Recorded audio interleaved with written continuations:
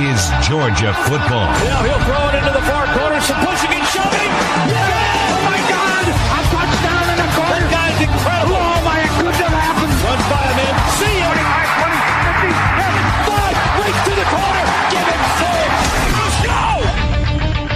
Records aside, here in Atlanta today, chilly, crisp, and a little bit of sunshine for another in-state clash between Georgia and Georgia Tech. Both teams come into this one with records of 7-4, but it means absolutely nothing. The Dogs will try for a 5th straight win in the series and try to give head coach Mark Richt his 12th victory in 13 tries over the arch rival. Georgia and Georgia Tech in Atlanta are on the way right here on the Bulldogs Sports Network from IMG.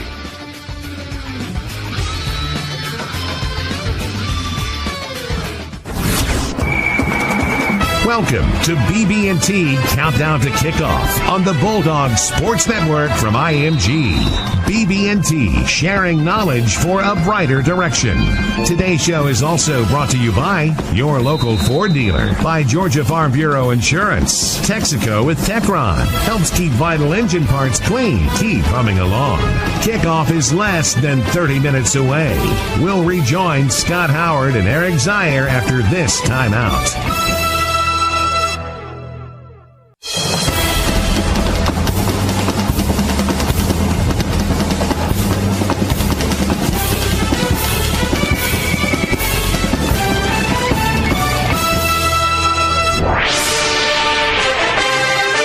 Welcome back to the BB&T Countdown to Kickoff. Let's unlock the keys to the game. Brought to you by your local Ford dealer, proud sponsors of Georgia football.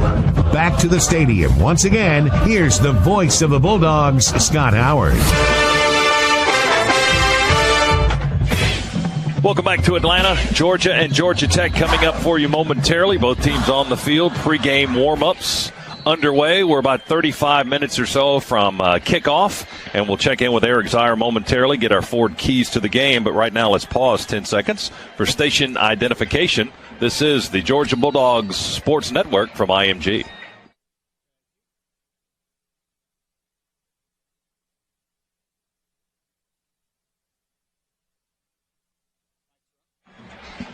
All right, time for the Ford keys to the game, brought to you by your local Ford dealer, Eric Zier. How many keys do you have, and what are they? Well, I've got a ton of them, but we'll go with just the top 3. And we say it year after year when facing this triple option offense, and it is to play assignment football on defense and be disciplined. Keep the football in front of you and make this Georgia Tech offense drive the length of the field. They have 11 runners on this football team with carries over 20 or more yards on the year. So explosive and can create big plays if we're not disciplined in our assignments. And by doing that, making them drive the length of the field, Georgia Tech has a propensity of putting the ball onto the carpet. They've done it 25 times this year, only given up 10 fumbles or yielded 10 fumbles on the year, but the ball's been on the turf quite a bit. An opportunity for Georgia defensively to create some turnovers. Second, let Hudson Mason loose. He's been preparing for this time in this game for a long time. He is mentally ready. He is physically ready. And coming out into this game, let's get him involved in the game early, have him throw it around the field as much as we can. Georgia Tech on defense, number 10 in the country right now against the run, so they know how to stop the run and make you throw the football. Let's not even mess around with it. Let Hudson get into the game early and throw it around the field. And then finally get out early. If you get behind against this Georgia Tech team with the way that they run the football and how they can control the clock, it is very difficult to come back. On the flip side of that, we've seen it in years past. We jump out early. Georgia Tech in that passing game, very difficult for them to come back and make any kind of run at you. Is there any doubt in your mind that Georgia will want to pass the football today? I don't think with the coaching staff and with our schemes. We know Mike loves to pass the football. We know Mark loves to pass the football. Even with Todd Gurley, with number 3 sitting back there as one of the finest backs in college football.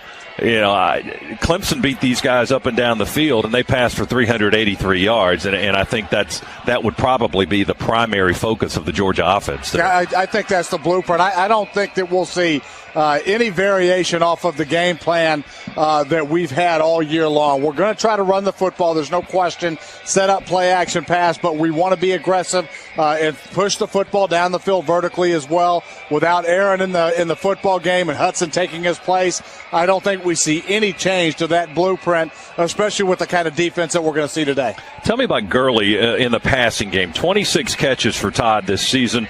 That's fourth best on the team. 21 of those have come in the last 4 games. Why all of a sudden is he into the passing game? Well, I'll tell you, defenses have been doing a good job of getting a good push up front and really have stifled some of what we wanted to try to do running the football. And it's a great adjustment that Mike Bobo has made. And really, you go back to the Auburn game when Auburn did such a good job up front in slowing down our rushing attack.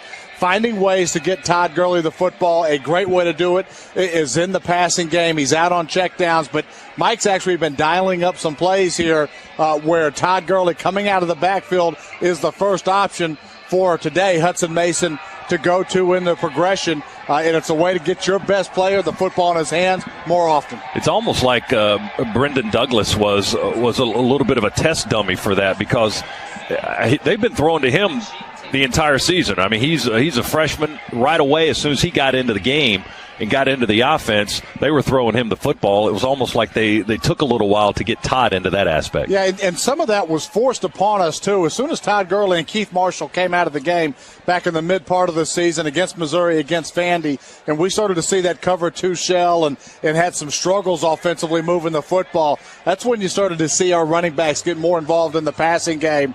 Coming out of that, not that Auburn or Kentucky played exactly what Missouri and Vandy did against us, but we saw some snippets of that. We're starting to see some more of that too deep look.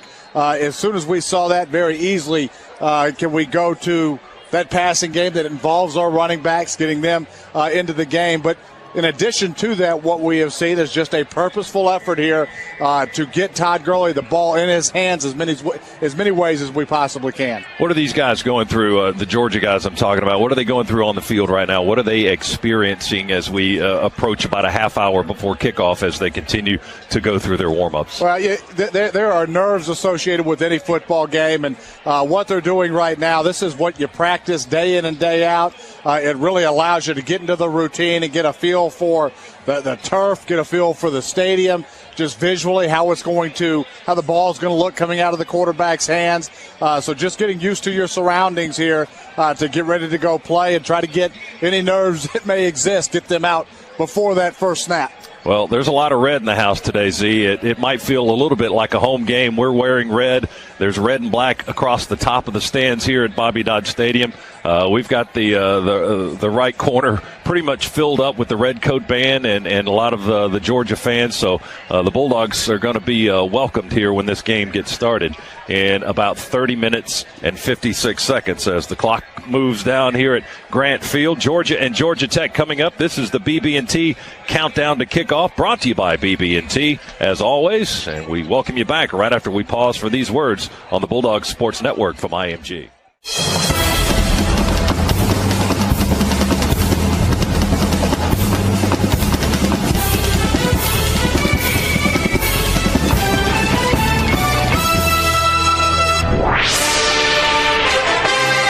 This is the BB&T Countdown to Kickoff, sharing knowledge for a brighter direction. Let's now send it back to the stadium and the voice of the Bulldogs, Scott Howard.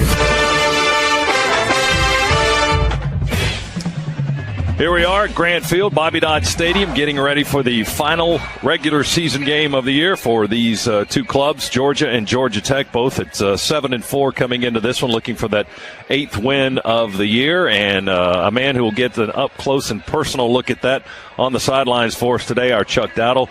Chuck, the Dogs still going through their warm-ups down there. They'll be without at least 2 players in the secondary that we know of today, and one of them is in street clothes or in warm-ups down in the field, and the other one is not here at all. Yeah, Shaq Wiggins is in street clothes. He's wearing a jersey, but he's not going to play. Trey Matthews also not here.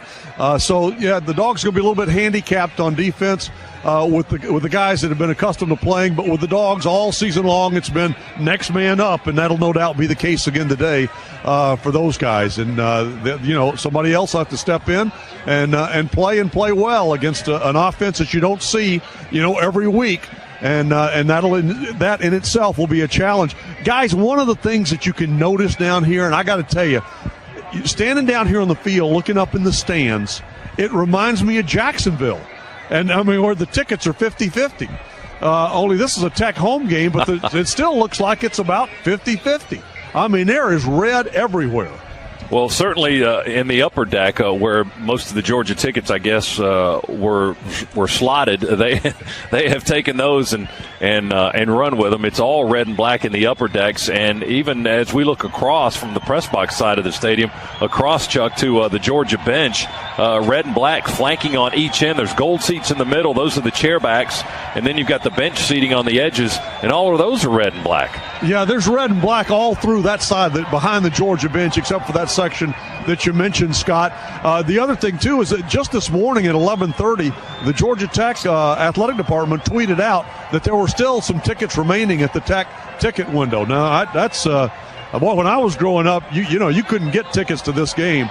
So it is a little bit different now because obviously there are more seats available, but this rivalry is still a rivalry. By the way, I think we did mention that Aaron Murray is not here. He is not at the game. But you know who is? Matthew Stafford. Matthew Stafford's here along with Chris Durham. They're over on the Georgia sidelines. And, Chuck, I just want to make sure you're not in the middle of that scrum that's going on at the middle of the field right now as both teams come to about the 50-yard line. Yeah. Red on the right and white and gold on the left. And the coaches are separating them and the officials are separating them. And there's a lot of jawing going on. Yeah, and I am safely down in the corner of the end zone, about as far away as I can get. And now the Tech players are retreating. And Georgia's still out there. So if at least for the battle of midfield, Georgia has won. Here comes Coach Rick. Things seem to be under control, and he's walking off the field. So let me catch him real quickly here, Scott. All right. As he heads in. Coach, you come to this final week of the season, it's always a little different. But when you face this team, it really is different the way you have to prepare. Well, it is. That's why we practice this thing in the off season. Preseason, open dates. And then, hopefully we got enough work on it. But they're a lot better at it than our scout team is, obviously. So we'll see how we do. As you walk off this field, there's a lot of red and black up there in the stands. Yeah, I like what I'm seeing here. It's a good job by the Bulldogs. All right. Thank you so much, Coach. Best of luck to you. There's no doubt about it. There's a good contingent of Dog fans here. And here come the Bulldogs now after having claimed midfield. All right, Chuck, thanks very much. Yes, they won the battle of the logo. I'm convinced that might just be a photo op every year as Tech has gone into its locker room to our left and the Bulldogs are filing into their locker room to the right. This is the BB&T countdown to kickoff, and we'll continue as we are less than 25 minutes away from the start of Georgia and Georgia Tech right here on the Bulldogs Sports Network from IMG.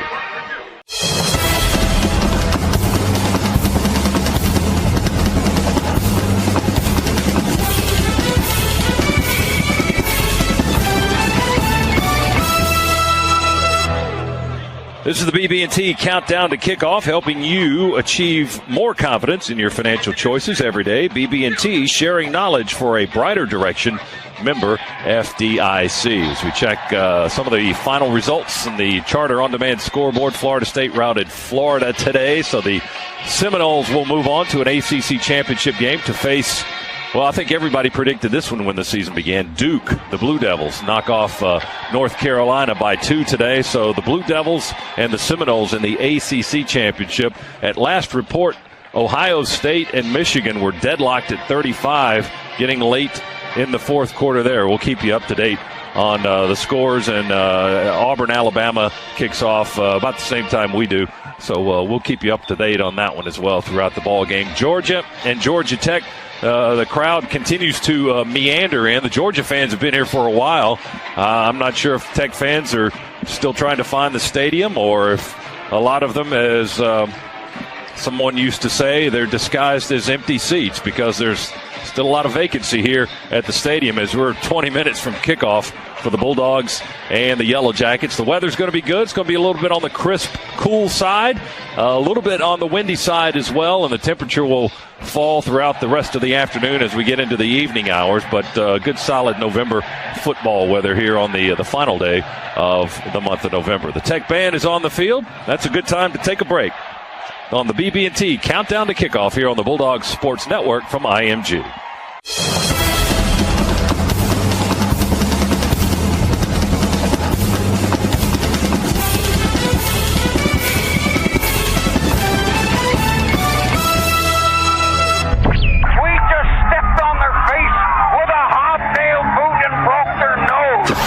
This is a program built by unforgettable moments, made by legendary players. The most sensational freshman halfback in the history of American football. Look at the sugar falling out of the barrel. They can't get a play off. Dogs gone top. We were gone. Joe will try to kick one 100,000 miles. And some stupid miracle could still happen. This is Georgia football. Mitchell makes the catch. He breaks away. There's the punt. We block it. Marshall Long. So long, everybody. What a sweet move. Taco. He's running through people, running over people. Oh, they make it look easy. It's 5. Pick six. Did we catch it? Yes, Michael Bennett. You have got to be kidding me. This is the Bulldogs Sports Network from IMG. They lost the ball. It's in the end zone, and we fall on it. Today's game is brought to you by Aaron's. For furniture, electronics, appliances, and computers. You don't need credit. All you need is Aaron's. By Southwest Airlines. Cooper Tires. Life's a road trip. Come on, let's go. Marathon. Fueling the American spirit. By BB&T. Sharing knowledge for a brighter direction. Member FDIC. By Walton EMC Natural Gas. Kicking it for charity. By your local Sherwin-Williams. Painting questions? Ask Sherwin-Williams. Cook's Pest Control and the Centricon system. The unbeatable combination for termite protection. Regions Bank, official bank of the SEC. Reese's Peanut Butter Cups. Reese's, perfect. Publix, where shopping is a pleasure. Georgia Power, official power source of the Georgia Bulldogs. By Nature's Own, the official bread of UGA. By SunTrust Bank. Bank how and when you want with SunTrust Mobile Banking. Visit suntrust.com/mobile. The Georgia Lottery. Today could be the day. By ServPro. Fire and water damage cleanup and restoration. ServPro, like it never even happened. And by State Farm. For auto, home, life, and banking, get to a better state. Get a quote at 1-800-STATE-FARM or statefarm.com. Now, alongside former All-American quarterback Eric Zier, here's the voice of the Bulldogs, Scott Howard. A little bit closer to kickoff, less than 15 minutes to go here in Atlanta at Bobby Dodd Stadium. This is the BB&T Countdown to Kickoff. BB&T cheering on our community for more than 140 years, sharing knowledge for a brighter direction. Member FDIC. We'll give you the Georgia Power, Georgia Bulldogs starting lineups in just a moment. Right now, let's take a look at how Georgia Tech will likely line up today, and they will be running the football with a lot of different numbers today. So Vad Lee will be the quarterback. Lee is a redshirt sophomore, 6'1", 215 from Durham, North Carolina. Fourth leading rusher on the team, which in this offense is a little bit odd. If you heard Coach Mark Richt say, usually the quarterback in this offense is, if he's not one, he's at least two and maybe even three. But Lee has some good backs to give it off to. David Sims is the leading rusher, a 6-foot senior, 225 from St. Matthews, South Carolina. Then there's Robert Godhigh, a 5'7" senior, former walk-on, 190-pounder from Ackworth, Georgia, and he is a big play breaker. So certainly Georgia on high alert for Robert Godhigh today. And then there's Zach Lasky, who's a 6'1" junior, 214 from Peachtree City, Georgia. St. John Days, 6'2" junior, 221 from Powder Springs. They've got Dion Hill, Dennis Andrews, Charles Perkins, Broderick Snoddy. All of these guys have carried the football for Georgia Tech this season. B.J. Bostic, on and on and on. The receiving corps is a little bit smaller. DeAndre Smelter, the former Georgia Tech baseball player, is their leading receiver. Less than 20 catches on the year for Smelter, who's from Macon, 6'3" and 220. And Darren Waller, a big target at 6'5". He's a junior from Ackworth, Georgia, 225 pounds. And then when you talk about the Tech defense, most people start with Jeremiah Atalchu, who's their defensive end, the leading sack guy on the team. He has 27 career sacks. And he's closing in on the Tech sack record, a 6'3" senior, 242 from Washington, D.C., and he's the prototype defensive end that Georgia has had difficulty with this season, as in Sam at Missouri and Ford at Auburn and Beasley at Clemson. Those are some of the names that jump out at you. Those speed rushers on the edge that our tackles have had some difficulty with. So we'll see how Georgia handles Atalchu today. Euclid Cummings, Adam Gotsis, and Emmanuel Diake are the rest of the front line for Georgia Tech. They're all pretty big guys, but not overly large. They're all around 270, 275. So they've got some size, but they've got some speed and movement as well. Leading tackler is Jamia Thomas, a safety, a senior from Queensland, Georgia, 5'10" and 195 pounds. They've intercepted 12 passes on the year. Brandon Watts back this week. One of the linebackers sat out last week's game against Alabama A&M. He is a 6'2" senior from Tennille, Georgia, 235 pounders. He's one of their top tacklers on the team as well. So that's a little bit of a look at the Georgia Tech offense and defense as we take you up to kickoff here at Bobby Dodd Stadium in Grant Field, as Georgia Tech is going through their senior day festivities here before kickoff. We're less than 12 minutes from getting this one started. Georgia and Georgia Tech are on the way. We'll step aside here on the BB&T countdown to kickoff. Back for more right after this on the Bulldogs Sports Network from IMG.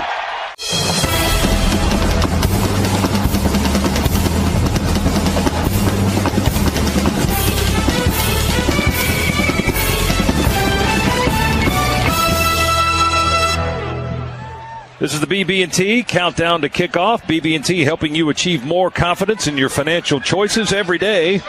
Sharing knowledge for a brighter direction. Member FDIC. We're getting a little bit closer to kickoff for Georgia and Georgia Tech. Here are the Georgia Power starting lineups, brought to you by your official energy partner of helping you save money. Visit GeorgiaPower.com to learn ways to save energy, find out about available rebates, or take a free online energy checkup.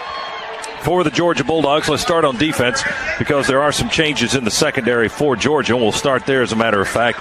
The safeties today, Josh Harvey Clemens and Quincy Mauger are your probable starters for the Bulldogs. Mauger is a 6-foot freshman from Marietta, Georgia. Josh Harvey Clemens, 6'5" sophomore, 212 from Valdosta. Trey Matthews was not on the dress roster due to an injury, so he is not here.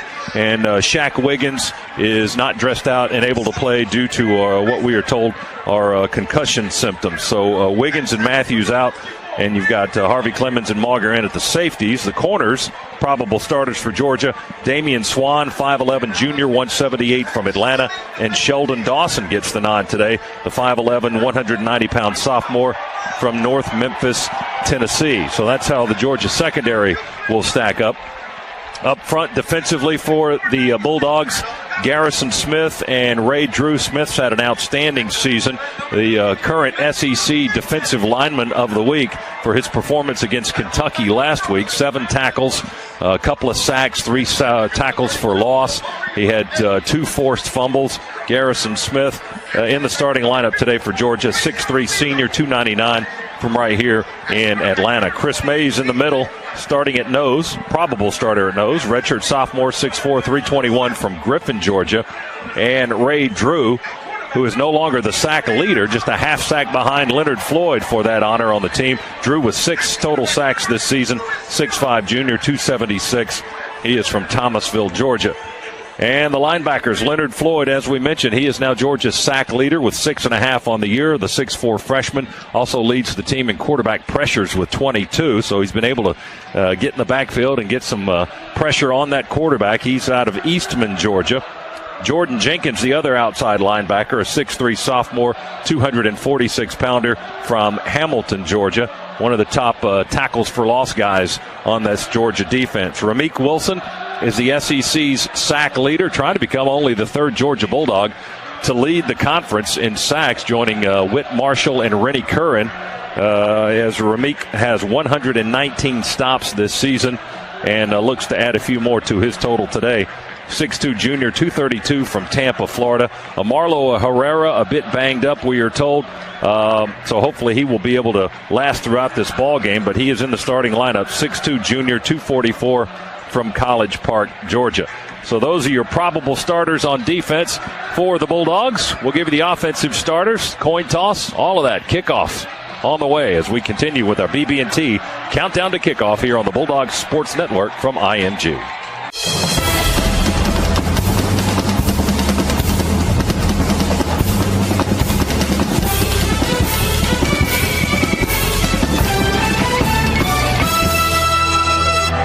Welcome back inside the IMG Network studios. Cabell Philpott Charter on demand scoreboard. Michigan scored a touchdown with 32 seconds to go and decided to go for the win, go for two. Threw it into double coverage, an interception by Ohio State. They recovered the onside kick, and the Buckeyes are going to be in victory formation with 30 seconds to go here in the game as they wind down the clock. Ohio State will beat Michigan 42-41 when the buzzer sounds. Vanderbilt up 23-21, 39 seconds to go in the fourth quarter over the Wake Forest. Florida State a winner over Florida 37-7. Scott, back to you. All right, Cap, thanks very much. Well, that's a head scratcher on Michigan and Ohio State. You know what? Why don't you go for the overtime? At least give yourself a shot there. Yeah, you know what? I completely agree. I'm sure they're going to be second guessing that. That we didn't watch the game. Maybe they had a lot of momentum going there on that last drive. You never know, but you're right. Just walk away from that one a bit dumbfounded. Georgia and Georgia Tech both running out onto the field. The Bulldogs came out, just about the same time Georgia Tech was driving the Remlin Wreck onto the turf here at Bobby Dodd Stadium. So the Bulldogs on the far side of the field. That will be their sideline today. They're in red tops, silver breeches, red helmets. Georgia Tech in their traditional white home uniforms, white tops, gold pants, and gold helmets. The captains are approaching the middle of the field. We've got an ACC officiating crew today, and it's time for the coin toss, brought to you by Georgia's own credit union. It's your future. Own it. Chuck Dowdle down in the middle of things. Let's toss it down to Chuck. Yeah, the Mayor Kasim Reed here, Governor Nathan Deal here, and the referee is Gary Alexander. And we're gonna let him, Mayor, if it's okay with you, I'm gonna let you handle it. Let's go. I'll let the referee handle it. Gary Powell. And we have Mayor Reed from Atlanta here, and Governor Deal from Georgia. All right, Georgia, you're the visitors. We have the head. The GT symbol will be the heads. The logo will be the tails. We have heads, tails. What's your call going to be? Tails. Call tails. You call tails. It is head. You've won the toss.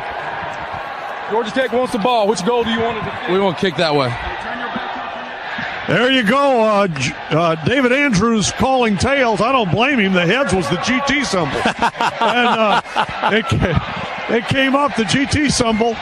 But Governor Deal, Mayor Kasim Reed out on the field also for the coin flip. This game has a way of bringing out all the dignitaries. But Georgia will go on defense first, so you're going to get an opportunity to see how the Dogs can fare against that multiple option offense. All right, Chuck, thanks very much. Georgia's captains today. You heard David Boss Andrews. Garrison Smith was out there, Costa Vavalis, and Corey Campbell, a couple of guys on special teams that have been so significant for the Bulldogs over the years. So I'm thinking, last week we saw Georgia receive just because they won the toss, but there were some personnel issues with Kentucky, so the Bulldogs changed it up a little bit, and they took the football to start. I kind of think that they would have deferred if they had won the toss, so they kind of got the best of both worlds here. They'll be kicking to start the ball game. Georgia Tech will be on offense first. Dogs trying to get loose on the far side of the field. Marshall Morgan will be kicking it away, and Marshall has he doesn't have a lot of touchbacks. Only about 24% of his kickoffs this season have been into the end zone for touchbacks. In fact, 16 of 61 attempts have been boomed out of the end zone. We'll see how he does here today. And Z, you guys were down on the field earlier. How was the wind situation? It's kind of boxed in here, but how was the wind down on the field for the tailgate show? Well, early in the tailgate show, it was very windy. It was gusting pretty good. As we got closer to kickoff here, the wind really died down. Right now, very little wind, if any wind. The flags aren't flying around off the goalpost, not moving at all. So don't believe wind to be a factor, at least right now. So Hudson, or rather Marshall Morgan, will tee it up on the 35-yard line. Getting a little ahead of myself here. Georgia Tech will send Jamia Thomas back deep and David Sims as the kick returners. They've had a host of guys try that spot this season. Bulldogs football brought to you today by Aaron's. For furniture, electronics, appliances, and computers, you don't need credit. All you need is Aaron's. It'll be Thomas on the far hash and Sims on the near hash. He's at the 4. Thomas stands on the goal line. Marshall Morgan, one of the finest kickers in the SEC this year, has it teed up. And we are underway in Atlanta. It's a long kick, going to come down a yard deep to Thomas in the end zone, far side of the field, straight ahead to the 10, crosses the 20. We jump across a blocker and ride him down to the turf right around the 25-yard line. Connor Norman made the stop on special teams for Georgia, and Ryan Rankin in on the stop as well. And that's how this one starts. Georgia Tech with the football, and they'll line it up 1st and 10 on their own 24-yard line. And right away, this rushing attack from the Georgia Tech Yellow Jackets, 4th in the country in rushing offense. They've got 11 guys on this offensive football team that have had rushes for over 20 yards on 1 attempt, so big play capability. Thad Lee under center, Sims behind. Days goes in motion. They throw it out into the near flat to Michael Summers. The pass is too high, goes through his hands and incomplete on the Tech sideline. So Tech comes out with a pass on the first play from scrimmage, and it's incomplete. It'll be 2nd down and 10. Thad Lee, a much better passer than what Tech has had here in previous years. But even with his capabilities, not putting up overly impressive numbers, just at 47% completion percentage for the year. 12 career touchdown throws and 10 interceptions for Lee in his time at Tech. He fakes the handoff to the dive back, keeps it, ducks around the near side, and is stopped at the 26-yard line as Leonard Floyd, the linebacker, pulls him down first. Amarlo Herrera, injured arm and all, makes a piece of the tackle as well. Tech picks up maybe 2 yards. It's going to be 3rd down and 8 for the Yellow Jackets from their own 26-yard line. Really nice play there by Leonard Floyd. He actually got out, discouraged the pitch from Thad Lee, forced Lee to turn it upfield right into the waiting arms of Herrera. Sims behind Lee. Fake it to him. Lee will drop back to pass in the pocket with pressure, throws it deep, and it is caught over the shoulder. Long catch, caught by down all the way down to the 5-yard line. That is Darren Waller. A long bomb down the near hash all the way down to the 5, make it the 6-yard line. He got behind Sheldon Dawson, and Lee put it in there perfectly. And Tech has a big gainer and 1st and goal at the Georgia 6-yard line. That's one of the best deep balls we've seen thrown all year from anybody. Thad Lee faked the dive, then took a 5-step drop, and actually took a big shot from Amarlo Herrera as well, but stood in the pocket tall and delivered a perfect strike. 68 yards. Waller caught it around the 30 or so, and Dawson had to catch up to him. Dawson getting the start for Wiggins today, who is injured and not playing. 1st and goal, Tech from the 6. Here goes Lee running right behind guard, tackled by Ray Drew at the 4-yard line, a gain of a couple. It'll be 2nd and goal from right there. And Scott, this is where the Yellow Jackets have just been so good this year. 42 trips into the red zone. They scored touchdowns on 36% or 36 of those 42 opportunities. That pass play, by the way, the longest for Tech this season at 68 yards. 2nd and goal just outside the Dogs' 3, moving left. Lee keeps it, runs behind a blocker, touchdown. He ran behind a blocker on the right side, and Tech scores first in a hurry. It was looking good for the Dogs. They had 3rd and 8, and then a 68-yard bomb changed things up, and Tech scores a minute and 59 into the game. And Thad Lee, 2 plays in a row there in the red zone. Take the dive to the B-back, and then he just followed the B-back right through the hole and found enough daylight to get into the end zone. Well, that should get the Bulldogs' attention. Here's the point after try by Harrison Butker to try to make it 7-0. There's the snap and the hold. The kick is away and into the student section. It's good. 7-0. Georgia Tech strikes first and quickly with a long pass, believe it or not. 13:01 to go, first quarter. Tech 7, Georgia nothing. Timeout on the Bulldogs Sports Network from IMG.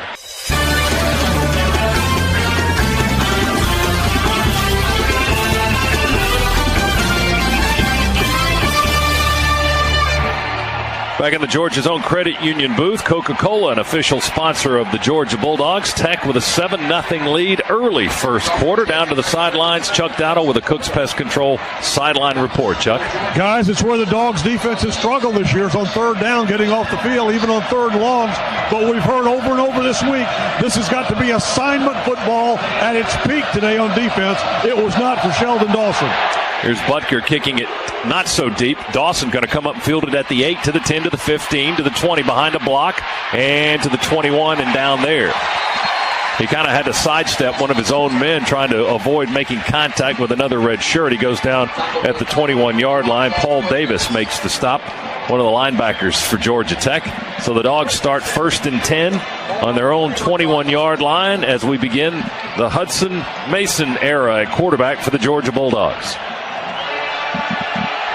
And Mason will come out in the shotgun formation. 3 receivers to the left. That's the wide side of the field. Gurley offset to Hudson's left. 1 receiver right.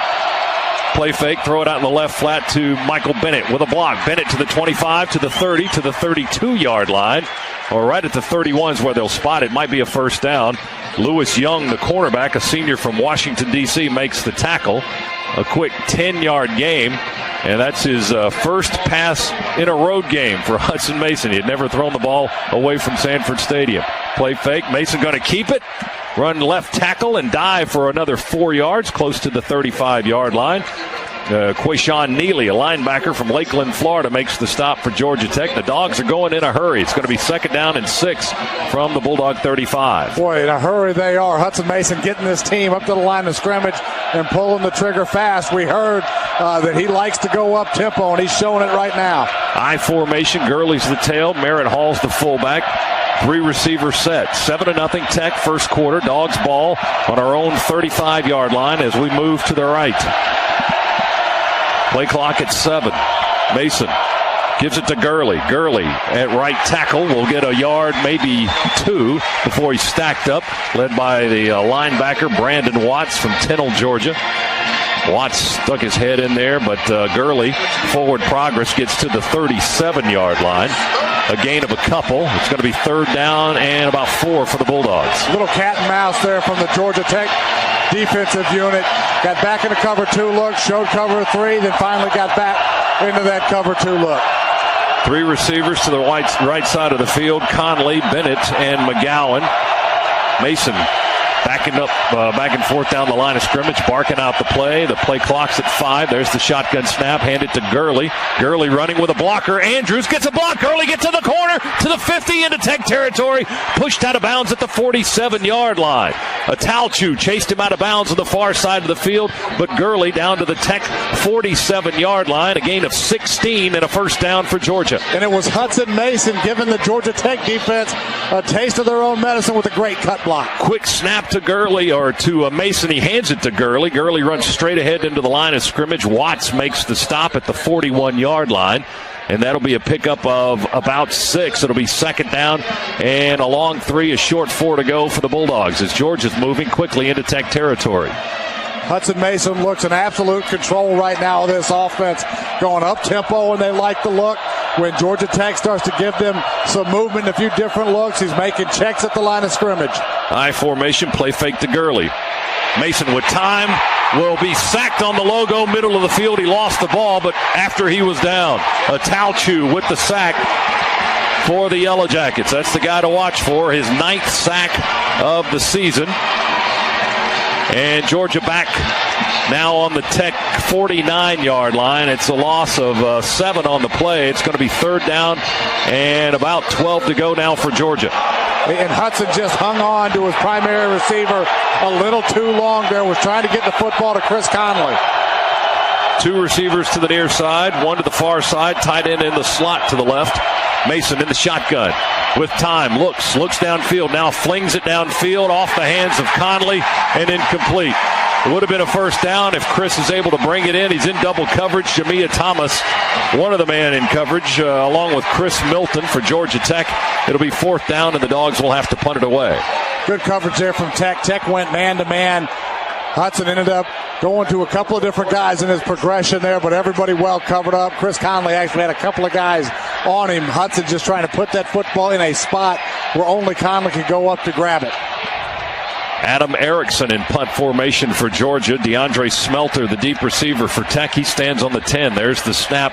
Erickson booms it. Wow. Long, beautiful spiral. Going to bounce on the 3, but roll into the end zone and kick in there for the touchback as Adam Erickson boomed a 50-yarder right there, or in that general vicinity. Tech got the touchback. They'll be first and 10 on their own 20, leading Georgia 7-0. 9:37 to go, first quarter. Timeout in Atlanta. We're back in a moment on the Bulldog Sports Network from IMG.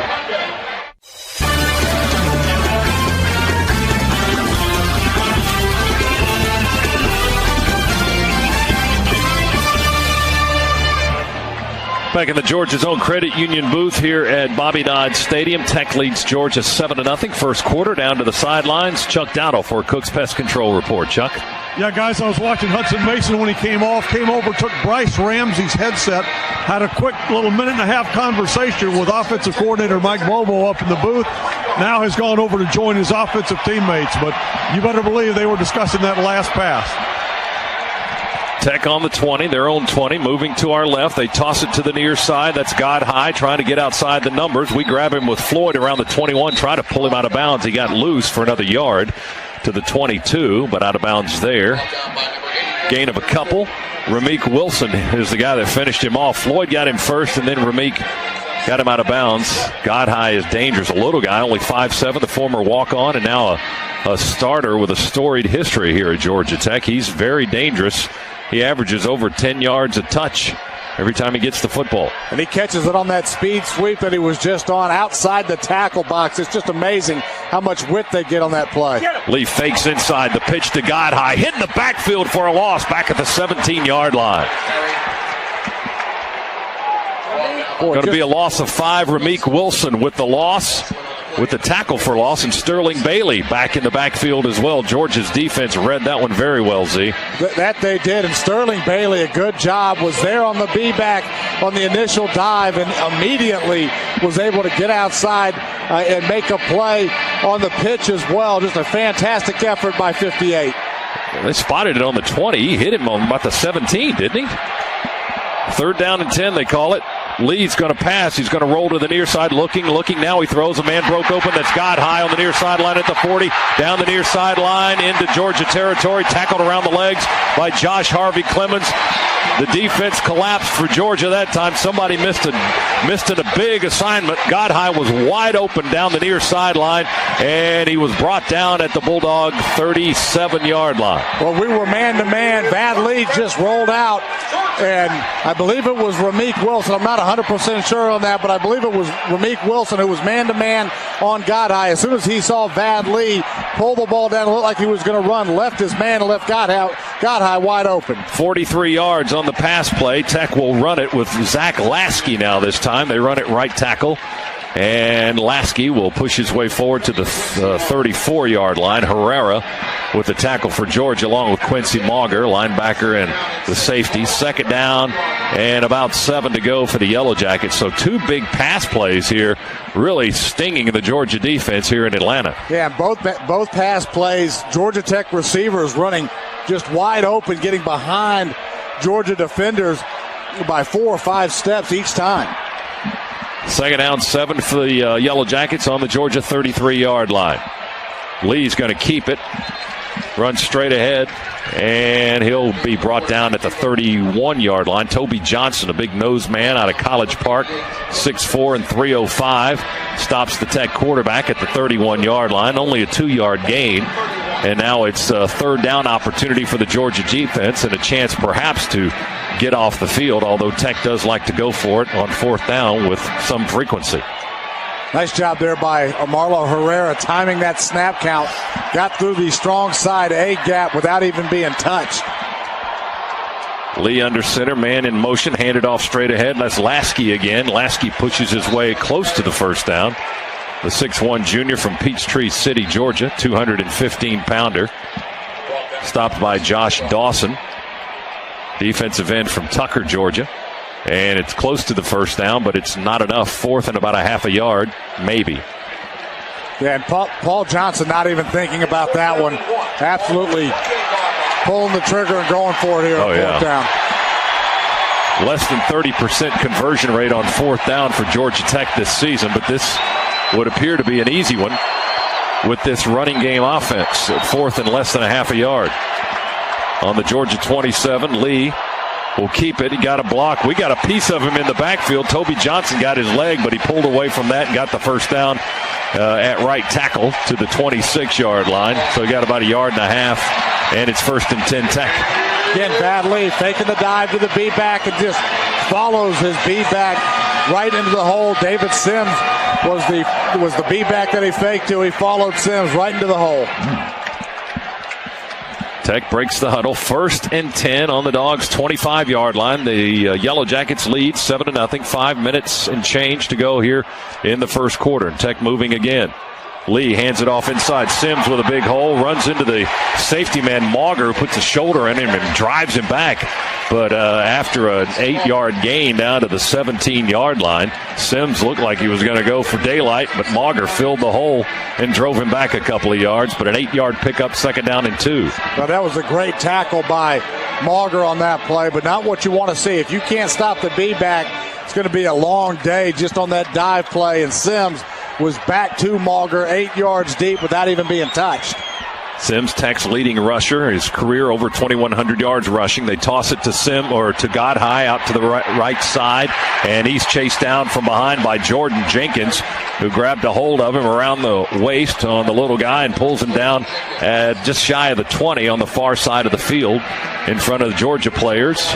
It'll be 3rd down coming up. 3rd down and about 4.5 for the Yellow Jackets. And Paul Johnson not happy with something that happened on that play. He was out beyond the numbers talking to Vad Lee, actually called him over to give him the play, but was animated in doing so. Lost about 3 on that carry. 3rd down, almost a full 5 for the Yellow Jackets as they move to the left with a 7-0 lead. Now Lee back in the pistol formation, and he'll run with Sims as the blocker. Lee to the near side, runs into a wall of red shirts on the near sideline at the 20. The Dogs stop him on 4th down. Defense led by Josh Harvey Clemens, the strong safety, the sophomore from Valdosta, who made the hit on Lee. And Tech looks like they're going to try a field goal now on 4th down and 4.5 from the Georgia 20. And this will be Harrison Butker on the near hash. They'll spot the ball down at the 27-yard line, a 37-yard kick. Butker 7 of 10 on field goal tries this season. Here's the 37-yard attempt from the near hash, kicking left. The snap and the hold are good. The kick is up and away, and it is good. 37 yards on the field goal by Georgia Tech. And the Yellow Jackets up the lead. It's 10-0 on the Bulldogs with 3:33 here to go in quarter number 1. Timeout in Atlanta. Dogs try to regroup. They'll get the ball back after this on the Bulldogs Sports Network from IMG.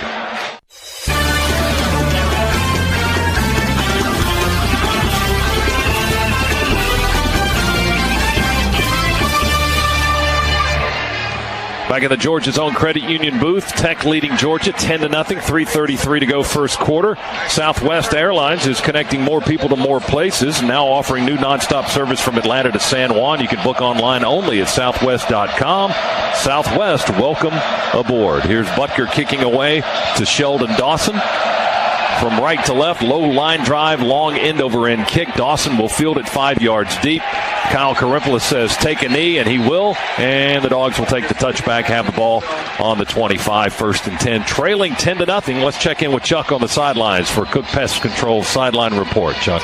Scott, those last 3 offensive plays by Georgia Tech, Garrison Smith was not in the game for the Bulldogs.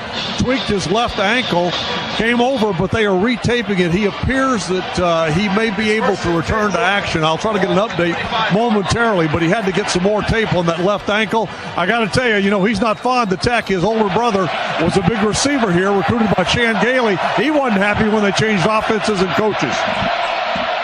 Here's Hudson Mason handing it off to Gurley, running to the left, and Gurley going to be tackled behind the line for a loss by the cornerback, DJ White. Got a piece of Gurley's leg, slowed him down enough, and then they brought him to the turf at the 23. It's a loss of 2 for the Bulldogs. Tech leading at 10-0, and they've got all the momentum here in the first quarter. Zone read there by Hudson Mason, but Georgia Tech shot through our offensive line like we weren't there. Mason will throw it on a quick slant or screen to Bennett. Bennett across the field laterally down at the original line of scrimmage at the 25. Again, White. Bennett was running from right to left, just trying to find a gap to cut upfield. Never found it, and he got 2 yards back to the original line of scrimmage, but it's going to be 3rd and 10 from right there at the 25. Boy, you're right. Just could never get north and south on that little slip screen or bullet screen coming right down the line of scrimmage. We had linemen out in front of him, but good pursuit by Georgia Tech. Mason in the shotgun, Gurley in the backfield, 3 receivers set, 2 right and 1 left. Mason with time on the far hash, moves to his right, flings it up in the air, it's picked off. Intercepted at the 41-yard line. Underthrown pass by Hudson Mason was picked off by the safety, Jamia Thomas, at the Georgia 41-yard line, and Thomas was tackled at the 36. Texan business again. 1st and 10 at the Bulldog 36-yard line. That's the 2nd career interception for Hudson Mason. Yeah, coverage there may have confused Hudson a little bit. Looked like they were going to go cover 2. Ended up dropping back into quarters, and that was actually a flat defender that came to get underneath that pass. But Hudson right now not standing tall in the pocket, looking at the rush a little bit, moving his feet. He flushed the pocket a little early there and threw that one off balance. Here's Vad Lee going to hand it off inside to Sims. Sims stacked up at the 34-yard line. Check a flag on the far side of the field. Snap. Ball start. Number 64 on the offense. 5 yards. First down. False start on Tech. Back it up to the 41-yard line now. Wow, 2 long pass plays for Tech, helping to lead to 10 points, and then an interception. The first quarter has not gone well at all for Georgia, as the Dogs are in a bit of a pickle. With 2:19 to go in the first quarter, down 10, and Tech with the ball on the Georgia 41.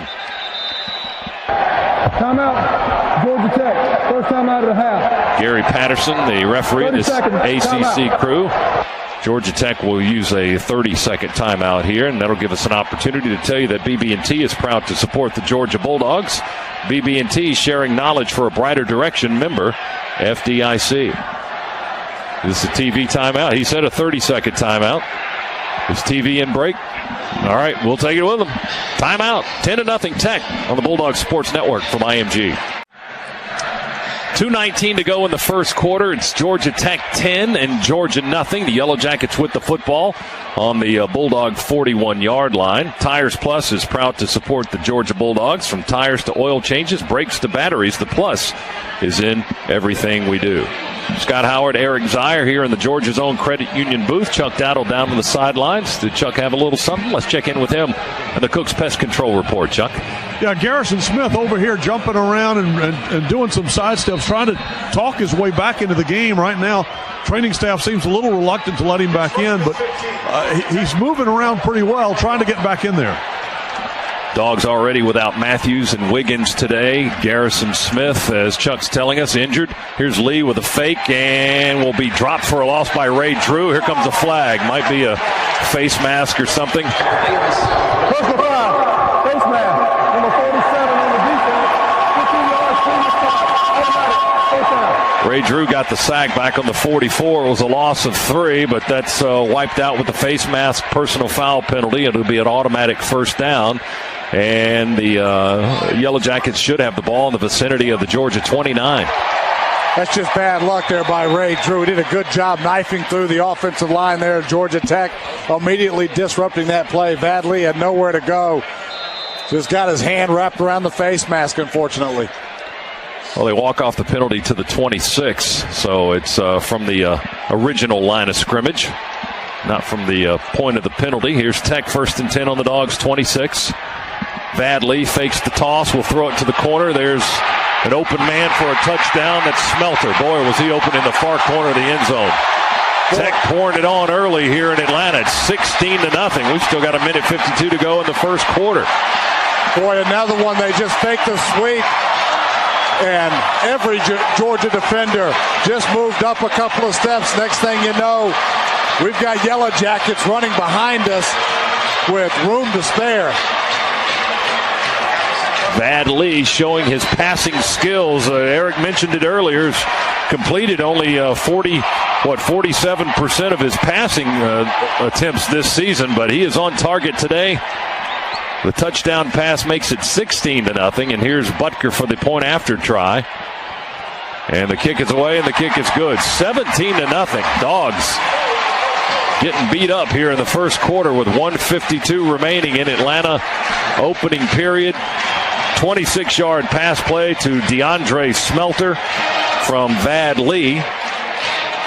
And for Lee, that is his 8th, to make it his 9th touchdown pass of the season. And for Smelter, it's his 3rd touchdown catch and his 20th reception of the year. They haven't passed it much at all. I mean, we knew that coming in, but they're being very effective with their throws today. Well, that they are. And Georgia defensively doing a good job against the triple option, really taking away any type of running attack here in this first quarter. But like you said, all of that support and quick support from the Georgia secondary. Tech is seeing it and going up top. Smelter there on the corner route. Again, we weren't within 4 or 5 yards of him when Vadley let that football go. Passing yardage here in the first quarter. Georgia has 12 yards passing. Tech has 137. Who would have thought that? Not I. Nor I. Nor Chris. Nor anybody else in this Georgia's own Credit Union radio booth. Here's the kick by Butker from right to left. Again, a low end-over-end line drive. Dawson will field it backpedaling about 5 yards deep in the end zone. He'll touch down a knee. And now we'll see the Georgia offense come out and give it another try. You got to get something generated here. We're down 17-0 late in the first quarter. And Scott, this is where Hudson Mason just needs to collect himself some. He hasn't been in this position. The game time that he has had has always been in big lead type situations. Even coming off the bench last week against Kentucky, he's got the talent and the ability to manage this. Just needs to calm down. Well, it's not a time to get out of your offense either. There's still plenty of time to hand the ball to number 3.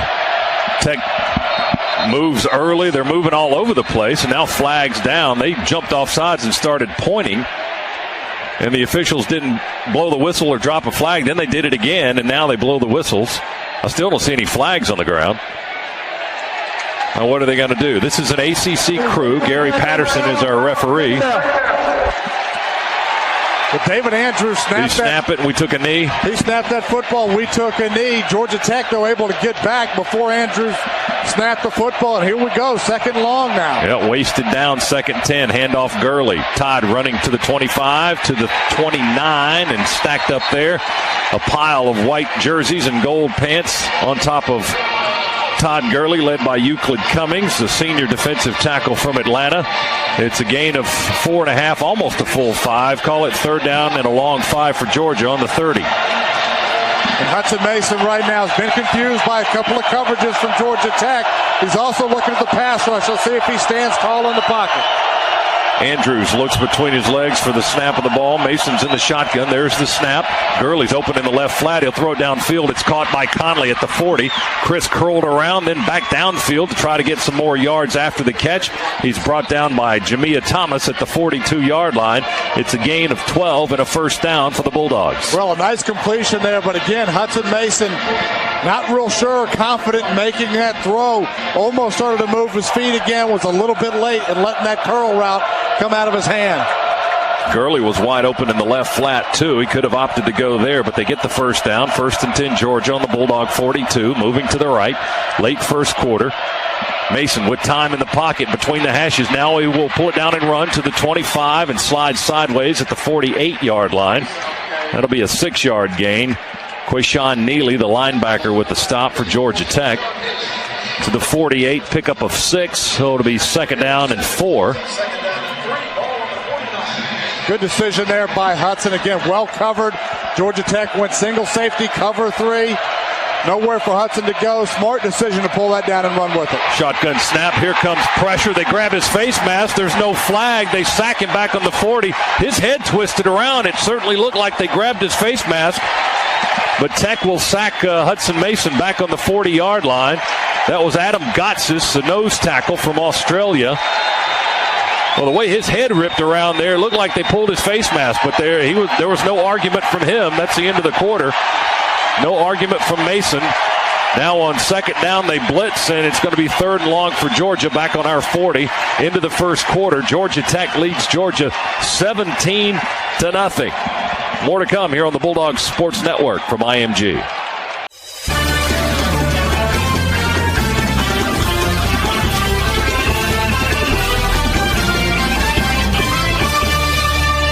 Welcome back inside the IMG Network studios. Cabell Philpott with you, Charter on Demand scoreboard. A missed field goal early by Alabama. Auburn responds with a touchdown of their own. It's 7-0 Tigers. 25 seconds left in the first quarter. Scott? All right, Cab, here it's 17-0. Georgia Tech leading Georgia as we get set to start the second quarter.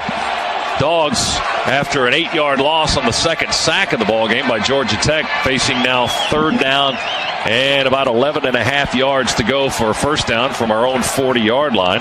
Academy Sports and Outdoors, proud corporate partner of UGA Athletics. Right stuff, low price every day. So, see a couple of sacks, one by Atalchu and one by Gotsis, and put the Dogs in a bit of a pickle here. At least they did in the first quarter. Yeah, no question. And Georgia Tech right now doing a good job up front with their defensive line. A lot of different stunts, a lot of different looks, applying some pressures, being compounded a little bit by Hudson, seeing that rush and moving his feet a little bit early. But give Georgia Tech some credit here on defense. They are creating confusion both at the quarterback position and with our offensive line.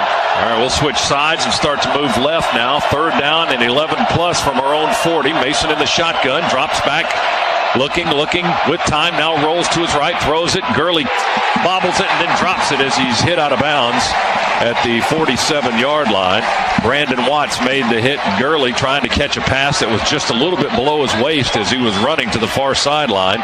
Unable to hang on. It would have been short of the first down anyway, and it's 4th down and a punt time for Georgia as the Dogs trail big 17-0 here in the early seconds of the second quarter. Well, all day that time for Hudson to throw the football. Georgia Tech showed blitz, got back into a cover 2 look. Offensive line that time held up very, very well. Cover is just too strong for us. Erickson again to punt it. This time it's Dennis Andrews back deep. Here comes Tech. They came after it, couldn't get it.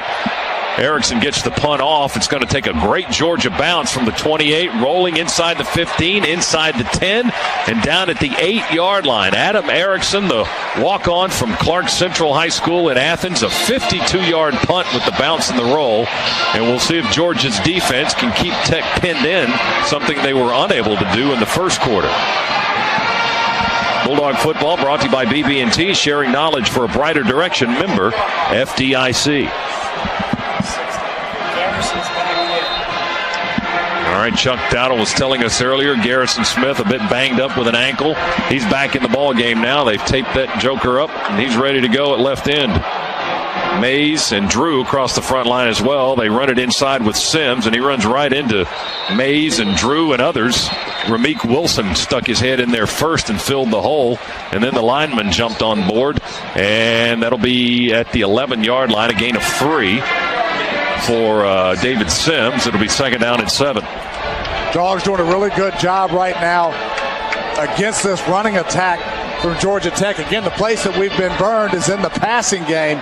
But against this triple option look, doing a really good job of hemming up the B-back dive and then outside on the option, whether it be Vadley or the pitch to the A-back. Dogs in very good position. Tech taking its time. 5 seconds on the play clock. Vad Lee under center. Hands it off. Sims with a hole over center. Dragged down by Ramik Wilson again at the 20-yard line. This time it's a first down and a gain of 9. Ramik hanging on as he's lost his legs and just tried to pull Sims down with his body weight. Able to do that as Sims got across the 20. First and 10 for the Yellow Jackets at their own 21. Well, we had been doing a good job up until that play. Jay Finch, the center from Georgia Tech, really did a good job in opening up that hole. 13:35 on the clock, second quarter. 17-0 Georgia Tech. Here they run the option. They go left. Now they come back right, and St. John Days clobbered at the 20 in the backfield. Marlo Herrera got in there first, and Jordan Jenkins joining in on the stop. Nice play by the Bulldog linebackers. Days out of Powder Springs. Might take Days to clear the cobwebs after that hit. Days back on the 20 and a loss of a yard. It'll be 2nd and 11. Boy, Herrera was in such good position. If he had looked up, he may have been able to pick off that pitch from Vad Lee. He got there so quick. Texaco with Techron helps keep Vital Engine Parts clean. Texaco with Techron keep humming along. 2nd and 11 for the Yellow Jackets from their own 20. Lee back to pass, throws it left. In the flat, there's Days. He makes the catch, and he'll get the first down and more. Tackled by the linebacker, Ramik Wilson, on the far side of the field, all the way up to the 38-yard line. Ramik was trying to play catch-up, and Days had a lead on him, and Vad Leezy led him beautifully with that pass for a gain of 17, make it 18, and a first down. Yeah, that's really what it was. St. John Days, just a flat route coming out of the backfield, immediately outflanked Ramik Wilson, but the ball placement there from Vad Lee just perfect, allowing Days to catch it and get upfield. Tech's moved it 30 yards out of the shadow of their goalpost. They hand it off to Lasky. Big Zach Lasky running hard. He stood up at the 43 by Marlo Herrera.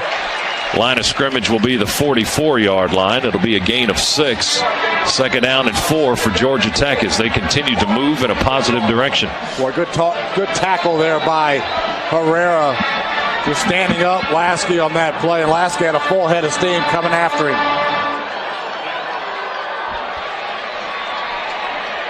Clock at 11:45, second quarter. Tech with a 17-point lead. Lasky hit in the backfield by Sterling Bailey, who got good upfield penetration. Broke behind the Tech offensive lineman, made the hit back at the 43.5. Lost yardage play by Lasky, and it'll be 3rd down and about 5 to go for the Yellow Jackets. The ball just across their own 43 as they move to the right. Scott, this is more than likely 4-down territory for this Georgia Tech offense. Looking here just to get good positive yardage or get, at the very least, into a 4th and short situation. Man in motion to the near side. That's Godhigh takes the pitch and off to the races across the 50. Popped out of bounds in Tech territory at the 43-yard line by Josh Hobby Clemens. But the tackle is after a 14-yard pickup and a first down for Robert Godhigh, the 5'7" senior from Ackworth. Tech mixing it up nicely, moving left, moving right, moving up the middle, throwing the football. They've really got us off balance. Well, they do. A good block there by tackle Ray Bino, getting outside on that speed sweep to spur Godhigh along. Hand off to Sims. Straight ahead, he crawls for a yard or 2 extra across the 40 down to the 39-yard line. And now 2 guys are mixing it up in the secondary as Tech's receiver is trying to block. That's Michael Summers getting tangled up with Sheldon Dawson down there. The referee had to come and break him up. No flags on the play, as Summers was still blocking well after the play was already dead at the Georgia 39-yard line. It was a gain of 4 for the Yellow Jackets. 2nd and 6 to go from the Georgia 39. Again, this possession started back on the Tech 8. Tipper's getting a little hot now between the two teams. Sheldon Dawson there actually flipped and body slammed Summers. Summers got back up and kept driving his legs, but frustration right now on the Georgia side. Full timeout. Georgia Tech will call a timeout, and affiliates, this is Network Break E on your format sheet. Network Break E here in the second quarter. 9:57 to go in the half. It's Georgia Tech 17, Georgia nothing. Timeout in Atlanta. We're back in a moment on the Bulldogs Sports Network from IMG.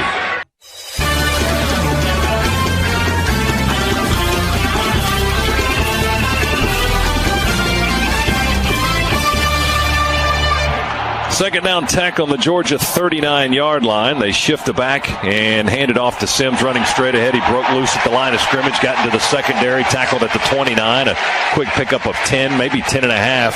Quincy Mauger and Josh Harvey Clemens, the safeties, had to stop Sims. But Tech moving again at the Georgia 28-yard line. Again, this drive started at the Tech 8 after a 51-yard punt by Adam Erickson. Kicked them into a hole, but Tech moving and looking for more. 17-0 already. Georgia Tech leading. Those big boys up front for Tech just blowing off the ball right now and starting to wear us down. They shift God high, hand it off to Sims inside. He's hit by Marlo Herrera and Leonard Floyd right there at the right over center at the where they're going to spot it, around the 26-yard line. He gave him a couple. Bulldog football brought to you in part by Serve Pro. Fire and water damage cleanup and restoration like it never even happened. Serve Pro. And you can make the perfect play this season with Reese's, the official candy partner of the NCAA. Second down and about 8 to go from the 26. Lee going to play fake and throw to the right side. Caught. Is he inbounds or out of bounds? Near sideline. God high over the shoulder catch. They say he caught it at the 10. Damian Swan over late to knock him out of bounds, but he was tight roping it down the near sideline. He got the foot in bounds and was knocked out of bounds. As soon as he got 1 foot in, it's going to be first and goal for Tech at the Bulldog 10-yard line. And that was just all world from Vad Lee. Got it rolled, slight roll out to his left. We actually brought corner fire, had a couple of guys in his face. He turned around, stood tall in the pocket, and delivered a strike to God high on the wheel route. They're working on a 92-yard drive. Pitch to Sims, near side, cuts in at the numbers. And he lost the football. The ball's on the ground. The ball's on the ground. Oh, they're saying Tech has the football. The line judge says Tech has it. I thought Georgia had it. They did rule it a fumble, apparently, but Tech recovered it. St. John Days gets off the pile with the football for Georgia Tech at the 6.5, 7-yard line. Going to be second and goal from there. Nice job there by Quincy Mauger stripping that football out of Day's hands right as he was going down. That's the 26th time that Tech has put the ball on the turf here as an offense. They've only lost 10 fumbles, though, adept at recovering their own miscues. Second and goal for the Yellow Jackets. Handoff Sims. He's bumped outside the center to the left guard, and Georgia stops him at the 5-yard line or so. Ray Drew, the junior defensive end from Thomasville, with the stop. Third and goal from the 5 now for the Yellow Jackets. You can stop at Flash Foods for all your game day needs, plus learn how you can receive instant fuel discounts with the Go Blue card. Visit flashfoods.com to go blue and save green. Well, a stop here would be quite a feat for the Dogs. Tech has been dominant in the red zone once they get the football down in this area. They are one of 2 teams this season 100% in goal-to-goal situations, 28 for 28 as far as scoring is concerned. Here's third and goal from the 5. Vad Lee will pass, looking off balance, throws it to the right, out of bounds, and incomplete. Trying to go to Smelter over in the corner. Jenkins and Floyd with good pressure on Vad Lee. Got an off-balance throw, threw off his back foot and flung it out of bounds to the right, and they'll try a field goal from basically a chip shot between the hash marks. Just a little bit more than an extra point field goal from about the 13, a 23-yard attempt to try to make it 20-0. This is Harrison Butker, who was 1 for 1 today on field goal tries. They'll be kicking between the hashes to the right. 23-yard try. There's the snap and the hold, and the kick splits the uprights. It's good. He's 2 for 2, and Tech tacks on 3 more. 20-0 Yellow Jackets with 6:33 to go in the first half. Dogs got to get busy, try to scruff out some points here on this next possession. Timeout in Atlanta. Georgia Tech 20, Georgia nothing on the Bulldogs Sports Network from IMG.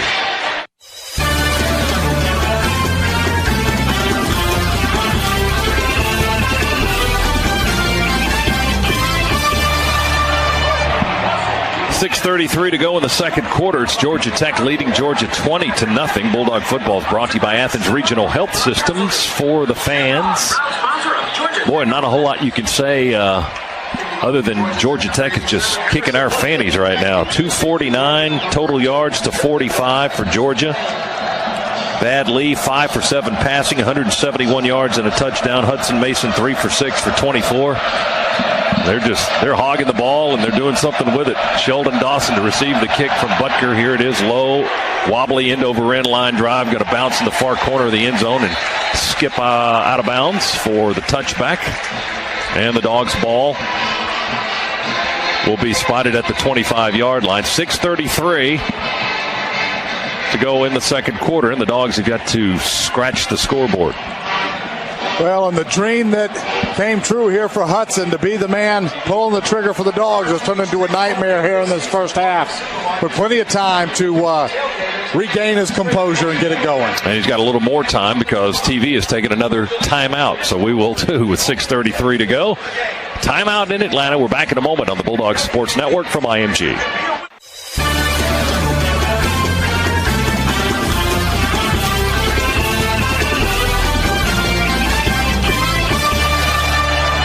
Dogs were ready to snap it. We got penalized for a false start back on the 20 now. 1st and 15. We'll run it out of the eye, hand it off to Gurley. Gurley tripped up as he crosses the 20, maybe at the 21-yard line. Euclid Cummings with the tackle for the Georgia Tech defense. 6:20 to go in the half. Dogs trailing 20-0 here in Atlanta. Just can't get anything going in the battle in the trenches on both sides. Clearly being won by the Grambling Wreck. 2nd and 13 from the 22. Mason back to pass, play fake. He'll throw, open as Conley catches it on the left sideline, and he'll be brought down where at the 39-yard line. Enough for the first down. Lewis Young, Desmond Smith, corner and a safety make this tackle on Conley all the way up to the 40-yard line. That's an 18-yard pickup and a first down. And maybe that gets Hudson going there. Look more comfortable in that throw than anyone he's made all day. Handoff Gurley moves the pile about 5 yards straight ahead running for the sophomore Todd Gurley to the 45-yard line. 2nd down and 5 to go. Atalchu makes the stop for Georgia Tech. Clock moving, 5:32. Georgia's offense trying to go quick here. We're down 20-0.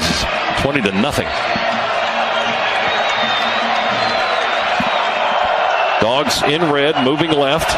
They shift Merritt Hall, the fullback, over to the right side. We'll give it to Gurley. Gurley is going to be hit in the backfield. Colton Houston got eaten alive by the Tech defense that time. Emmanuel Diake was 3 yards deep in the end zone, driving the offensive lineman back into Todd Gurley, forced him back to the 41, and it's a loss of 4 on the play. It's 3rd and 9. Well, after Diake got him, a host of Yellow Jackets were there, 6 of them in on the tackle almost immediately. And 2nd down's been brutal for Georgia here in the first half. A lot of lost yardage play on 2nd down. Here's Mason in the pocket, moving, throwing, and a diving catch by Rhett McGowan. Did he make it? Yeah. At the Tech 45-yard line for the first. Now they're overruling it. Ruling on the field is incomplete pass. 4th down. Well, they rule it incomplete after a little bit of a delay, so that means 4th down. Georgia Tech there went 2-man, able to get some quick pressure in on Hudson. Hudson did a good job sliding in the pocket and getting that football out.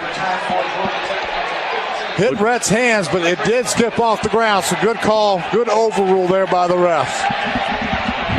Georgia will have to punt it away again with 4:34 to go. Adam Erickson to punt it. DeAndre Smelter, the deep receiver. Here's the kick. He's got time, and it is a beautiful kick, but whistles are blowing. Flag down on the play. Delay of game. Offense. 5 yards. 4th down. Yeah, the wheels are just wobbly and about to come off here in the first half for Georgia. We can't seem to do anything right. Another 5-yard penalty on the Bulldogs on a delay call. That'll back us up 5 more. Dog fans, if you want to score a little something extra with your Bulldog ticket, sign up for StubHub Fan Rewards before you buy. You'll get at least 2% back on your tickets, plus the chance at complimentary seat upgrades, perks, and preferred access events. StubHub's the official fan-to-fan ticket marketplace of the Georgia Bulldogs. So we'll try it again with Erickson. Smelter remains deep. Here's Erickson's kick. Another beautiful high-hanging spiral. Fair catch called for by Smelter at the 26-yard line of Georgia Tech. Catches it in a crowd of red shirts. Only a 39-yarder. No return. And Tech will have the ball with 4:24 to go in the first half. Another timeout at Grant Field here in Atlanta. It's Georgia Tech 20, Georgia zip. Back after this, Bulldog Sports Network from IMG.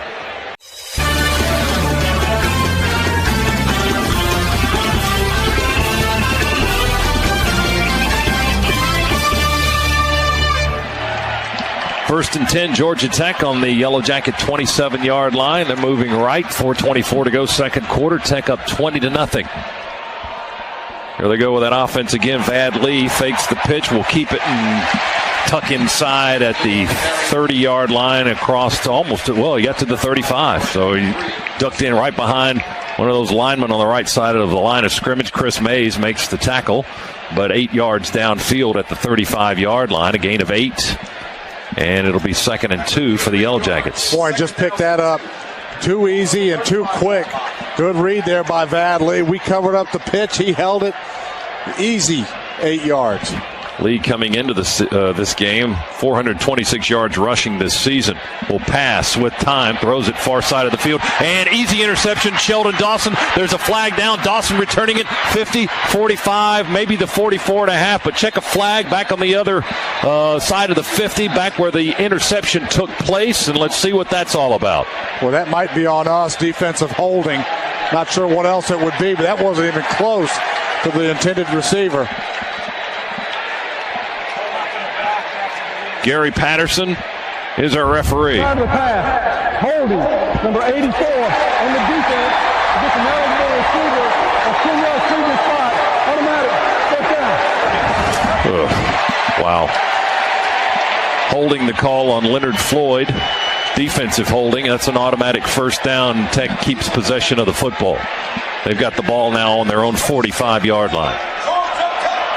Well, if anything, maybe that throw and interception got into the head of Paul Johnson, and he'll quit doing it. Boy, we just saw a replay there, Scott. I'm not sure where the holding was, but that was pretty ticky-tack if it was. First and 10, Tech on their own 45. Getting late in the half, 3:23 to go. Handoff Sims. He runs at left tackle and moves the pile to about the 49, maybe the 50-yard line. Mays with another stop for Georgia. The Bulldog nose tackle at 6'4" and 320 from Griffin. He got to the 50, a gain of 5. Clock moving, 3:05. Thanks to Subway Restaurants, home of the $4 daily special. Subway, eat fresh. 20-0, Tech. Dogs haven't been shut out in the first half since South Carolina last year. Second down at the 50. Toss to Godhigh, running to the near side. He outruns Floyd for a moment, but we catch him at the line of scrimmage as he cuts up just in front of the Tech sideline. Josh Harvey Clemens helped cut him off at the pass. Floyd kept in pursuit, and they stop Robert Godhigh after that pitch. Right at the 50. The line of scrimmage was there. He maybe got the length of a football as far as a gain is concerned. And it'll be third down and almost a full 5 yards to go. Ball just across the midfield stripe in Georgia territory. And again, you know, Paul Johnson likes to go for it. 2:11 on the clock. Don't be surprised here to see Georgia Tech run the football, try to get into a 4th and short situation in a worst-case scenario, but this is where they like to go for it. 3 receivers set in this formation. Vad Lee drops back, looks left, the pass. He'll throw it, and it is incomplete towards the Georgia sideline. Had Ramik Wilson in coverage trying to go to one of the A-backs, St. John Days. Rameek had very good coverage. Badley put it out in front of him as he was running towards the Georgia bench. Days, I think, got a hand on it, but unable to reel it in with that one hand. And it'll bring up 4th down. Well, I know that was incomplete, but that was a great pass. You couldn't even see St. John Days because Rameek Wilson had him so well covered there. Badley put that ball right over Wilson and at least gave Days a chance to catch it. Really a well-thrown football. First time of the game, Tech will punt. Here's Sean Poole to kick it away. Rhett McGowan, the deep receiver, waves for a fair catch and makes it with 3 white shirts staring at him at the 15-yard line. Dogs ball, 1:43 to go. We'll see if we can run a 2-minute offense and scratch out some points after that 36-yard punt with no return and a fair catch by Georgia. They'll spot it on the 14, actually. Bulldog fans, GeorgiaDogs.com is your first and best source for Dogs news, scores, highlights, interviews, and behind-the-scenes video. Visit GeorgiaDogs.com today. Georgia Tech, 263 yards of offense in the first half. Georgia's only scratched out 66 yards of offense. And we trail 20-0. Mason in the shotgun.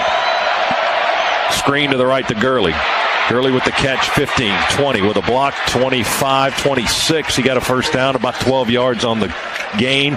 Quayshawn Neely, the linebacker, makes the stop, but a first down for the Dogs. We move the sticks to the 27-yard line, a gain of 13. Good block out front there by Rhett McGowan on that swing pass, and a good start to this 2-minute drill for the Dogs. Clock moving at 1:26. Mason with time, stands in the pocket, now flushed out to the near side. Throws, he's got Conley open, caught at the 40, tiptoes out of bounds at the 43-yard line.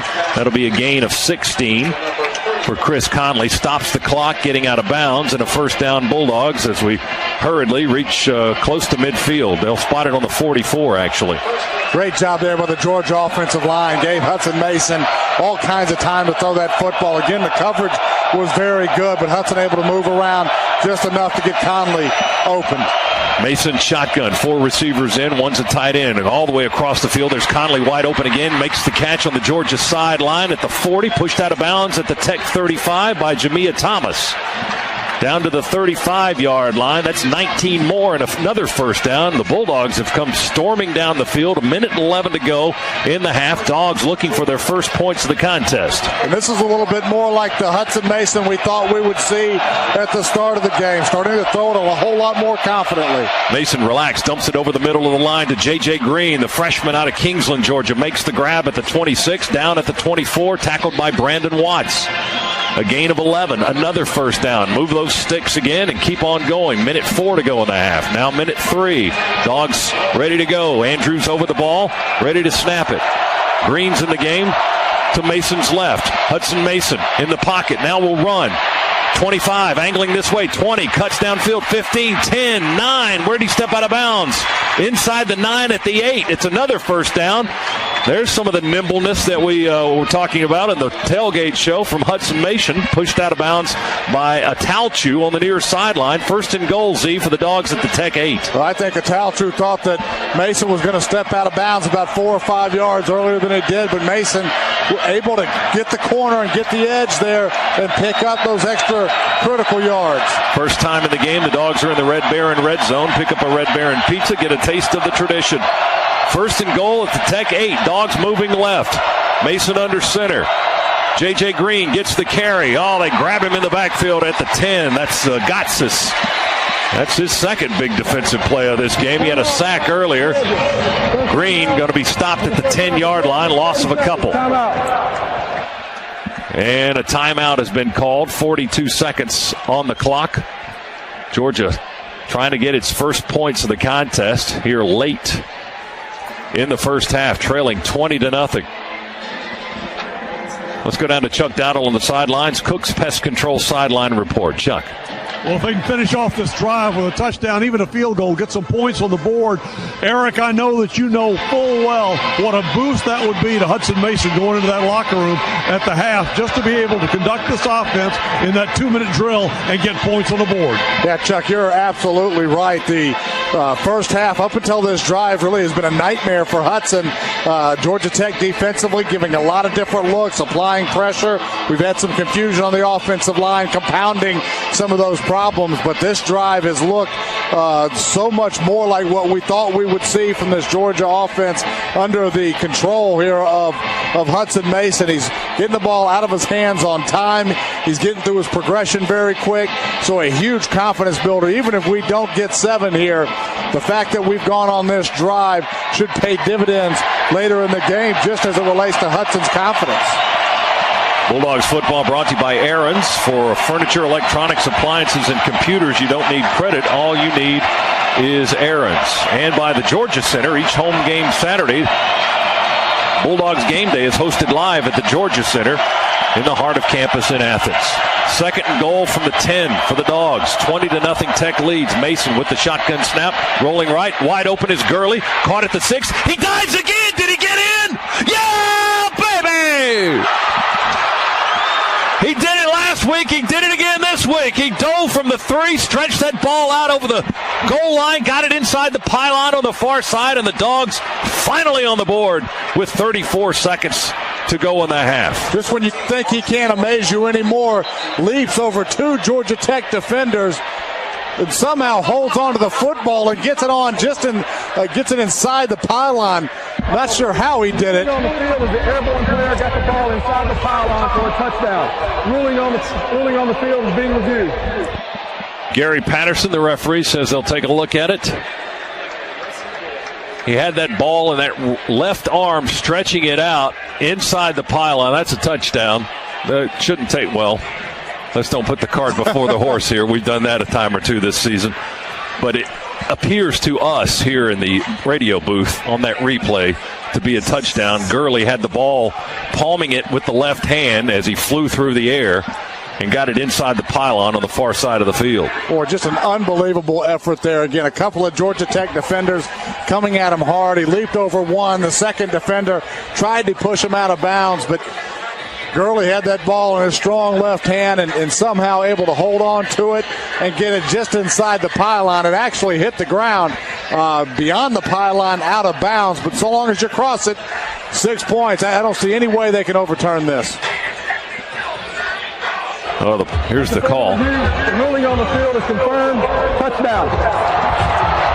It is a touchdown, says Gary Patterson, and that will be in the books as a 9-yard scoring pass to Todd Gurley from Hudson Mason, the first of this ball game, and it's 20-6. Here's Marshall Morgan for the point after try to make it 20-7 with 34 seconds to go in the second quarter. The snap and the hold, the kick is away, and the kick is good. And that Georgia touchdown is brought to you by Southwest Airlines, connecting more people to more places. Now with new nonstop service from Atlanta to San Juan, you can book online only at southwest.com. How long was that drive? 7 plays, 86 yards in 1:09. That's a heck of a 2-minute drill. That drive summary brought to you by Cooper Tires. Life's a road trip. Come on, let's go. Maybe that's when Hudson is at his best, Z, when he's under pressure. All right, 2 minutes, go. Well, I'll tell you what, he looked more like the Hudson Mason we thought we'd see coming into this game on that drive. It started with the screen pass. Then he had a nice pass where he slid in the pocket a little bit, found Chris Conley down the field. And then after those 2 completions, his timing seemed better. He was getting through his reads much quicker, getting the ball to the right receivers in the progression. Looked very comfortable. Has to be a huge confidence boost for him and for this Georgia team going into the locker room. And remember, we get the ball coming out at halftime as well, so it can really tighten this football game up. Kicking off for Georgia. Yeah, that's a great point. Hopefully, if you can stay safe these last 34 seconds here of the half, that you can come out with a little momentum for that second half and climb right back into this thing. It's Thomas and Sims, the deep receivers. Marshall Morgan to kick it off from right to left.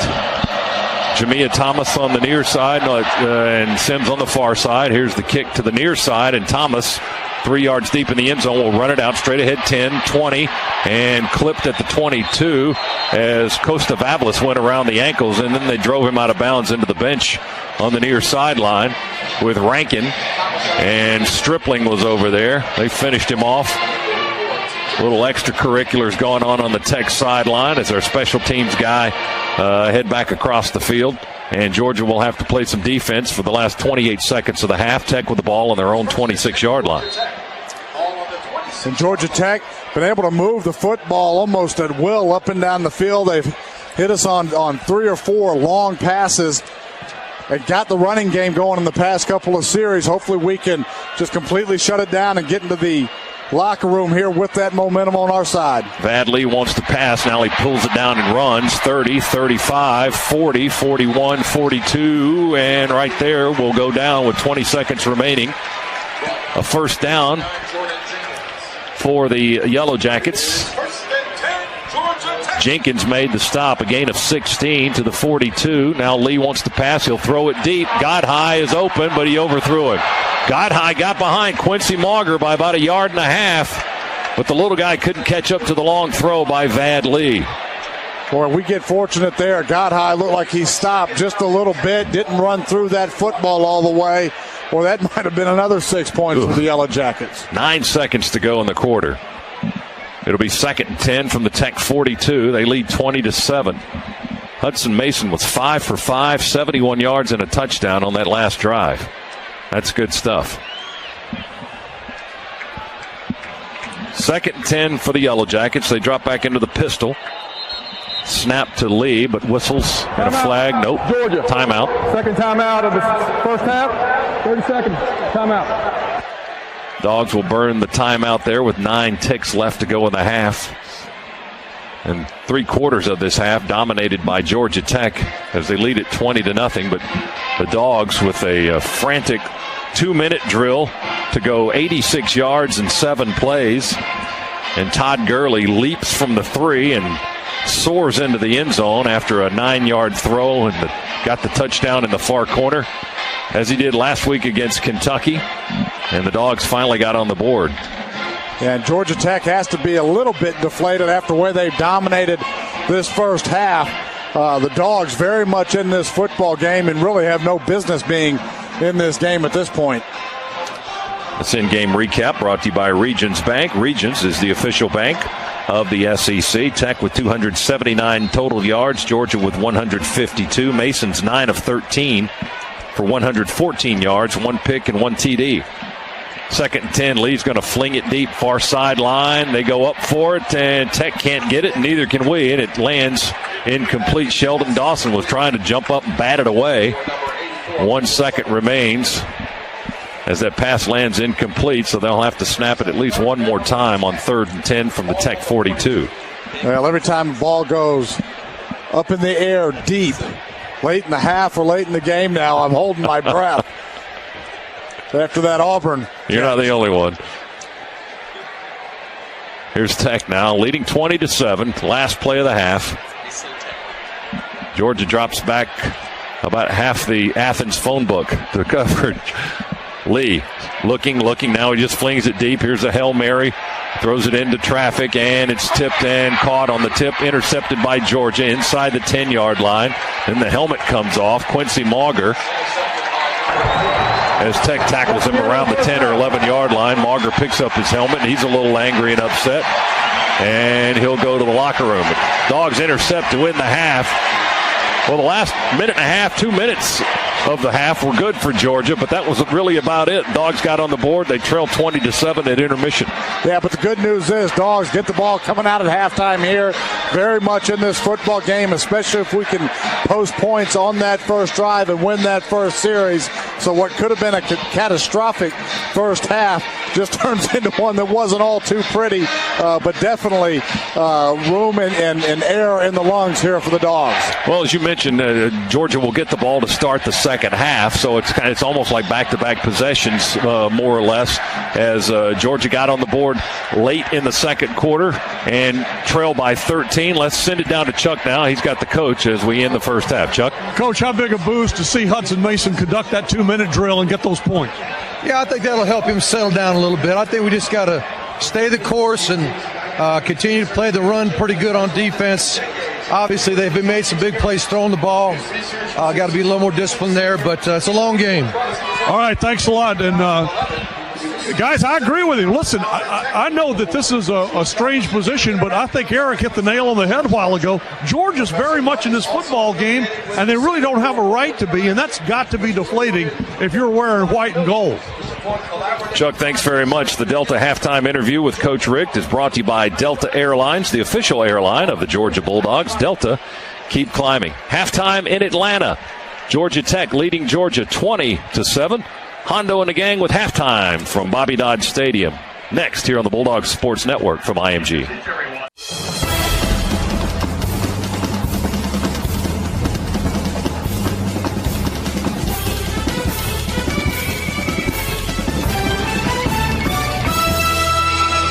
Welcome to the BB&T Halftime Show. BB&T, sharing knowledge for a brighter direction. Anchoring our coverage, here's Neil Hondo Williamson. Hey, the Dogs with a late touchdown in the first half, climbing right back into this thing here at Grant Field. Georgia Tech leading Georgia 20-7. Hi, everybody. BB&T is proud to support the Bulldogs. BB&T, sharing knowledge for a brighter direction. Member FDIC. Michael Bennett, Dogs junior receiver with 2 catches today. Coming into the game, Michael, despite missing 2 games, is the Bulldogs' second leading receiver in number of catches and receiving yards this year. And Steve Bell caught up with our Michael Bennett. He's our State Farm Athlete of the Week. Thank you, Hondo, and hello, Bulldog fans. At 6'3" and 205 pounds, Alpharetta, Georgia native and Dogs junior receiver Michael Bennett has been a potent target since returning after re-injuring his knee and missing 2 games this season. The knee feels great. It's getting better every week, and I'm just really ready to play against these guys. It's always a huge rivalry, really heated game, and it's gonna be a tough one. Tell me about the change with Hudson at QB. What does that mean for you as a receiver? It really doesn't mean anything really different. Maybe a player here too will be a little bit different to kind of cater to his skills, but for the most part, the offense is going to stay the same. It's just a new guy at the helm. How's the team rallied around him since Aaron's injury? We're really just trying to play hard for the seniors for one, and just Aaron. We're trying to play hard for Aaron because of how much he's meant to this team and program over the last 4 years. Tell me what you do in your off time. Well, actually, this morning I was duck hunting, so I do that. So I'm running off about 3 hours of sleep, but I go duck hunting, deer hunting, and just a lot of hanging out. Outdoorsman then. Yeah, a little bit. What attracts you? Why do you enjoy the outdoors? Is that something you've always done? No, not really. It's something I picked up when I got hurt last year to kind of keep my mind off my injury. And Hondo, Michael is a sports management major looking forward to his leadership role as a senior next season for the Dogs. I'm Steve Bell with Michael Bennett on and off the field, helping the Dogs get to a better state. Michael Bennett is your State Farm Athlete of the Week. All right, thank you, Steve. Cabell Philpott is standing by in our Bulldog studios. Just missed a top 5 upset earlier today. We'll find out what's going on with Alabama and Auburn and a whole lot more on Rivalry Saturday. Here in Atlanta, the Dogs are climbing back into it, trailing Tech 20-7, but ready to receive the second half kickoff and start the rally even further. Stay with us. More to come on the BB&T Halftime Show following these words on the Bulldog Sports Network from IMG.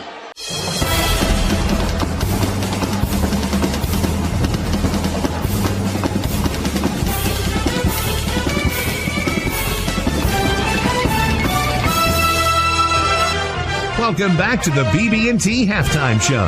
Now a check of the college football scoreboard, presented by Sherwin-Williams. Painting questions? Ask Sherwin-Williams. From inside the IMG Network studios, here's Cabell Philpott. Dogs in a hole at the break, trailing Georgia Tech 20-7 in the flats in Midtown Atlanta as we open up the Charter On Demand scoreboard. Top-ranked Alabama battling number 4 Auburn. Mistake-free football for the Tide. Auburn, not so much. Trey Mason fumbles, turns into 6 for the Crimson Tide.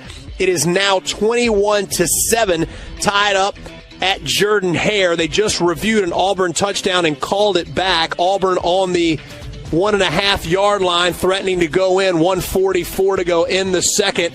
Trey Mason bulldozing his way into the end zone as we speak. It's called a touchdown on the field. So if this touchdown stands, it looks a little questionable. It'll be 21-14, Alabama Crimson Tide leading with 1:40 to go until halftime at the Iron Bowl. Other games from earlier this afternoon, number 2 Florida State hammers Florida 37-7 on their way to the ACC championship game. Vanderbilt kicks a field goal with 38 seconds to go for the Doors' first back-to-back 8-win season since 1927-28. Doors beat Wake Forest 23-21 in Nashville. Games tonight, a 7 o'clock doubleheader. Tennessee will take on Kentucky, and number 6 Clemson on the road at 10th-ranked South Carolina. Taj Boyd going to try to avoid Jadeveon Clowney this season, as Jadeveon set a school record with 4.5 sacks last year in Death Valley. Again, a 7 o'clock kick. All eyes at the Gamecock Nation on 5th-ranked Missouri at 7:45. They'll take on number 21 Texas A&M. If Missouri wins, they win the SEC East and go to Atlanta. If Missouri loses, it's a tie with South Carolina, and the Gamecocks will win the tiebreaker and go to Atlanta next week and represent the Eastern Division. Top 25 action earlier this afternoon. It was number 3 Ohio State taking on Michigan. Ohio State leading late in the game. Michigan trying to tie things up. They would do that. They would tie it up and go for 2 in the end of regulation time. Paul Keels on the Ohio State IMG Sports Network on the call. Ohio State holds on and retains an undefeated season at 12-0, 42-41 over Michigan as the Wolverines' 2-point try fails. Number 24 Duke beats North Carolina 27-25, securing the Coastal Division for the Blue Devils. They will face off against ACC Atlantic Division champion Florida State and number 2 ranked Seminoles next week in Charlotte. Number 11 Michigan State 14, Minnesota 3. Penn State taking on Wisconsin right now. 15th ranked Badgers and Nittany Lions locked up at 14 apiece. Christian Hackenberg, 13 of 16, 221 yards and 2 touchdowns, keeping his Nittany Lions in it against the 15th-ranked Badgers. That'll wrap things up from here inside the IMG Network studios for the BB&T halftime show. Remember, BB&T helping you achieve more confidence in your financial choices every day. BB&T, sharing knowledge for a brighter direction. Member FDIC. Dogs trail the Jackets 20-7 at the break in Atlanta. When we return, we'll send it back down to Bobby Dodd Stadium. Hondo and the guys will have the first half stats and the second half call. That's coming up right after these messages on the Bulldog Sports Network from IMG.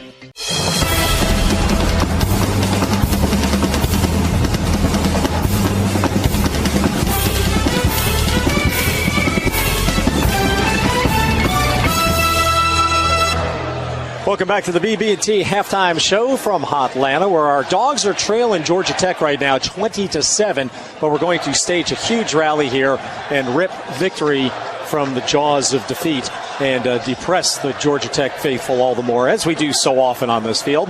The BB&T halftime show, cheering on our community for more than 140 years, sharing knowledge for a brighter direction. Member FDIC. Neil Williamson, your old buddy Hondo, back with Eric Zier and Z. First half, I think what surprised me more than anything is the passing of Vad Lee. I think that's been a huge difference in this game, him able to connect on the 68-yard deep ball on Tech's first drive and then on a wide-open pass that he made for a 27-yard TD. Yeah, so much focus right now on stopping this running attack from Georgia Tech that we allowed Georgia Tech receivers to get behind us on a number of occasions.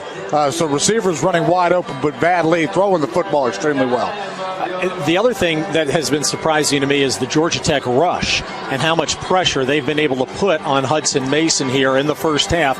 You look at the first few drives for Georgia, and several times we were driving the ball nicely, and then all of a sudden it was sacked, so it became 3rd and long. Then we're driving the ball nicely, sack, 3rd and long, driving the ball nicely, pressure, interception. So Tech's done a really good job in the passing game on both sides. Yeah, they absolutely have. And Georgia Tech defensively showing us a lot of different looks, creating some confusion, both with Hudson and the coverages that they're playing and with the stunts that they're showing right now up front, creating confusion with our offensive line as well. And it's leading to some quick pressure. I think Hudson Mason early in the game was looking at the pass rush a little bit, moving his feet maybe a little bit too quick, but give Tech credit on the defensive side. they're the ones creating confusion and getting after the ball. All right, second half adjustments that the Dogs will need to make. That'll be with Eric Zeier and Scott Howard when we return. Georgia trailing 20-7. That's it for your BB&T halftime show. They'll come back with second half adjustments and second half kickoff, as well as the Dogs will get the ball first. Thanks for listening. It's 20-7. Georgia Tech leads Georgia on the Bulldog Sports Network from IMG.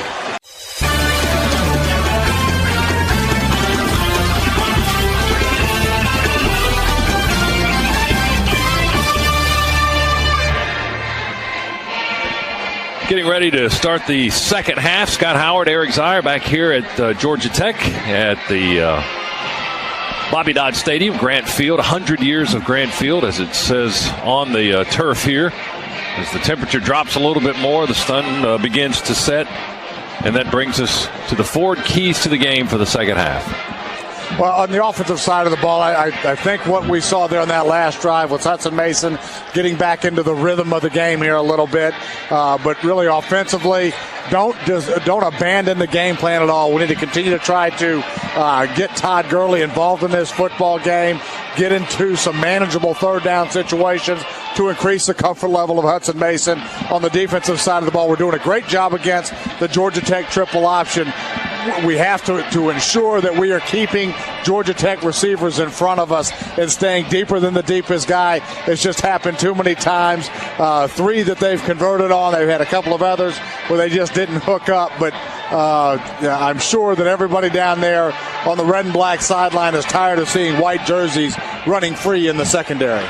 All right, Eric. Tech 4th in the nation in rushing, 316 yards a game. In the first half, they rushed for 108, but they passed for 171, which for Vad Lee is just 18 yards away from his career high in passing, which he had earlier this season against Elon. 20-7 as we start the second half. Sheldon Dawson, the deep receiver. Tech will be kicking from left to right with Harrison Butker. Ball on the 35. Now it's in the air. End over end kick. Fielded by Dawson, dropped in the end zone. He picks it up and runs it out to the 10.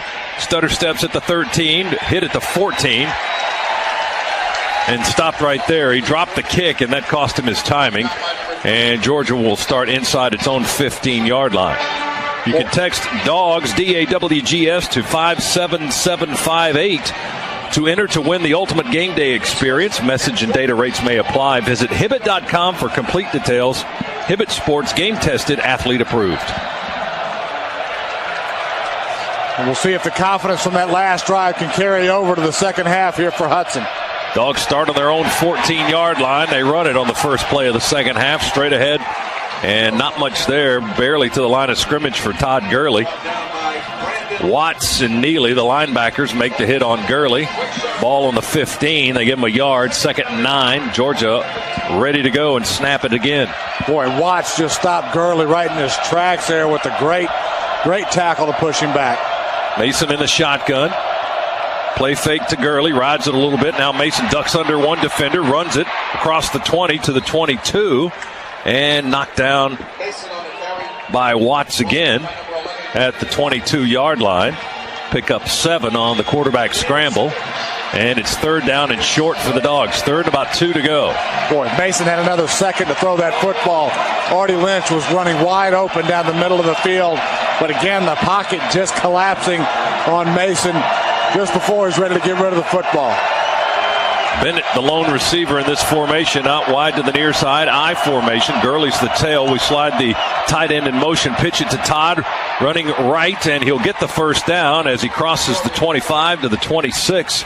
Right on the Georgia sideline. Stopped by Neely. Merritt Hall, the fullback, with a block. Enough for the first down. Dallas Lee, the guard, pulling and opening up a bit of a crease on the far side of the field as well. Gurley got 4 yards on the carry to the 26. He's got 34 yards on 10 carries tonight. I formation for the Bulldogs. We trail 20-7. Opening couple of minutes of the third quarter. Conley and Bennett to the near side. McGowan to the far side.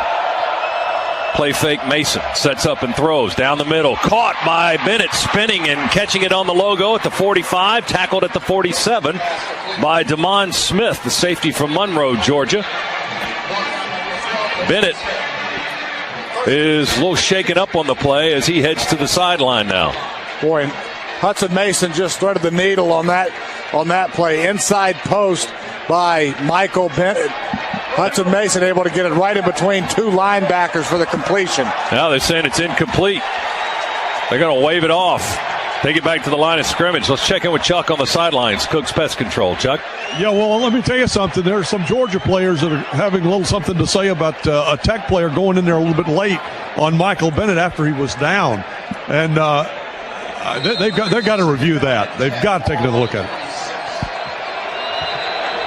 Now they are, as Gary Patterson, the referee, stops it. And he has the ball. He turns. Yeah, it was a fumble, but it wasn't an incompletion, and we recovered the fumble. It should be a completed pass. Are you kidding me? Yeah, there were 3 steps after he caught that football. And no question there was a fumble on the play that Michael Bennett was able to scoop back up.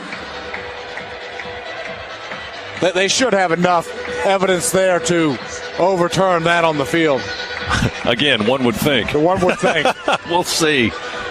We'll see. They called it on the field. One of the officials came in late and ruled it incomplete as they were getting ready to spot the football, and Bennett had already headed to the sidelines, a little bit shaken up on the play.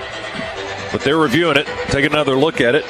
Dog fans, if you want to score a little something extra with your Bulldog ticket, sign up for StubHub Fan Rewards before you buy. StubHub is the official fan-to-fan ticket marketplace of the Georgia Bulldogs. And here's Gary Patterson of this ACC crew with the word. The ruling on the field stands. Incomplete. That's just crazy. Unbelievable. That's just unbelievable. The ruling on the field stands. Wow. I'm just baffled. I'm just baffled by the whole video process. It's been all year long. I've gotten about as many of those calls right after looking at the replays I did my picks this year before the game, which is not many.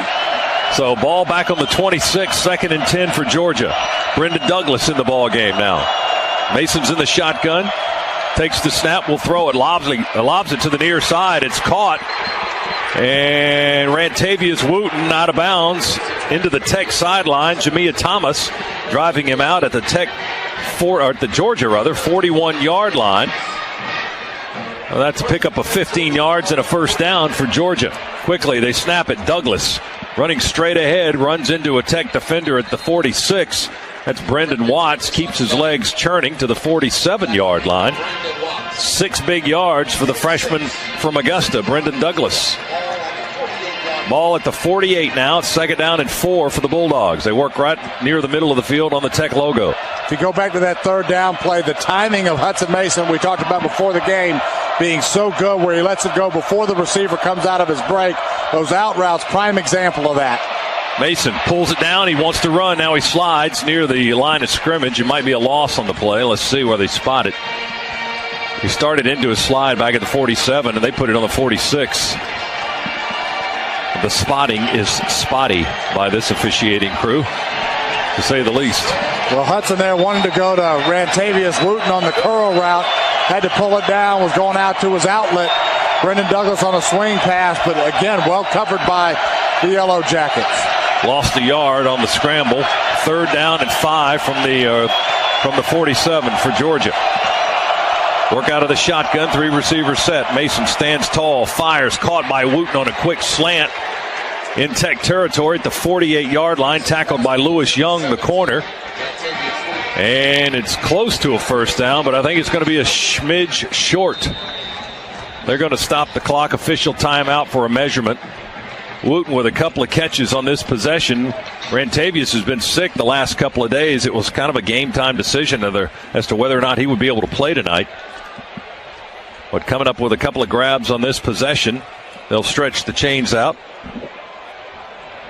See if the Dogs have the first down. Maybe by the nose of the ball, they got it. Tires Plus, proud to support the Georgia Bulldogs. Get an oil change in less than 30 minutes, guaranteed with an appointment, or the next one's free. Yellow Jackets on third down are going to a lot of two-man, so two-deep look, two-deep shell with man underneath, and the Dogs are having a hard time getting off the bump at the line of scrimmage. Snap to Mason on 1st and 10. He pump fakes. Now he throws long and behind the intended receiver, going after Wooten again, who was running a fly down the far side of the field. DeMond Smith in coverage, but that ball landed about 5 yards behind him. Perhaps, some miscommunication on the route? Well, I think that it was, and that's just Hudson and Rantavius not working together a whole lot this year. Hudson trying to go back shoulder and throw him into the soft spot of that cover 2 zone. Rantavius saw it and was trying to get over the top of the safety. 2nd and 10 from the Tech 48. Dogs moving left, trailing 20-7. Mason in the pocket, throws it to the near side, caught by the tight end. Lynch then dropped. Caught it at the 44, right in front of the Tech bench, and dropped it. DJ White was there to make the stop, but when Lynch dropped it, he let go of the Georgia tight end. 3rd and 10 now at the Tech 48. Hudson Mason looking a lot more comfortable, though, in the pocket. Instead of dropping his eyes and moving around, he's just sliding up, finding throwing lanes. 4 receivers and Douglas in the backfield. Shotgun formation on 3rd and 10 from the Tech 48. Mason pump fakes. Now throws it deep. There's Lynch, and he will go up and grab it. Oh, what a catch, Artie Lynch at the Tech 18-yard line. Chris Milton was right on him, but that is an outstanding catch by the senior tight end from Massachusetts. Boy, one of the best catches he's made in his career here. Goes up high to go yank that one down out of the sky. Hudson Mason had the mismatch that he wanted, but what a fantastic catch by Artie Lynch. 30 yards on the gain. 1st and 10 from the Tech 18. Mason flushed out. Screen to Gurley, right side. Gurley 15. Gurley 10. 5. Angles in. Touchdown, Gurley. Hold on. Check a flag back at the 20-yard line. That one's going to come back. Illegal block. Below the waist. Number 7 yards. He dropped back towards the end zone. That's 15 yards. Check out. Well, they called an illegal block below the waist on Georgia. That wipes out a touchdown. And we'll move the ball back. 15-yard penalty all the way back to the 33-yard line. A disastrous penalty by Georgia. Boy, and I'll tell you what, it was a block below the waist on Theus. It really had no impact on the play whatsoever. 1st and 25 on the Tech 33. Well, let's try it again. Mason in the pocket, all kinds of time. Down the middle, overthrows the intended receiver, Rhett McGowan, who was breaking open at the 3-yard line. Ball sailing over his head and incomplete into the end zone. Boy, Hudson had him, too. If he would have just thrown and led McGowan to the middle of the field there, threw the post route over the top, so gave McGowan no chance to go get it. It's a mistake that quarterbacks make all the time on that post route. You just got to lead your receiver down the stem and into the middle of the field. 2nd and 25 from the Tech 33. 3 receivers all to the right. Dogs work between the hash marks. Gurley's in. He takes the handoff. Breaks the tackle in the backfield. Cuts inside behind Burnett. And will struggle to get down to the 31-yard line. Neely, the linebacker, with the tackle. Only a 2-yard gain to the 31. So now it's 3rd down and a mile. 3rd and 23 to go for a first down. Dogs have to get to the Tech 8 for a first down. Well, Scott, we've had our fair share of 3rd and super longs go against us this year. Maybe we can get one here. Mason in the shotgun. 4 receivers in, 3 right, 1 left. Mason backpedaling, a screen to Gurley. Gurley at the 30 with a block. 25, 23, and stopped there. Tech clocked it up that time. Thomas and Neely, linebacker and a safety on the tackle. Well, that was the touchdown play a moment ago, but it was wiped out, nullified on an illegal block by Georgia. And the Dogs now will have to settle for a field goal try from Marshall Morgan. Line of scrimmage is the Tech 23. Adam Erickson will kneel down just across the 30-yard line. It'll be a 40-yard try from the far hash, kicking to the left. There's the snap and the hold. The placement is good. The kick is away, and the kick is good. Marshall Morgan delivers another one. That is his 12th straight field goal. And with that field goal, Walton EMC Natural Gas just donated $500 to their Kicking It for Charity campaign. Go to 770gasheat.com/Bulldogs for more details. 20-10, Tech over Georgia with 9:28 to go in the third. And a timeout in Atlanta here on the Bulldogs Sports Network from IMG.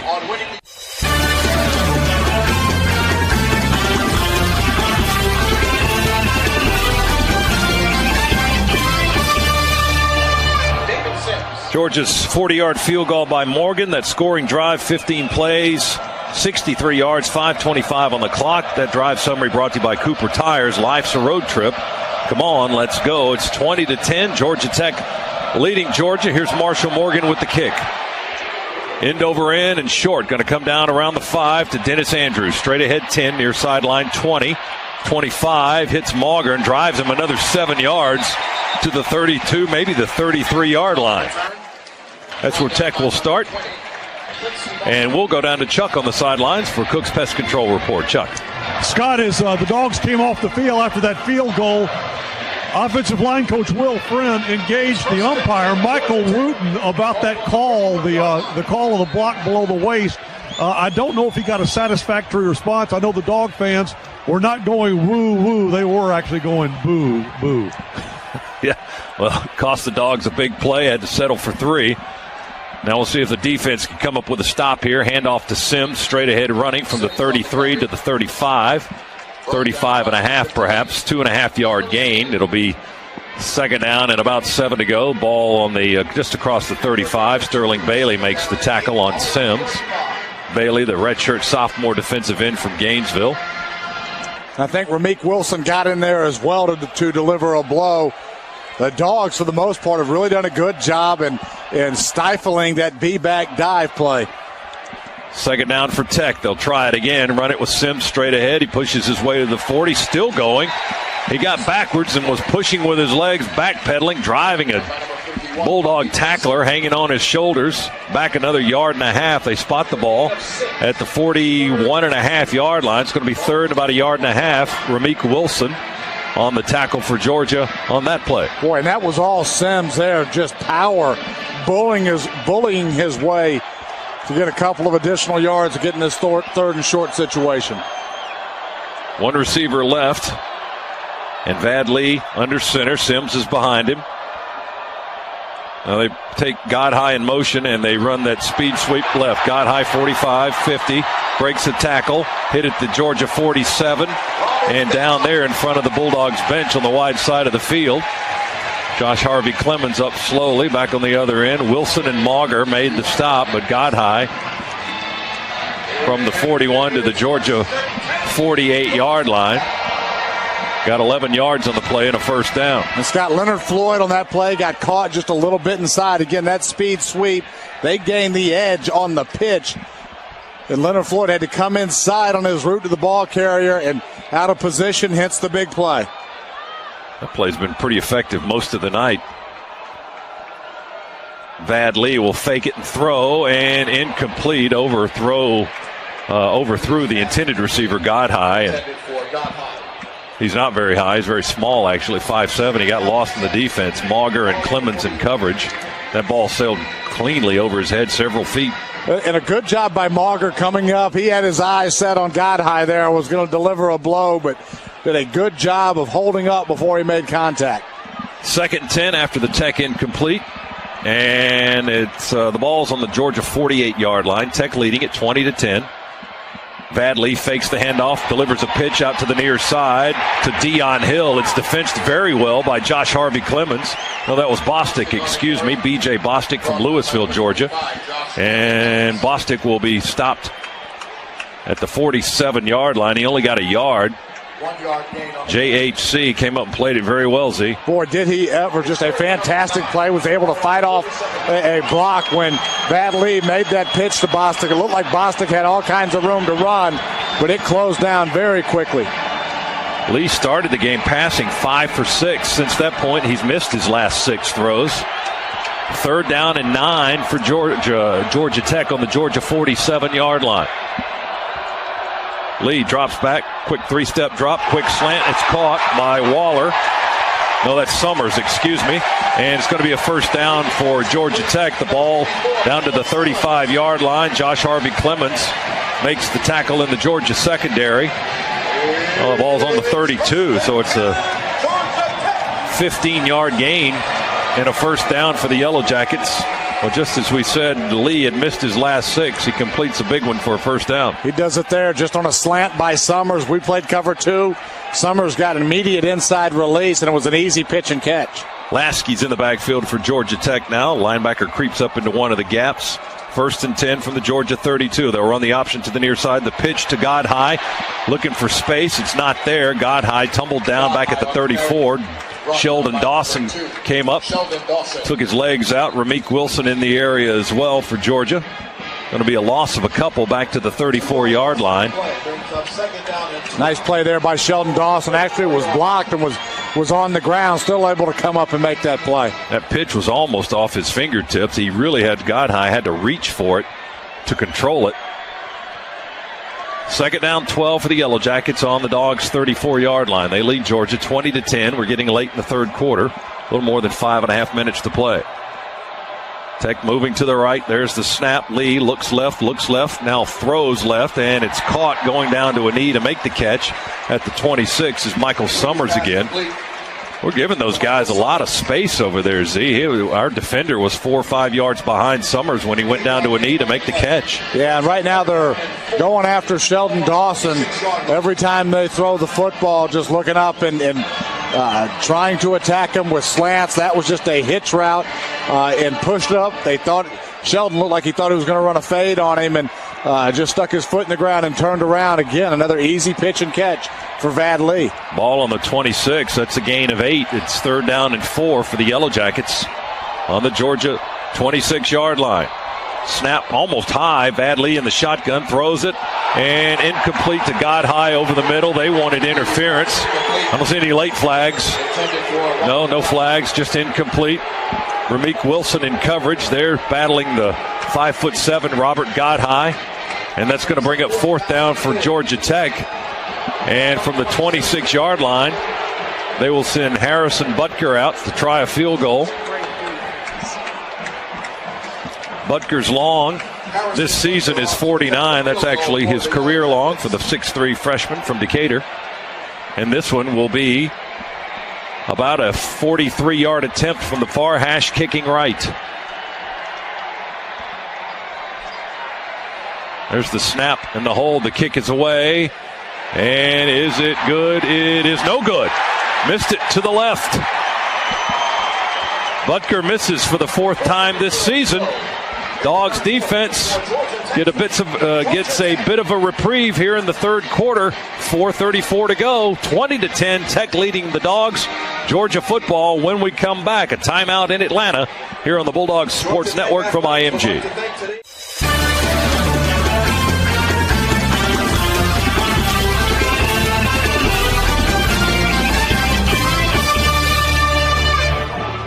Academy Sports and Outdoors is a proud corporate partner of UGA Athletics. Right stuff, low price every day. Charter On Demand scoreboard. Alabama leading Auburn just early in the 3rd quarter, 21-14. Baylor 34, TCU 17. That's a 3rd quarter score. Let's check in with Chuck Dowdle on the sidelines, Cooks Pest Control. Chuck? Guys, Jackets 0 for 3 with points in their last 3 possessions. Dogs have gotten points their last 2. Let's see if they can make it 3 for 3. Here's Hudson Mason from the 26. Throws a screen to Gurley. Football's on the ground. That's going to be an incomplete pass. Gurley never caught it. He had blockers over there, but Tech Z had jammed it up pretty good right around the numbers, around the 25-yard line. Yeah, probably one too many times for that. Well, that's the 3rd time in the past 4 or 5 snaps we've run that same screen. That time Tech sniffed it out rather well. 2nd and 10 from our 26. Dogs moving left. Mason in the shotgun, takes the snap. Has time, looking downfield. He'll throw it. Conley's open and makes the catch. Yes! at the Tech 42-yard line. He had to slide to the turf to grab it. Jamia Thomas in coverage, but Georgia moves into Tech territory at the 41-yard line, and that's a gain of 33 yards and a first down. We just talked about on that previous post route that Hudson Mason threw where he threw it over the top. That time he led his receiver perfectly. Handed off to the freshman J.J. Green, and nothing doing for J.J. He stopped behind the line at the 42 by Euclid Cummings, 6'4", 275 from Atlanta. And J.J. Green, 5'9", and 183. So he's given up some size to the big defensive tackle. 2nd and 11 after the lost yard. Stay in the shotgun, and we moved early. False start. Number 68 on the offense. 5 yards. 2nd down. One of the seniors, Chris Burnett, our right guard from LaGrange. False start. That'll back us up 5 yards. And a little surprised we haven't seen that more today. New quarterback in the game. New cadence. Different voice inflection. 6th penalty of the night for Georgia. Mason's going to throw an out route. Conley, nice grab into the Tech sideline. Wow, he's good on that route at the 33-yard line and out of bounds. That's a gain of 14 yards. It'll be 3rd down and short now. 3rd down and 2. Nifty catch by Chris Conley, and he'll line up on the right side of the field. Here comes Georgia up to the line at the Tech 33 on 3rd and 2. Trailing by 10. Man in motion to the near side is Bennett.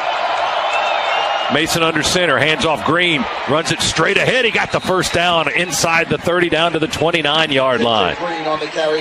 Well, that 2nd down throw by Hudson Mason that got us into that 3rd and short.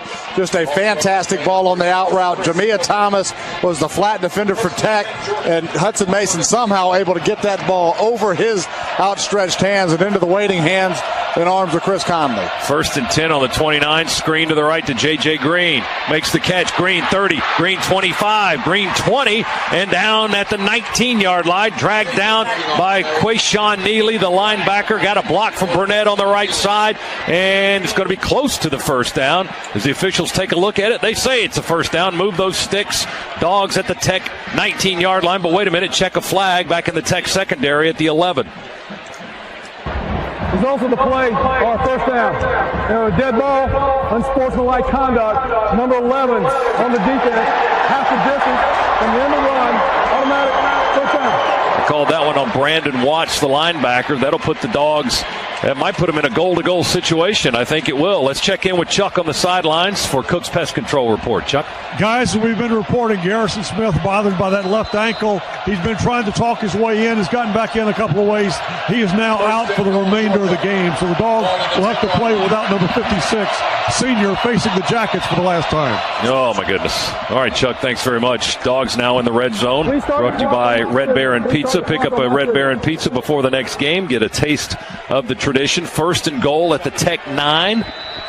Dogs trailing 20-10. We've been behind all night long. 2:38 to go in the 3rd quarter. Mason in the shotgun. Green's in the game. Mason with time. Pump fake. Throws into the end zone. Back in the end zone is Bennett. Touchdown under the goalpost. He actually bumped into it. Tiptoeing out of the back line of the end zone for the touchdown. What a great move by Michael Bennett. It was a pump and go, an option route, the pump fake by Hudson Mason. Great sell by Michael Bennett. He was standing wide open in the back of the end zone. That move broke the ankles of a couple of Tech defenders. Here's the point after try to make it 20-17. Marshall Morgan measuring his steps. There's the snap and the hold. The kick is up in the air, and the kick is good. Here come the Dogs, 20-17. Tech with a 3-point lead now, 2:26 to go. 3rd quarter, another Georgia touchdown brought to you by Southwest Airlines, connecting more people to more places. And now with new nonstop service from Atlanta to San Juan, book now online only at southwest.com. Tech 20, Georgia 17, 3rd quarter, timeout in Atlanta. Back in a moment on the Bulldogs Sports Network from IMG.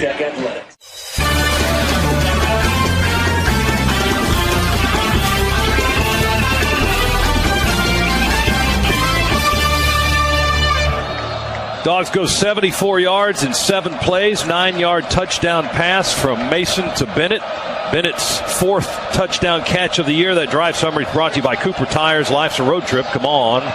Let's go. Here's the Marshall Morgan kickoff now. From right to left, gets his foot into this one's going to bang it deep in the end zone, going to come down halfway deep to Andrews. He wanted to run it out, but Sims said take a knee, and they'll take the touchback. Marshall Morgan with the touchback. Tech at the 25 to start. Let's pause for station identification on the Bulldogs Sports Network from IMG.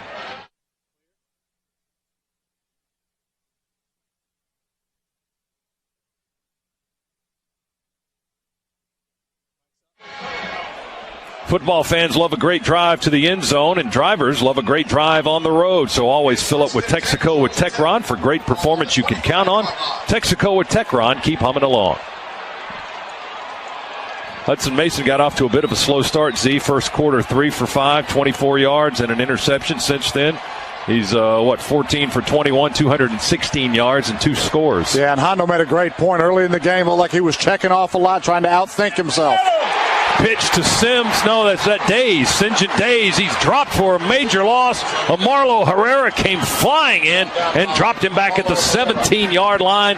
Although they spotted up close to the 20. I just don't get it. A loss of 5 should have been an 8-yard loss. That's a new definition for forward momentum there. Yeah. I guess they give the momentum to where the quarterback pitched the football. My goodness. It was right. I'm not taking it back. 2nd and 16 for Georgia Tech. Days, or rather Lee, will pass into a crowd. A boy threaded the needle. They caught it at the 35-yard line, right at the first down marker. Robert Goodhigh was surrounded by Georgia defenders, and they still caught it. Harvey Clemens and Herrera made the tackle. Boy, that was just a fantastic pass there by Vad Lee. Somehow finding a seam. Dogs were all around every receiver that Tech had out there, but Vad Lee threading the needle. 15-yard pickup, 1st and 10 Tech at their own 35-yard line. They lead by 3. They bring a man in motion. Vad Lee with a play fake. Now dumps it off to St. John Days on the near side at the 33, up the near sideline in front of the Tech bench to the 43. Tackle made by Sheldon Dawson at the 43-yard line. And that'll be a pickup of about, 8 yards or so on the play. 2nd down and 2. Tailgaters, you can show your Bulldog and Publix spirit by throwing the ultimate tailgate party on game day. You can be selected as the Publix tailgater of the game and win a $100 Publix gift card. Publix, where shopping is a pleasure. And Vad Lee on that pass looked like he went out to St. John Days at the very last moment. I thought he was throwing it downfield. They give it to Sims inside. Ramik Wilson and Josh Harvey Clemens converge to make the tackle. Flag down. By Ramik Wilson. Got a face mask penalty on Georgia Tech. The initial indication from Gary Patterson, the referee. A couple of the Tech coaches out on the field staring in disbelief. Their guys don't do that. Paul Johnson inquiring. Line ball foul, personal foul, face mask, number 52, on the out, 15 yards front of the foul, 2nd down. That's a little bit of help for the Bulldogs. That'll back them up 15. And it'll be 2nd down again. Bulldog football is brought to you by Georgia Power, official energy partner of helping you save money. Visit GeorgiaPower.com to learn ways to save energy, find out about available rebates, and take a free online energy checkup.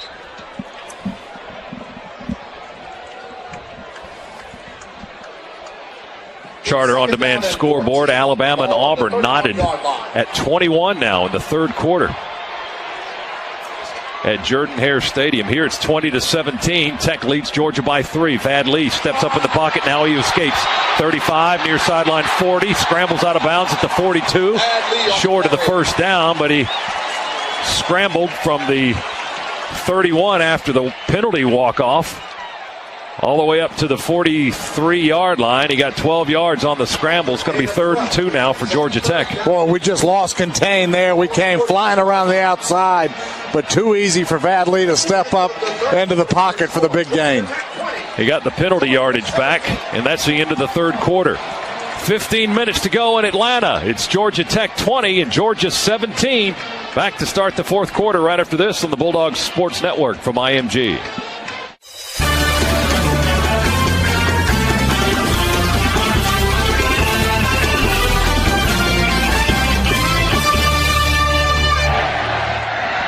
Getting ready to start the fourth quarter. Tech leading Georgia 20-17. Bulldog football is brought to you by Athens Regional Health System for the fans and by Southwest. Get from point A to point B, wherever B may be. Southwest Airline now offers new nonstop service from Atlanta to San Juan.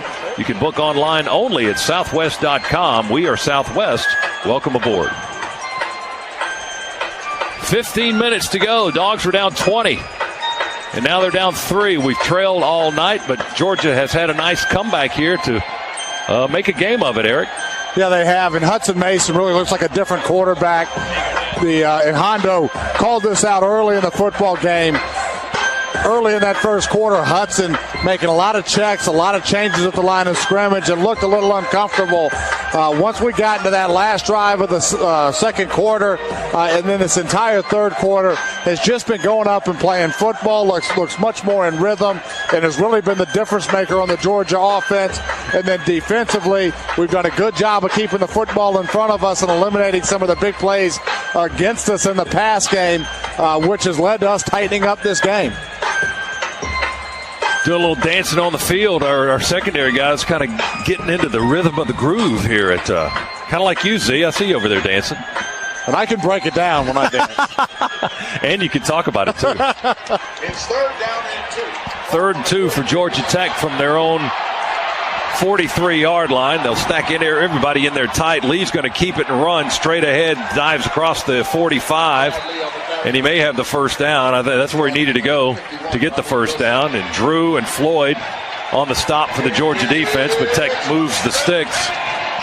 Stop by Flash Foods for all your game day needs, plus learn how you can receive instant fuel discounts with the Go Blue card. Visit flashfoods.com to go blue and save green.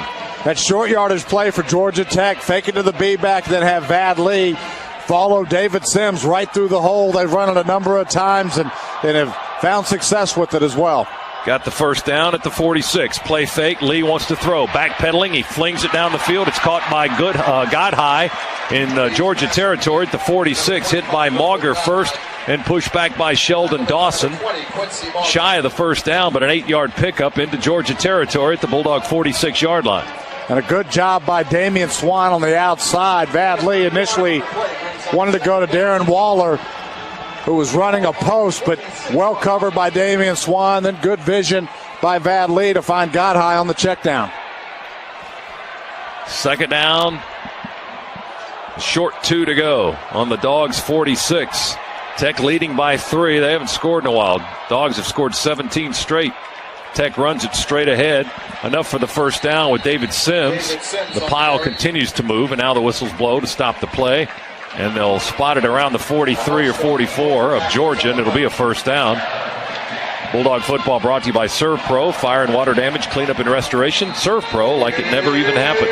Well, the Dogs need to stop here on first down to keep Tech out of that second and short situation where they've got the entire playbook at their disposal.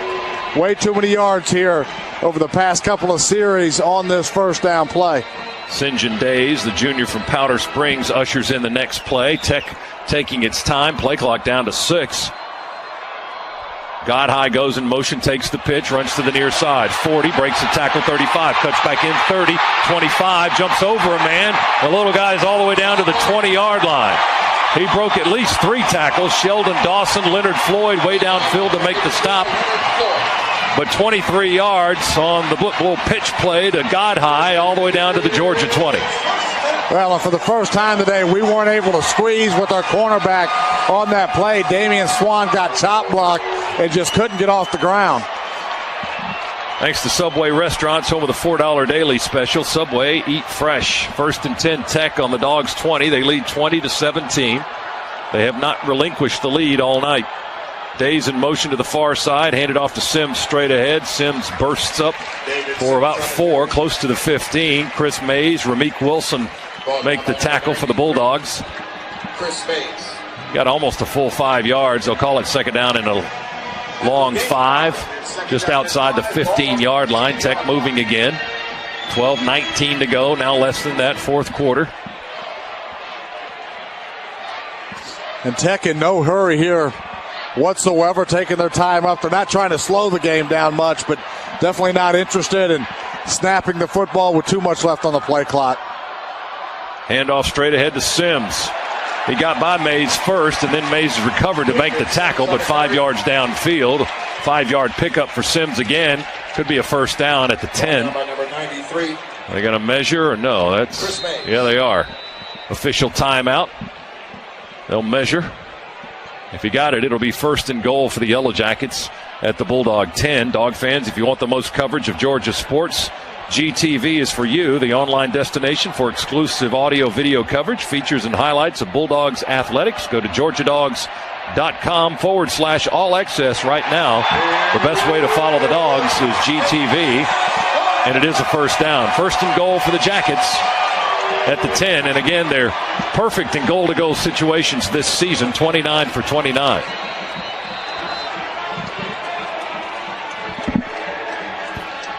.11:40, clock moving, fourth quarter.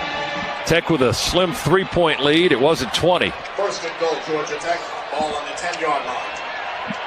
How about a fumble right here? Boy, that would be nice. Lee under center. Sims lines up behind him. Godhigh goes in motion. Hand it to Sims. Runs straight ahead into Herrera and Wilson and Mays. After about a 3-yard gain, perhaps. They'll spot it at the 7. It will be second and goal from right there. Paul Johnson likes to go with back-to-back plays, and he runs it until you stop it. The dive to the B-back, he's run it 3 times in a row now. Finally, the Dogs hem it in for a minimal gain. Johnson, as you know, works without a play chart. They call the plays in, send them in by players. They don't flash the signals in. They run them in the old-fashioned way. That time he gave it directly to Vad Lee on the sidelines.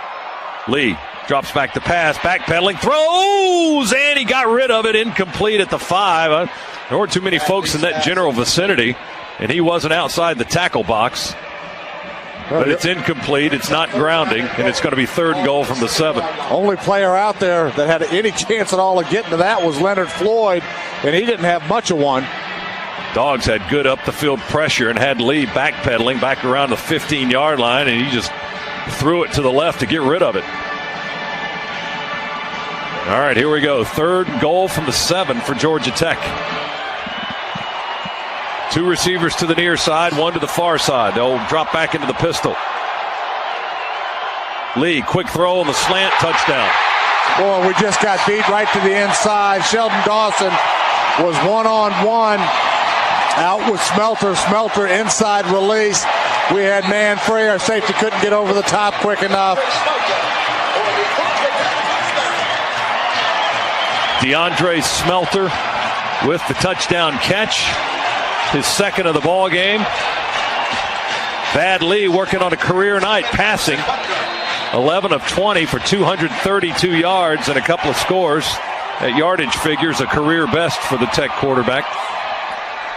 Here's the point after try to put the Yellow Jackets up by 10 again.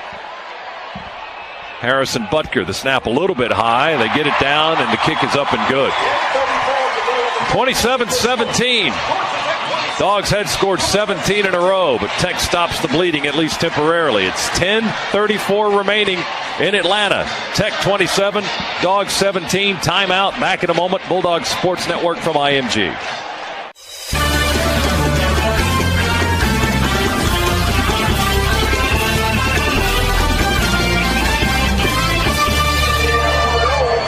If you want to score a little something extra with your Bulldog tickets, sign up for StubHub Fan Rewards before you buy. StubHub is the official fan-to-fan ticket marketplace of the Georgia Bulldogs. J.J. Green is the deep receiver now for Georgia, replacing Sheldon Dawson. And Butker will kick it away for the Yellow Jackets as Tech leads it by 10, 27-17. Going to come down on the goal line. Green takes it at the 5 to the 10, the 15, near hash 20. Far side. Oh, he got tripped up at the 22 just as he was getting set to break to the outside edge. And there was a lot of green grass on that far side of the field, but down at the 23-yard line. Boy, I'll tell you what, he beats one guy, just like you said there, Scott, and he is off to the races. All right, Dogs, again, with some catching up to do. Down 10, 10:28 remaining in the game. Mason in the shotgun. 2 receivers left to the right. Gurley back in the game. Andrews over the ball. He snaps it to Mason. He'll throw it to the near side. There's Conley on a career night for Chris Conley. Or a season night, rather, I should say. Conley makes the catch at the 35-yard line. A gain of 12. Bumped out of bounds into the Tech bench by Lewis Young. That's the 7th catch of the night for Conley as he continues to build his yardage total. Over 100 yards tonight. Gurley straight ahead running. It's been tough sledding for Todd Gurley tonight. Plows ahead to the 39-yard line. A gain of 4. Tackled by Watts. Dogs going no huddle and going hurry up. It's 2nd down and 6 after a 4-yard gain by the Georgia sophomore Gurley, who has 36 yards tonight on 11 carries. Hudson Mason continuing to show he's more and more comfortable out there throwing the football. Impeccable timing. Tech creeps a linebacker into the gap. Mason will throw down the middle. Caught in the air. McGowan at midfield. He leaped in the air, made the catch. No, now they're saying incomplete. He dropped it. Wow. Well, we've had some drop passes tonight. That was right in the breadbasket. Back to the 39-yard line, and it's 3rd down now. Yeah, that was a good read again there by Hudson. Wanted to go down to his left, looking down the field. Everything covered up. Good protection by his O-line. Hudson able to step up and wait for McGowan to come open and deliver the strike right between the 2 and the 7. 3rd and 6 for the Dogs from our 39. Mason in the shotgun, has time, looks, now throws it. There's sliding catch. No, Bennett dropped it. A little bit behind him. He's sliding on the turf. He had his arms around it, couldn't hang on.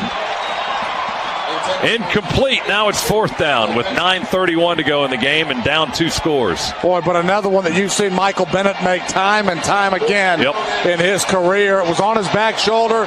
He had to slide down to go get it. Dogs going for it on 4th and 6 from our 39-yard line. 3 receivers set. Mason in the shotgun. Snap. He looks downfield. There he throws it, and it is caught at the midfield stripe. Bennett makes the catch at the 50. He got the 1st down and a little bit more. Oh, he was bobbling it, juggling it a little bit, but he hung on. Thomas made the tackle at the midfield stripe. Boy, I'll tell you what, Michael Bennett just made up for the one that he just dropped. That was a much more difficult catch. Piece of cake, 11-yard pickup. Mason screen to Gurley. Oh, almost picked off by Talchu. Batted away, batted to the turf as they knew the screen was coming on the left side. Talchu, boy, that would have been a disaster. Instead, the ball just batted to the turf.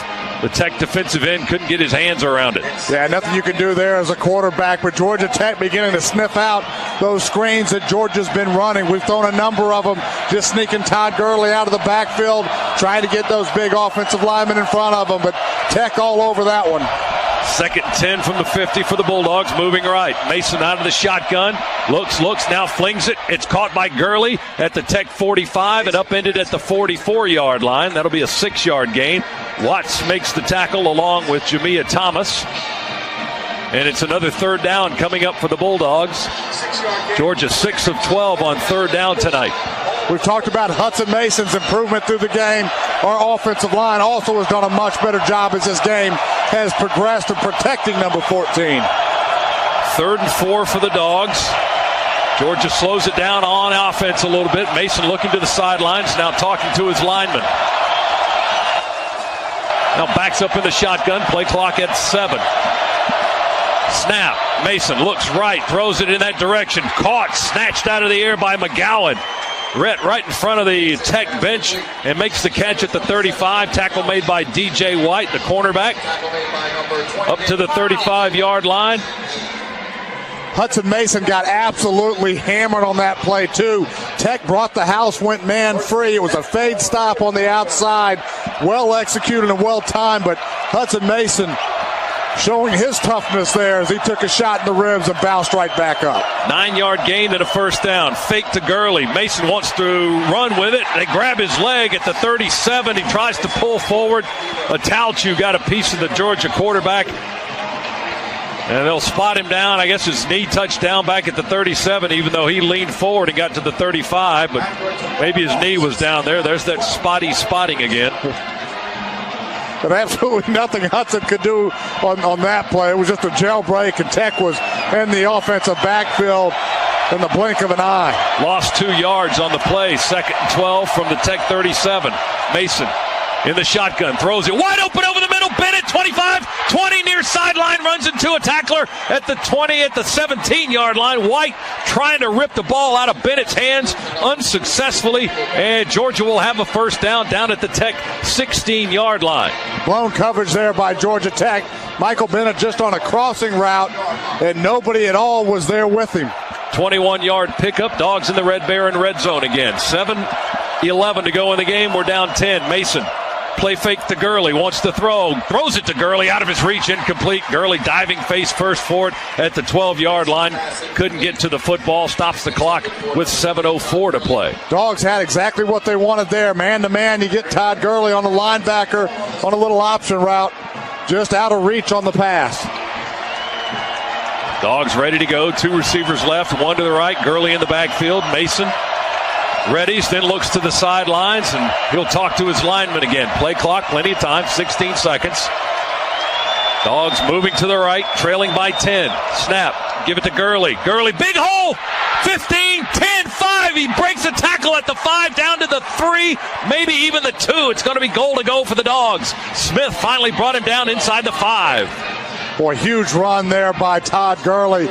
But the job up front, Dallas Lee, a fantastic block to spring Gurley. Chris Burnett, another very good one. Goal to go at the 2-yard line. McGowan in motion for the Dogs. Give it to Gurley. Cuts back behind the center. Did he get in? He fell to the goal line. Yeah, touchdown! Boy, Gurley just able to out as he was going down, stretches his arms out to break the goal line. Probably one they're going to take another look at, but good, strong running, good awareness by number 3. Morgan to try the point after to draw the Dogs within 3 again with 6:37 to go.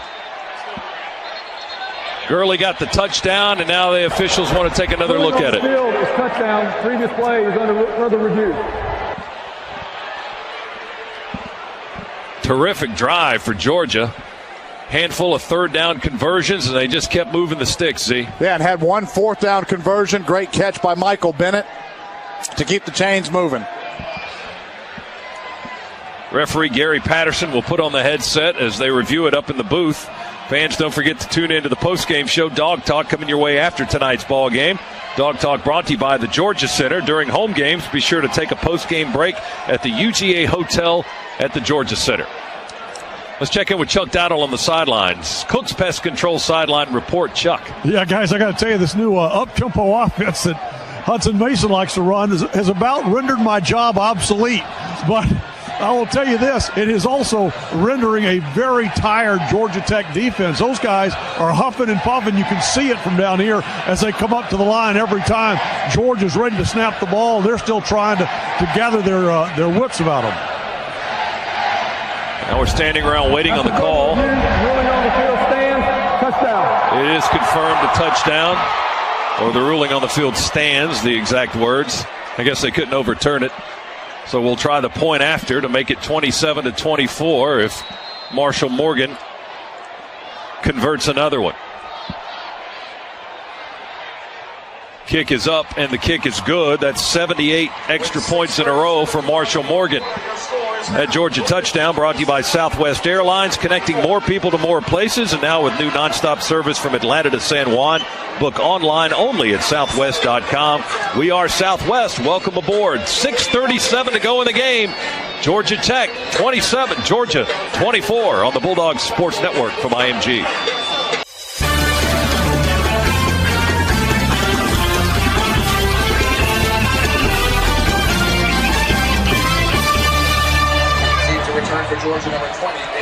Georgia Tech 27, Georgia 24. Dogs scoring drive, 13 plays, 77 yards, 2-yard touchdown run by Gurley. That drive summary brought to you by Cooper Tires. Life's a road trip. Come on, let's go. As Marshall Morgan will kick it away from left to right. Back deep for Tech, Sims and Andrews. Morgan gets his leg into this one. It's going to come down around the 5. to Andrews. Straight ahead, 10-15, far side of the field, and out of bounds around the 24-yard line. Pushed out by Connor Norman. Bumped out of bounds over on the Georgia sideline. Stay tuned after the game. We'll award the Children's Healthcare of Atlanta game ball. That's coming up in our post-game show. 6:31 to go to determine a winner. Tech's been leading all night long, and they lead by 3 right now with the ball on their own 24-yard line. It's 27-24. And Tech has the ability to run this clock out the way they can just grind up time. Important for the Dogs here to win on first down and force Georgia Tech into must-throw situations where we know they're going to have to put it up in the air. Tech will run it straight ahead with Sims into the line of scrimmage, and not much there at all. Mays, Bailey, and Drew jam it up for the Dogs defense. Ball on the 25. They give him a yard. 2nd and 9. Boy, that is a great start to this series here. See if the Dogs can follow it up with those big boys up front, starting with Chris Mays. Really good job on that dive play to the B-back. Sims 74 yards tonight on 16 carries. Tech using all the clock they can. 10 on the play clock. Now up over the ball and ready to snap it. Lee drops back to throw. Backpedaling, flings it down the field. That's interception baked. It's picked off by the Dogs. Far sideline. Josh Harvey Clemens picked it off at the 40. You can see it coming a mile away. Dogs ball where at the 25-yard line of Georgia Tech with 5:43 to go. Georgia has a player injured back at the 47-yard line. While we check on who that player is, he's covered up right now. We can't see who it is, but it was great pressure by the Dogs defensively. We brought linebacker pressure in the A-gaps and forced Van Lee to just lob that one up off his back foot. Quincy Mauger is the injured player for the Bulldogs. The freshman safety is being tended to in front of the Georgia sideline. Pass was picked off by Josh Harvey Clemens, returned to the 25-yard line. That's the 5th interception of the season for Georgia. It is not Mauger, I am now told. It is not Quincy Mauger. We'll check on the injured player when we come back. A timeout. Dogs ball after this break on the Bulldogs Sports Network from IMG.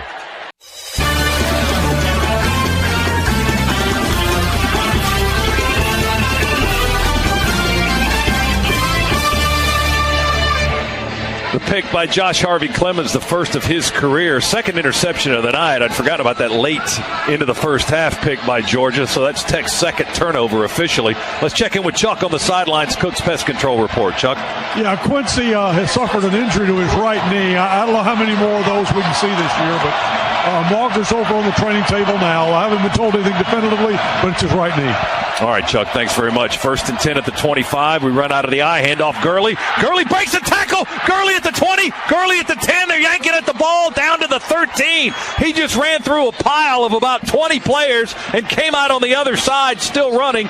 Finally brought down by Jamia Thomas at the 13-yard line. It's a gain of 12 and a first down. Boy, Scott, he should have been stopped at the gain of 2. Gurley gets it again, runs it right tackle, and this time it's piled up around the 11, maybe the 10-yard line. Might be about a 3-yard push there. Neely on the stop for the Georgia Tech defense. They'll spot it inside the 10. 2nd down for the Bulldogs. Dogs in the Red Baron red zone. Play fake. Mason wants to pass. Oh, he's sacked. Sacked back at the 15, maybe the 16-yard line. Atalchu leapt over the block of Todd Gurley and hit Mason while he was flying through the air and knocked him to the ground. Boy, we had Artie Lynch that was about to break free wide open in the end zone, with the athleticism of Atalchu just leaping over Todd Gurley, who's a pretty good blocker, but whiffed on that one. 3rd down on the 15-yard line. Now that changes things a little bit. 3rd down and 12 at the Tech 15. Dogs trying to capitalize on a Josh Harvey Clemens interception. Mason in the shotgun. Snap to Hudson. Sets up. He throws down the middle. Bennett, no, out of his reach and incomplete. Bennett between the hash marks. Reached his right arm up in the air but couldn't get to the ball. And it'll be 4th down, and the Dogs will try to tie it now with a Marshall Morgan field goal. Boy, Hudson knows it, too. He had Bennett on the little post route. It was 2-man again from Georgia Tech. Bennett had beat his man Thomas on a little post route, just out of the reach. Morgan will be kicking between the hash marks from about the 22-yard line. A 32-yard attempt. Erickson to hold. Theus the snap. There's the snap and the hold. The kick is away, and it is good. Morgan with another field goal, and we are tied at 27. The Dogs trailed by 20 in this ball game. We've knotted it at 27. That field goal allows Walton EMC Natural Gas to donate another $500 to their Kicking It for Charity campaign. Go to 770gasheat.com/Bulldogs for more details. 4:17 to play. Georgia 27, Georgia Tech 27 in Atlanta. We're back in a moment on the Bulldogs Sports Network from IMG.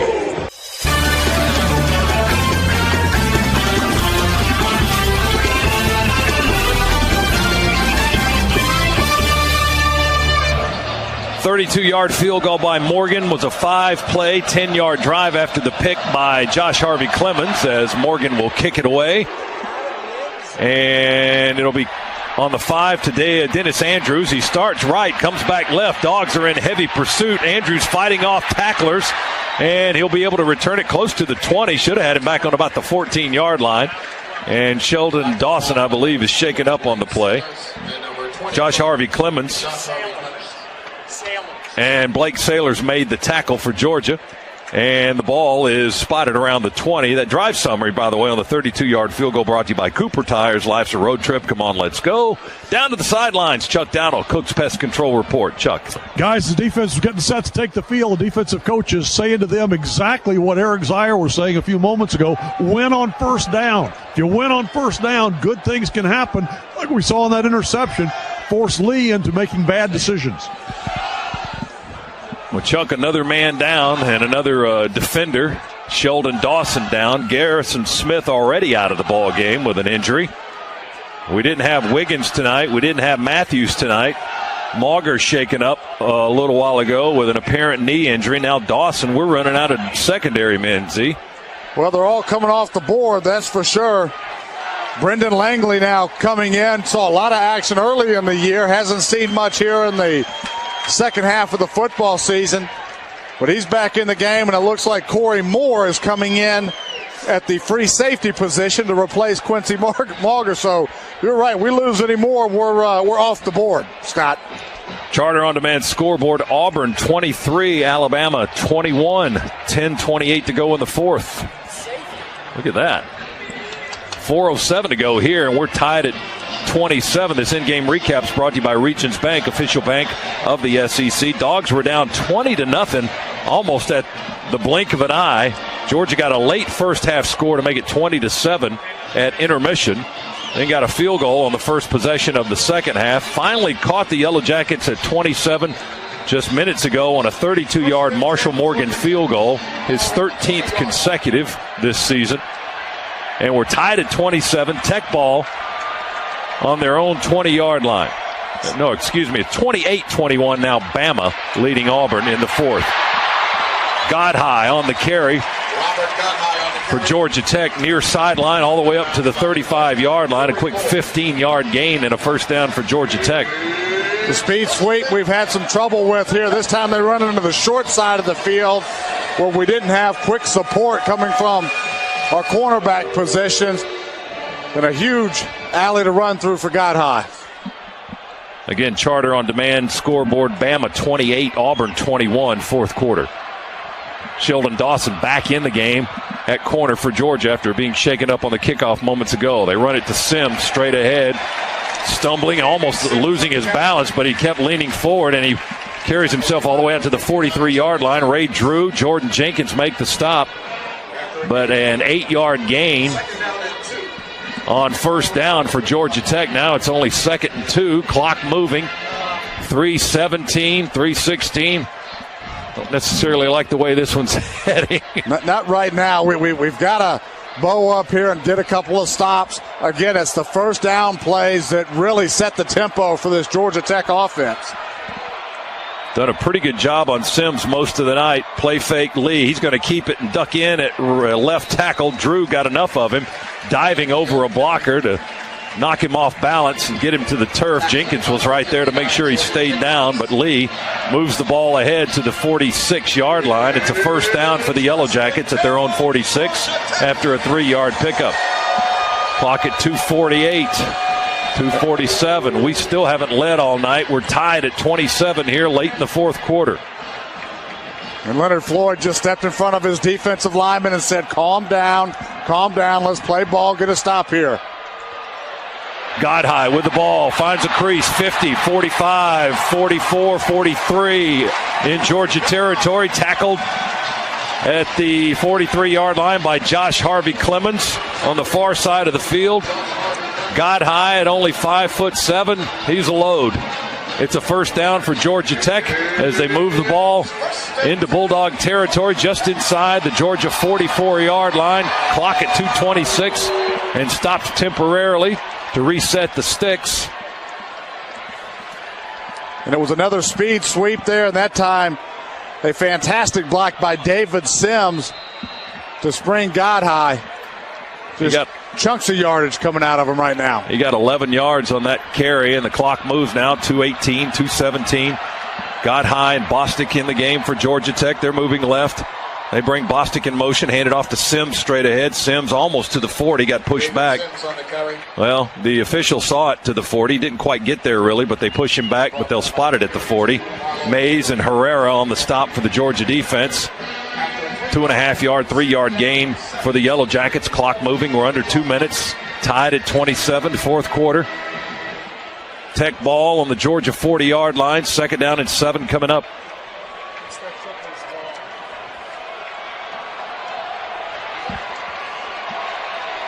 Clock at 1:36. Tech taking its time.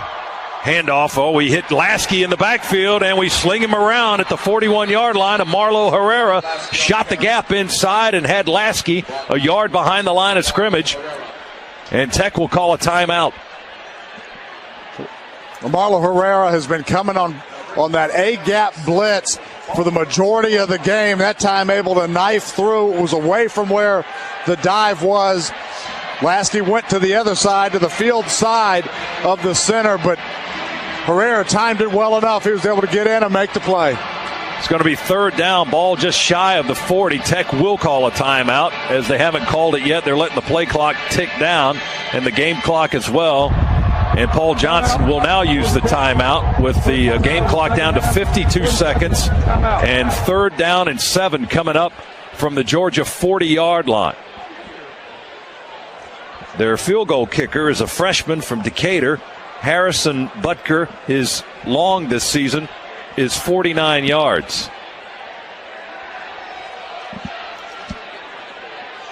He's out of Westminster High School. And right now, if Georgia stops them as it is at the line of scrimmage, you're looking at about a 57-yard try. 52 seconds left. Tech burn the timeout to stop the clock and talk it over here on third down, where they have had success tonight. 7 of 13, although Georgia has countered them. The Bulldogs 7 of 14 on third down plays tonight.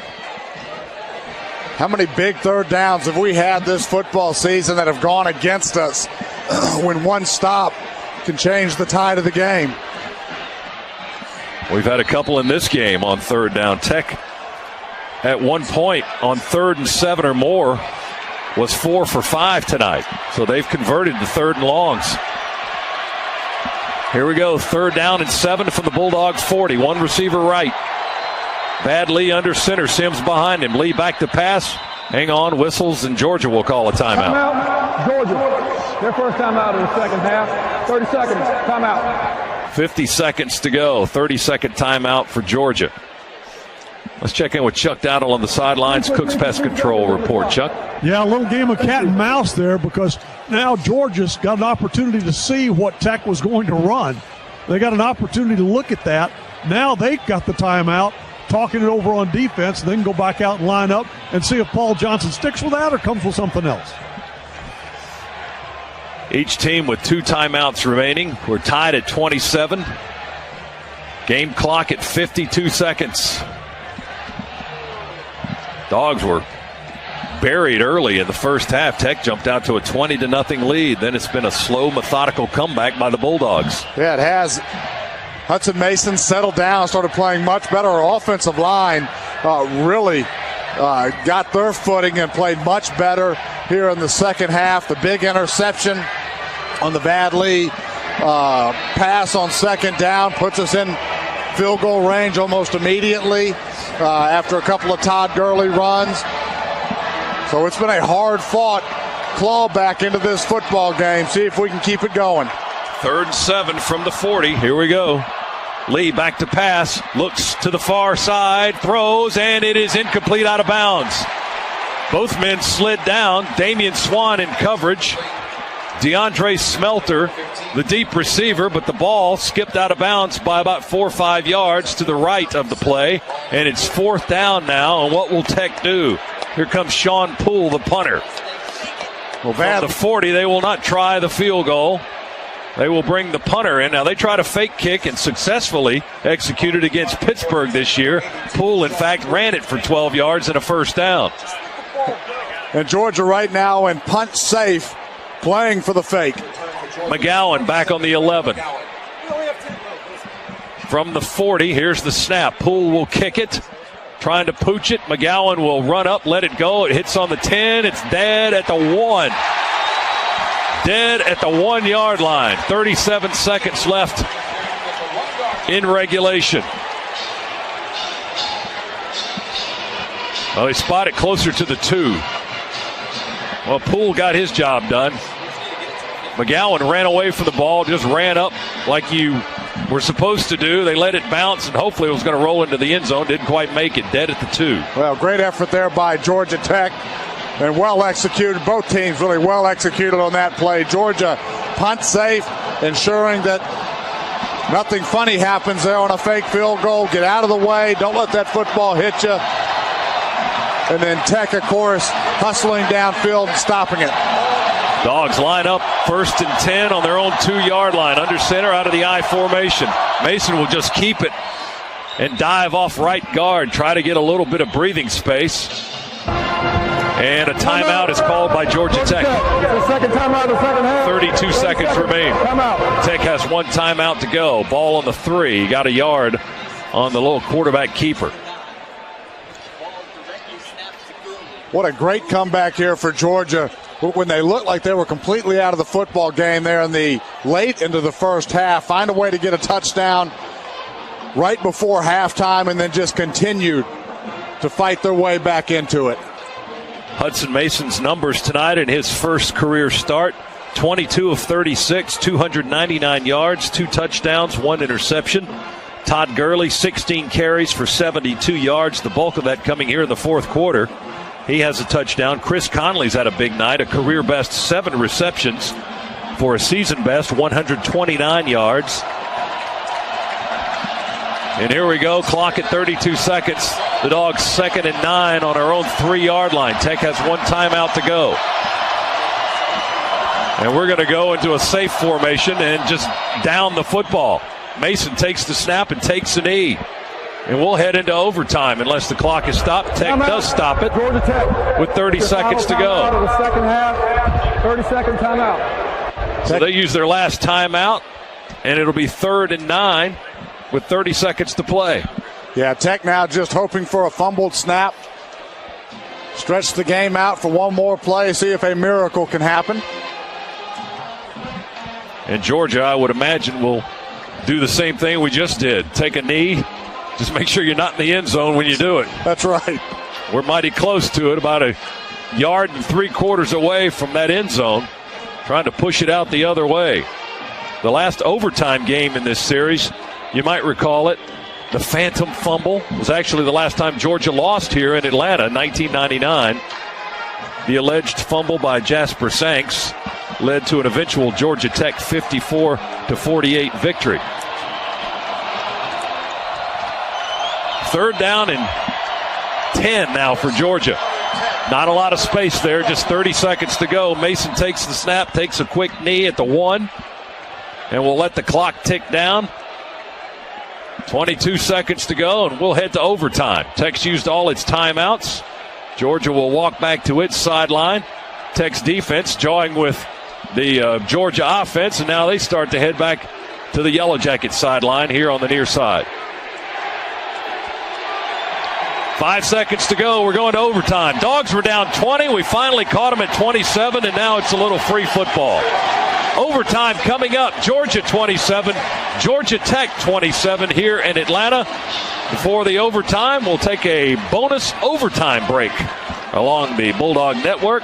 Again, 27 all. Georgia and Georgia Tech headed to overtime. Back after this bonus break on the Bulldog Sports Network from IMG.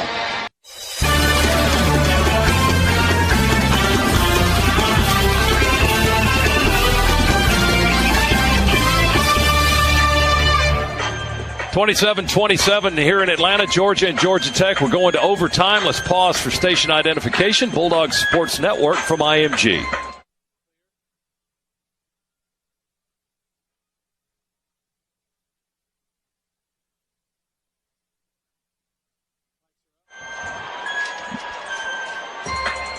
Dogs have played one overtime game this year, a win in Knoxville as the Dogs came away with a 34-31 overtime victory. We'll go to the middle of the field for the overtime coin toss, and we'll listen in on that with Chuck Dowdle down in the middle of the field. Chuck? Guys, not much to say. I'm going to turn it over to Gary Patterson, the referee. All right, man, we're going to overtime. Each team has one timeout. Each team has a challenge left. No challenge was used in regulation. Each team will get possession unless the team that is on defense gets possession and scores on that particular play. To go to a third overtime, you have to go for 2 after a score. Go Georgia, you're the visitor, you call the toss. We want tails. Okay, you call tails. It is tails. You don't want to call. We want to be on defense. There you go, and Boss Andrews nailed that one with tails, and Dogs will go on defense. That way they know when they get the ball what they got to do. And Chuck, 2 of our captains already in street clothes out there. That shows you what kind of game it's been. Garrison Smith in his warm-ups, Corey Campbell in a jersey and warm-ups. And so we had two of our 4 captains only left with pads on. It's fitting that the season ends just like that, isn't it? With just guys falling out of the lineup due to injury. It's been one of those seasons that you'll never forget because of the number of guys that weren't able to play it out. So Georgia wins the overtime toss. They decide to play defense first. Tech will have it 1st and 10 at the 25-yard line. The clock is off. The play clock will still be in effect, but the game clock is off. As you heard, each team has a timeout and a challenge. Tech in regulation, 451 total yards. Georgia with 387. The Jackets have rushed for 219. Almost 100 yards below their average, but Georgia only rushed for 88 yards tonight, passed for 299. And here we go from the 25. Tech with the ball. In overtime, they toss it to St. John Days. He wants to throw. He throws it back to the quarterback, Vad Lee, and the pass is high and incomplete. Boy, Swan could have just disjointed Vad Lee as he was leaping in the air to make the catch on the near sideline, but Swan did not take the hit. Well, he didn't, and it's the targeting rule that's out there that stopped him from really going after him, because Vad Lee was a defenseless player right there, but Swan had a wide open bullseye shot on him, didn't he? Said hit me, but he didn't, because he certainly would have been flagged for it. 2nd down and 10 for the Yellow Jackets at the 25. And they'll fake it inside and run it on a reverse to the near sideline. Smelter to the near side, to the 20, to the 15, and down to the 13-yard line, maybe the 12. He got a 1st down, and he got about 12 yards. They'll spot it just inside the 13-yard line. Tech pulling out all the tricks right now. The throwback pass to the quarterback, and then the reverse. Pretty good job there by Leonard Floyd to force Smelter back inside of the pursuit. The problem was the pursuit wasn't there. Swan made the tackle. 1st and 10 for the Yellow Jackets at the 13-yard line. We're in overtime, tied at 27. Vad Lee with a long count. Man in motion, he'll get it on the speed sweep. St. John Days to the near side, to the 10, to the 6, pushing his way, trying to get to the 5. 3 Bulldogs stack him up and throw him out of bounds on the near sideline. Days got to maybe the 6. Herrera and Drew leading the charge for the Bulldog defense. But Tech now on 2nd down and about 3, maybe 4 yards to go from the 6-yard line. And this is where Tech has been so good this year, is in the red zone, being able to put up touchdowns. Coming into the game, 36 out of their 42 opportunities resulted in 6 points. Sims, Godhigh, and St. John Days in the backfield. There goes Godhigh in motion. Lee's going to keep it. Tucks in at right guard and down to the 3, maybe the 2-yard line. Floyd makes a touchdown-saving tackle, but it's 1st and goal at the 1 for Georgia Tech. Now they push the ball back a little bit closer to the 2. Still going to be 1st and goal for the Yellow Jackets. We're in overtime. Tech leading, or Tech and Georgia tied at 27. Tech trying to take the lead here on this first overtime possession. It's a short yardage play that we've seen a number of times today where Vad Lee fakes to David Sims, the beat back, and then just follows him right into the hole. 1st and goal, Yellow Jackets. Godhigh goes in motion. Lee keeps it. Nowhere to go this time. In fact, Leonard Floyd just picks him up and cradles him like a baby and pulls him back to the 6. Floyd in the backfield immediately to make the stop. Where are they going to give him forward progress? At the 2.5 or so. He lost about a half a yard, allegedly. 2nd down and goal for the Yellow Jackets. Well, they went back to the well one too many times that time. Dogs all over it. Same exact play. The Jackets just ran that time. We snuffed it out.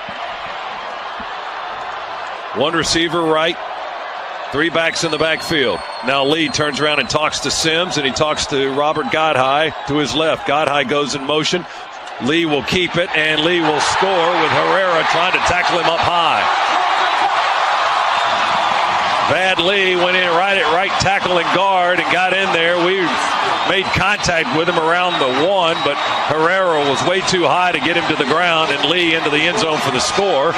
And now the point after try as Tech goes up 33-27 here in overtime. Here's Butker for the kick. 3 plays in a row. Quarterback dive following the B-back. Point after try to go up 7 in overtime. Kicking to the left. There's the snap and the hold, and the kick is in the air, and the kick is good. So Tech successful on its first overtime possession. Now the Dogs have to match them. 34-27. Yellow Jackets lead the Bulldogs here in overtime. The first overtime game in this series in 14 years, 1999.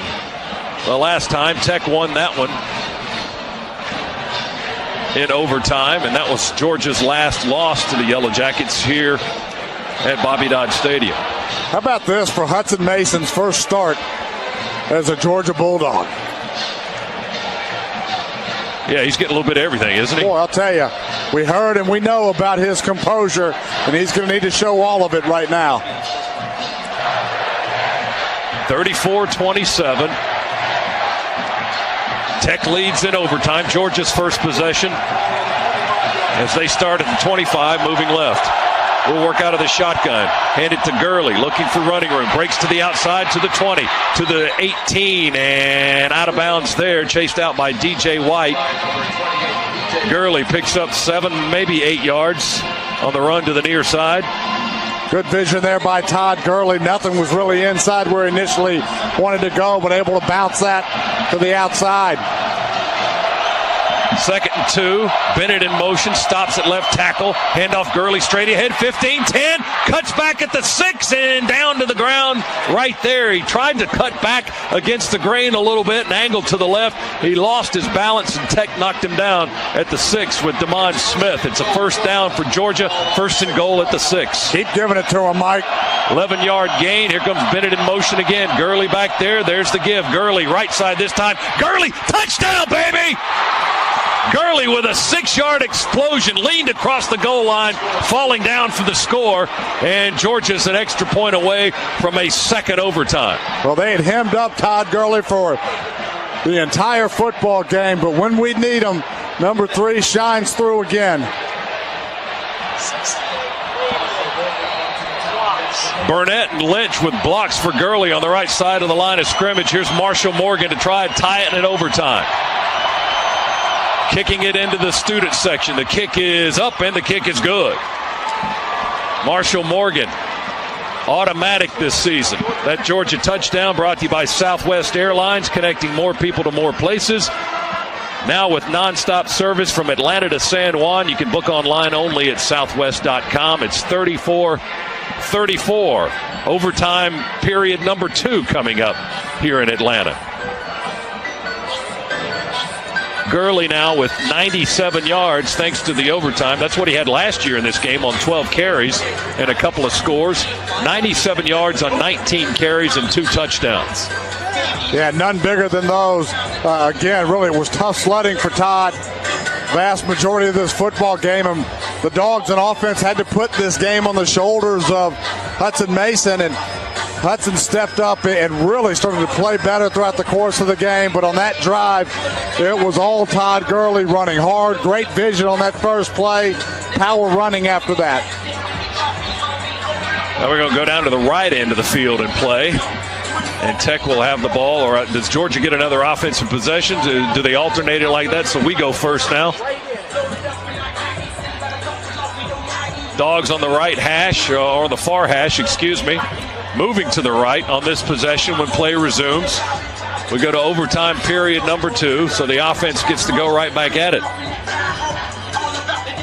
And we'll see if they go right back to Todd Gurley, or do they change it up here and put something in the air. You've got a long timeout here for teams to make some very quick adjustments on.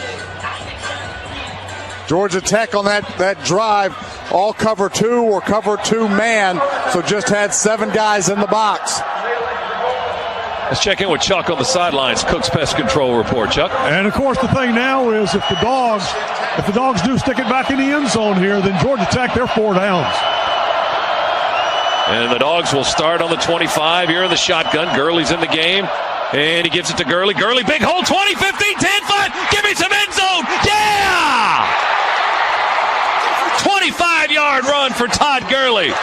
And the Dogs have their first lead of the night in overtime number 2. It's 40-34. Well, Georgia Tech made the adjustment. They brought strong safety pressure off the edge. We handed on the zone read, and because of that blitz look, as soon as we got on the second level, there was nobody there to stop Todd Gurley. What a great block by Canarius Gates. Point after try by Marshall Morgan. Snap, hold, kick, up, good. 41-34, Georgia with its first lead in 65 minutes of playing time tonight. We're in the second overtime session. Now Tech has to answer. They either answer with 7 or they lose. Couple of fantastic blocks there, Scott, on that play. Dallas Lee and Canarius Gates, and then Canarius Gates actually peels off his first block and gets the final block that just leaves it wide open for Todd. All right, the Yellow Jackets, 1st and 10 on the 25. Trailing for the first time tonight, 41-34. Lee, handoff, Sims. Sims with a big hole at the right side and into the second level down to the 15. A quick 10-yard gain for David Sims, the senior from St. Matthews, South Carolina. Josh Harvey Clemens, Amarlo Herrera on the stop, but 10 yards downfield. Not quite a full 10 yards. It's 2nd and inches. Boy, but just a gaping hole there for Sims to run through.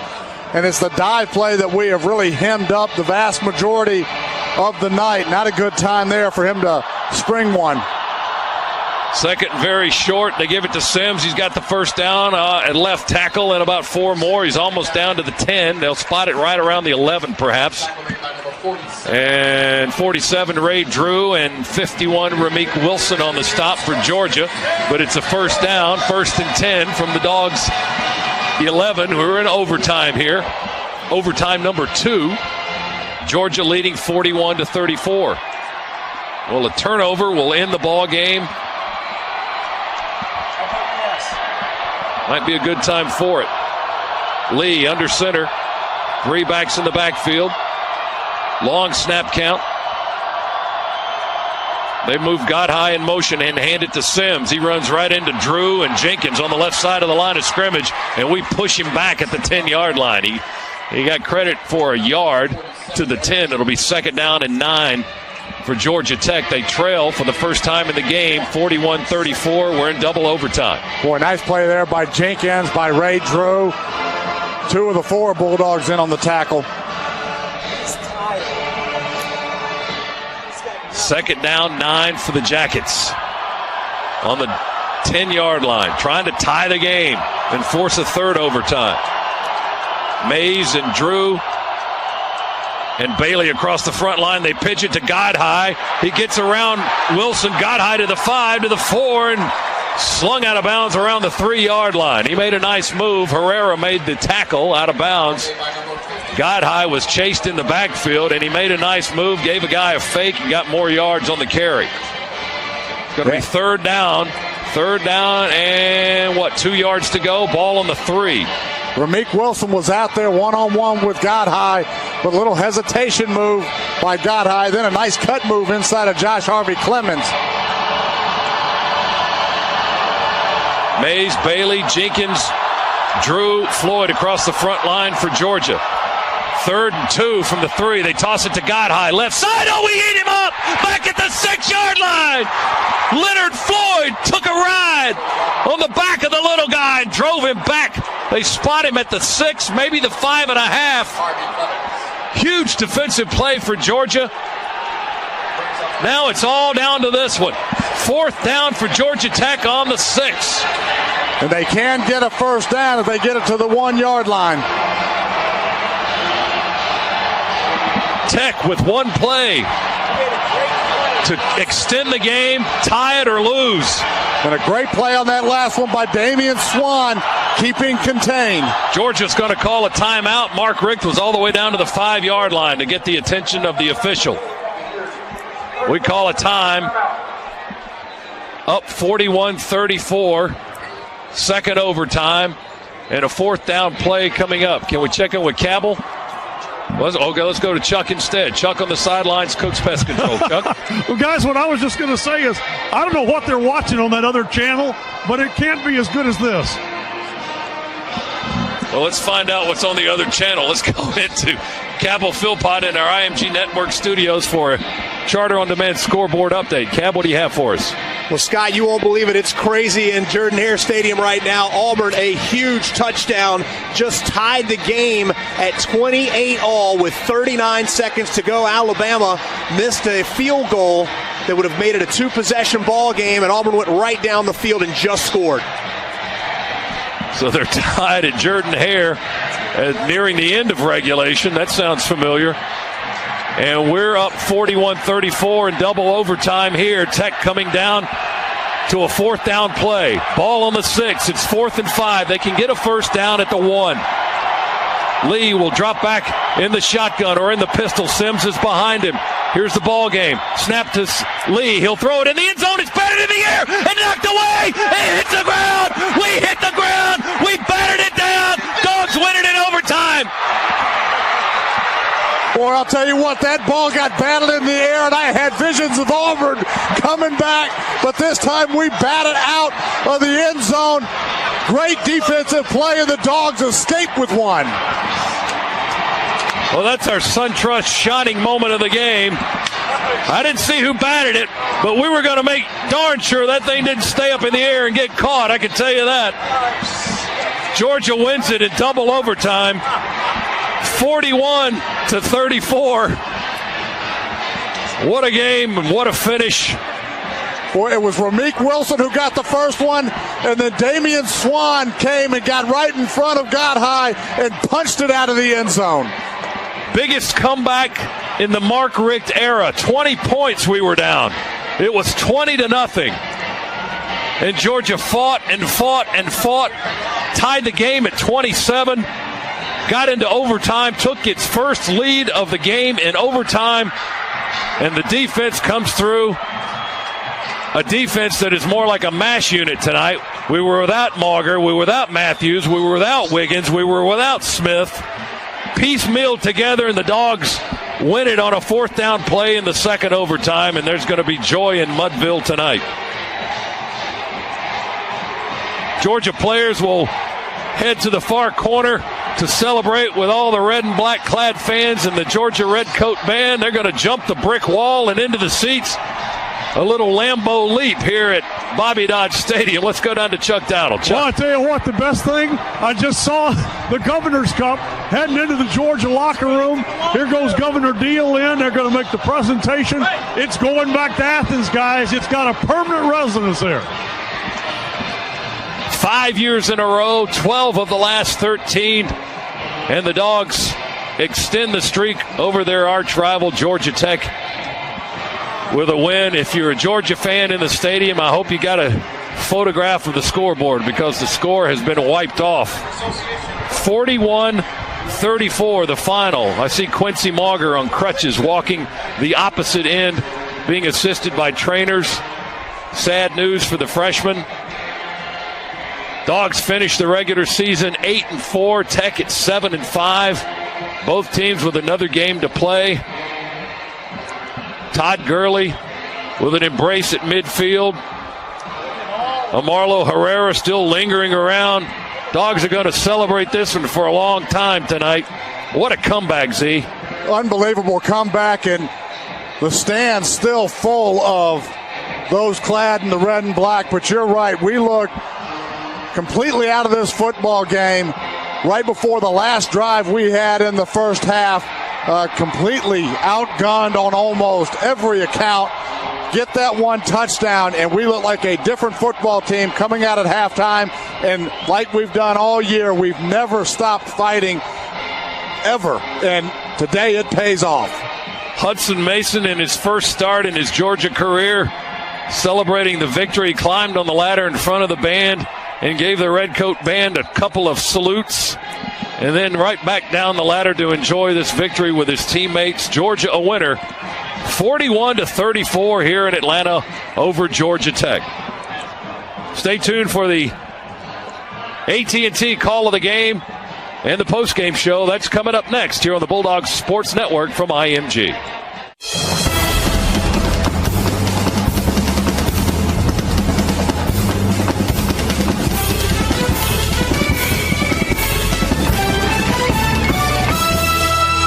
Ball on the 6. It's 4th and 5. They can get a first down at the 1.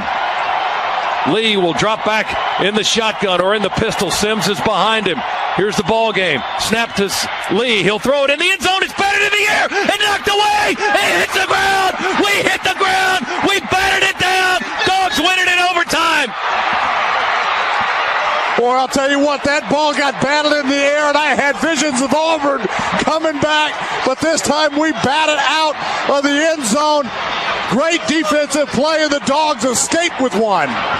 There's your AT&T call of the game. AT&T is the nation's fastest and now most reliable 4G LTE network. Welcome back to Grant Field, Bobby Dodd Stadium, where Georgia has rallied from a 20-0 deficit, a 10-point fourth quarter hole to win in double overtime, 41-34 over Georgia Tech. Scott, were you a little happy that we batted the ball down? I wanted that ball to get on the ground now.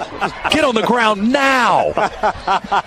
Yeah, we learned our lesson, I hope, in Auburn, as you guys said. Rameek Wilson initially touched it, and then Swan was leaping over a Tech offensive player to fist it to the ball, or fist the ball to the ground to make sure that thing got on the ground and was incomplete on 4th down. Well, if you're not looking at a game clock, in real life it's about 7-8 minutes now since the game ended, and the Bulldog players, the last of them, are finally making their way into the Georgia locker room. Several of them got up in front of the Georgia band, which is in the southeast corner of Georgia Tech Stadium here at Bobby Dodd Stadium, and we're lined up on a wall dancing. One of my favorite scenes always will be on the right side in the end zone.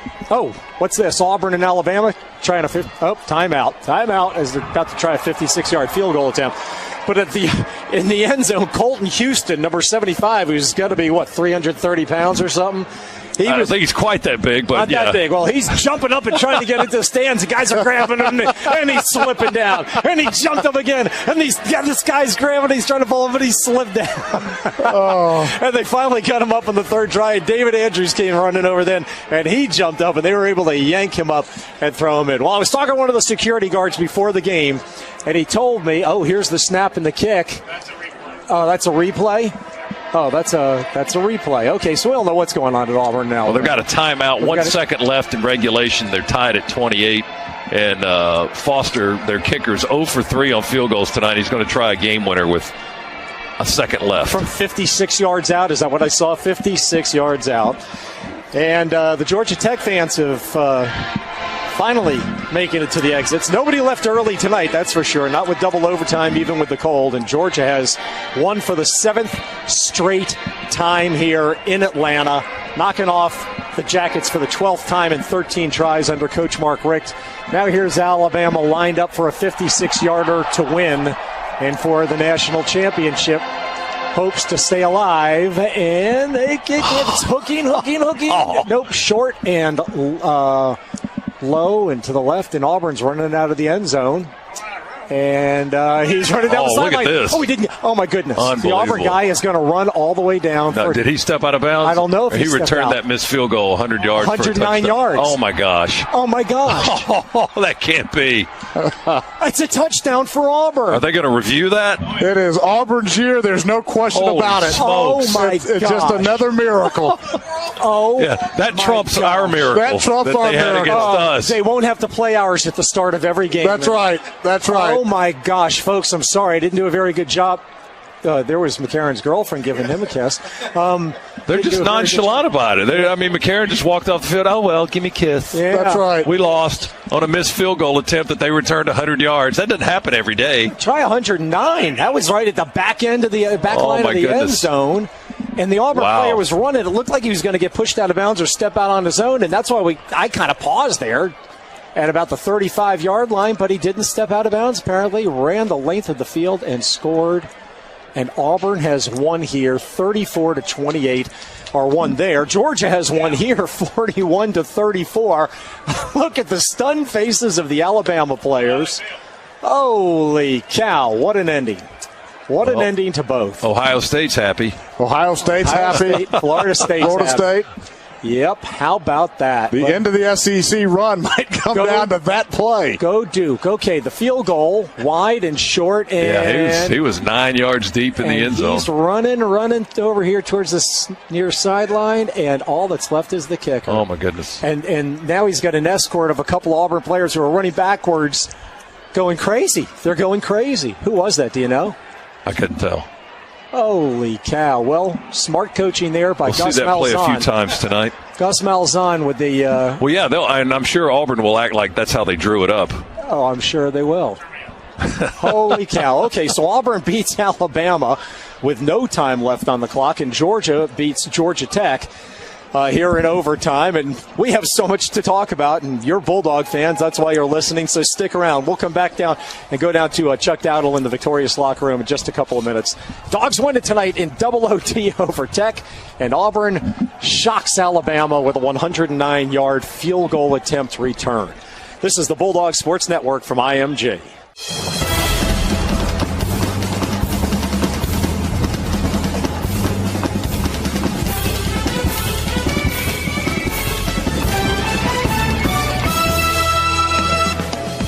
This is the Regions Bank Locker Room Report.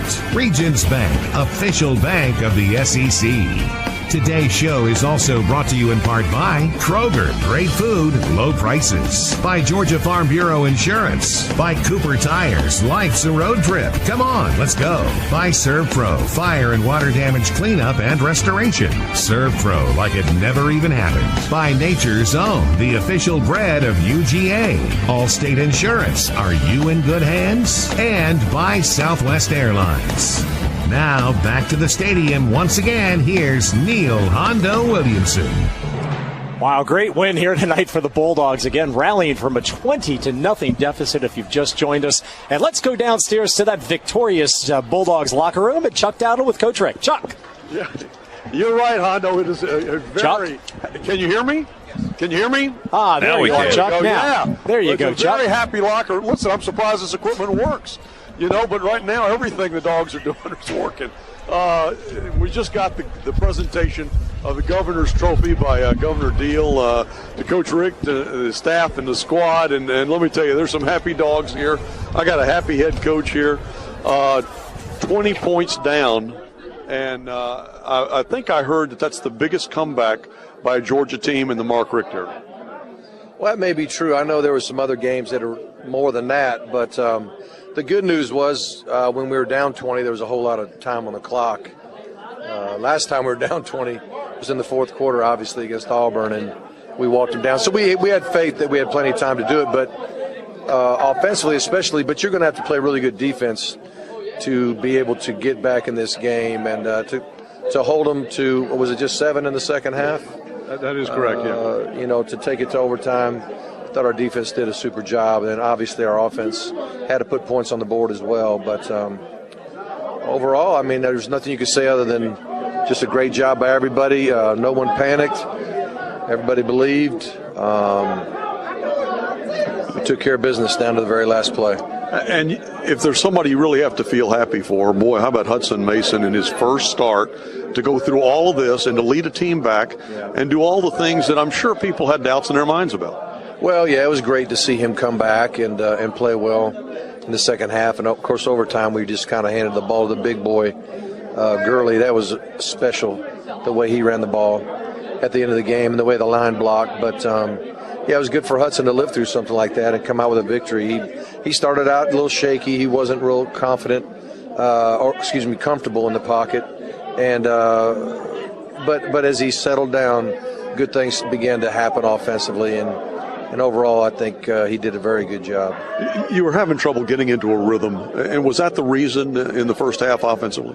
Well, part of it was that. They were running some twists early on and causing us to flush the pocket a little bit. But later on in the game, not that I want to get too technical, but when you run a twist, there's a penetrator, a guy that goes first, and then a guy that loops around, and we began to really stuff the penetrator at the line of scrimmage, allowing Hudson to stay in the pocket, and they never could get around the horn to put any pressure on, so they kind of had to give up on that. But I thought that was one of the keys of the game, just the line really doing a good job picking up those twists. What did you say to the team at the half? It had been such a struggle, but then just before intermission, you get on the scoreboard, and you'd had a big stop, and then you take it down with the 2-minute drill. Well, I know we were down 20, but I really felt like the defense was playing very well against the run. Obviously they threw the ball well, a lot of man-to-man coverage. I mean, you have to do it. And their quarterback was very hot. He was on target, made some big plays. We obviously didn't cover as good as we should, but we felt good that they weren't just rolling us, running the ball, because if they're doing that, you just can't get any stops. But we thought if we could just show up our passing defense just a little bit better, we'd have a good chance to crawl back into this thing. And knowing we had the ball first was helpful, being down by 13, knowing that if we get a touchdown, we could be within one score after just one drive in the second half. So that was kind of the plan. We ended up getting 3 out of it. Got some points. I guess we had the touchdown call back and got 3, but at least it was positive momentum to start the second half. Coach, what does a win like this do for these young men that they've been through so much this year, and you lost guys today? You know, you were down there. I know you were looking around for your secondary. Yeah, it was another physical game. We have had a lot of guys go down. Hopefully nothing serious today, but it's good to win a game like that. It's hard to lose a game like that. We just went through that, and it was horrible with that Auburn situation. But to play a game like we did and finish the way we did, it was just a great effort by everybody, and I think it gives people confidence moving forward into the bowl and beyond, and I'm sure it made Hudson feel good to get a win out of here. Yeah, no question about that. Let's take a break. I'll let you look over the stats. We'll come back and talk some about that. But Hondo, obviously a very happy locker room, and with good reason. Oh, they should be, Chuck. Congratulations to Coach Richt. We can't wait to hear more from the locker room with Chuck and Coach Richt in just a couple of minutes. So glad that you have joined us here. If you haven't heard, Auburn has stunned Alabama at Auburn with 1 second left in the game. A 56-yard field goal attempt by the Crimson Tide didn't quite make it to the crossbars. Chris Davis, was that his name, Jay? Chris Davis caught the ball under the crossbars, returned it 109 yards for Auburn to win 34-31. to 28 was the final. We'll have more from Atlanta, where the Bulldogs have won in double overtime, 41-34 over Tech on the Bulldog Sports Network from IMG.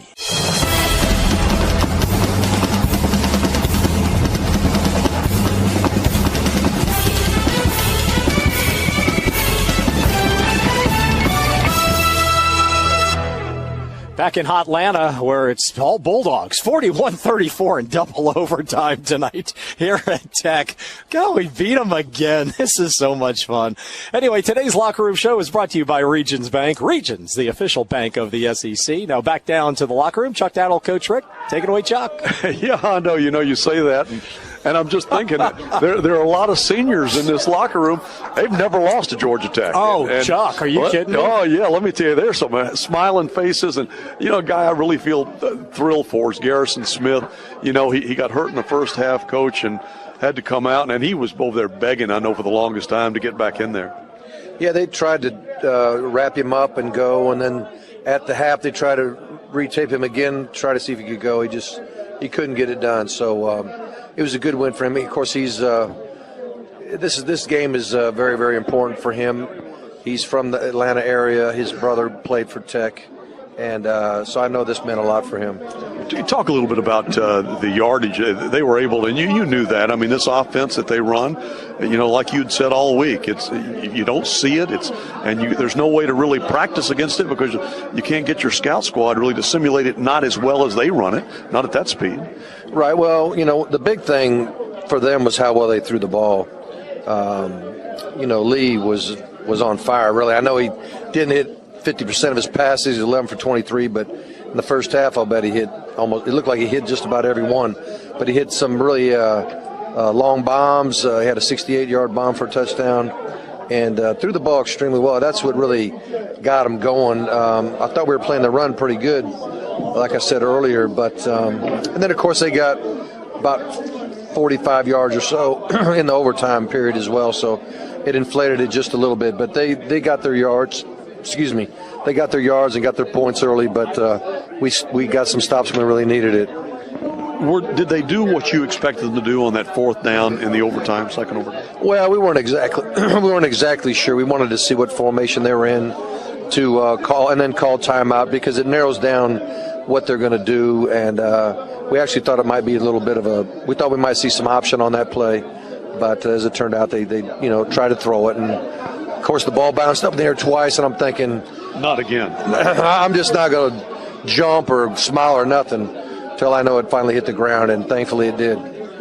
This football team now gets a break until time for the bowl, but you do get the advantage of being able to practice and get some more work in, which is so helpful to the team, and head to a bowl game, and these guys know that, and I know that makes you feel good for them. Right. Well, the goal for us is going to be to finish strong academically. I don't even think we'll practice 15 times. We normally have 15 practices for the bowl, but I got a feeling we'll cut it down to 10 or 11, something like that.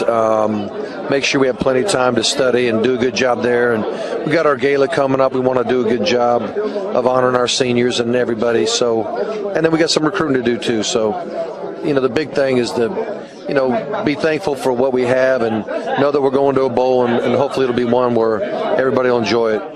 Mark, before I let you go, when you have a chance to sit back and look back at this season, what do you think you'll think of it? Well, it's hard to say. I think the bowl game will have some more to add to it, but I'm really proud of our guys and how resilient they've been. It's been a lot of things that have happened that you just can't control, and there's never been a time when the guys quit. I mean, the first thing I'll probably think about is all the cardiac attack type games. I mean, so many close games, so many games down to the wire. Just an exhausting time emotionally and physically for these guys and for myself and the staff and probably our fans too. But they really fought hard against probably the toughest schedule in America. I would think we had to have at least probably one of the top 5 toughest schedules in the United States, and won some big ones and lost some big ones too. And that will pay dividends down the road, don't you think? I think it will. I mean, these games towards the end of the year certainly define the season currently, but it starts to tell the story of what kind of a team you might have in the future, especially with an awful lot of guys returning. Coach, as always, it's been terrific, and thank you for everything. And we'll get a little time off now, enjoy the holidays, and let's tee it up again around New Year's. Okay, well, I'm looking forward to it. All right, Coach Mark Richt and Hondo, you can't feel happier for anybody in the world than for that man. You absolutely have to feel just ecstatic for him. Delighted for Coach Richt and for all those players. And Coach Richt is right when you think about Heartstoppers for Georgia. This was double overtime, but we won by 7. We have 6 games this year that have been decided by 5 points or fewer. Then you throw in tonight in a double overtime. That's 7 games that were within 5 points at the end of regulation. And that doesn't even include the South Carolina game that was exciting enough on its own. Hey, we're going to come back, talk to Scott Howard and Eric Zeier, pick out a Texaco Star Player of the Game, and then follow that up with Jeff Dantzler and Kevin Butler. They'll have dog talk for us, so stick around. A whole lot of Bulldogs programming going on. 41-34, 2 OTs. The Dogs win it. Auburn shocks Alabama at the end with a 109-yard missed field goal attempt return. Not kidding. That's the truth. 34-28, Tigers over the Crimson Tide. More to come on the Regions Bank Locker Room Show. Regions, the official bank of the SEC. Oh, so did you go all the way downstairs to get that? I did not. I ran into Rick Strom, and we got busy talking. Oh. So where'd you get that? Outside. Oh. Oh. Did you want? Oh.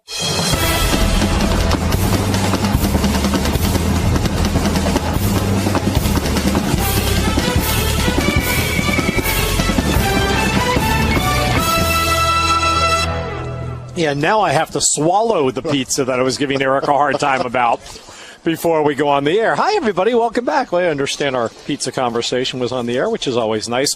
Time of possession, always a critical statistic. Georgia Tech, 36 minutes. The Dogs, 23. Not really important, is it? It's not when you are able to put up points the way that the Dogs did there, especially in the second half. Actually, it says Georgia Tech 36-10, Georgia 23-13, which would add up to 59-23. Oh, I bet you Rosemary Woods erased the other 37 seconds. What do you think? I don't know. We're just crazy happy here as the Dogs have won in double overtime, 41-34 over Georgia Tech. Welcome back to the Regions Bank Locker Room Show. Those of you who didn't know the Rosemary Woods joke, go ahead and just Google it, okay?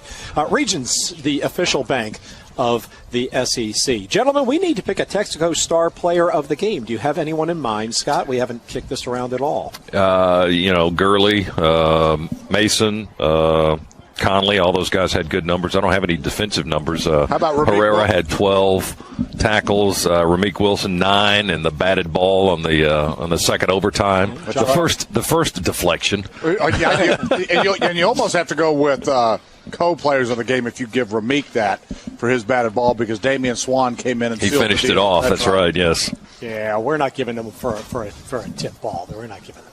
I give it to Josh Harvey Clemens for the interception before I do that, because that interception allowed us to tie the game. That's a good call too. How about Gurley? I mean, he just as Coach Rick said in the post game, he said we just gave it to the big boy there in the overtime, and the big boy finished with 122 yards on 20 carries and 3 touchdowns. I like that. Todd Gurley, your Texaco Star Player of the Game. Texaco with Techron helps keep vital engine parts clean.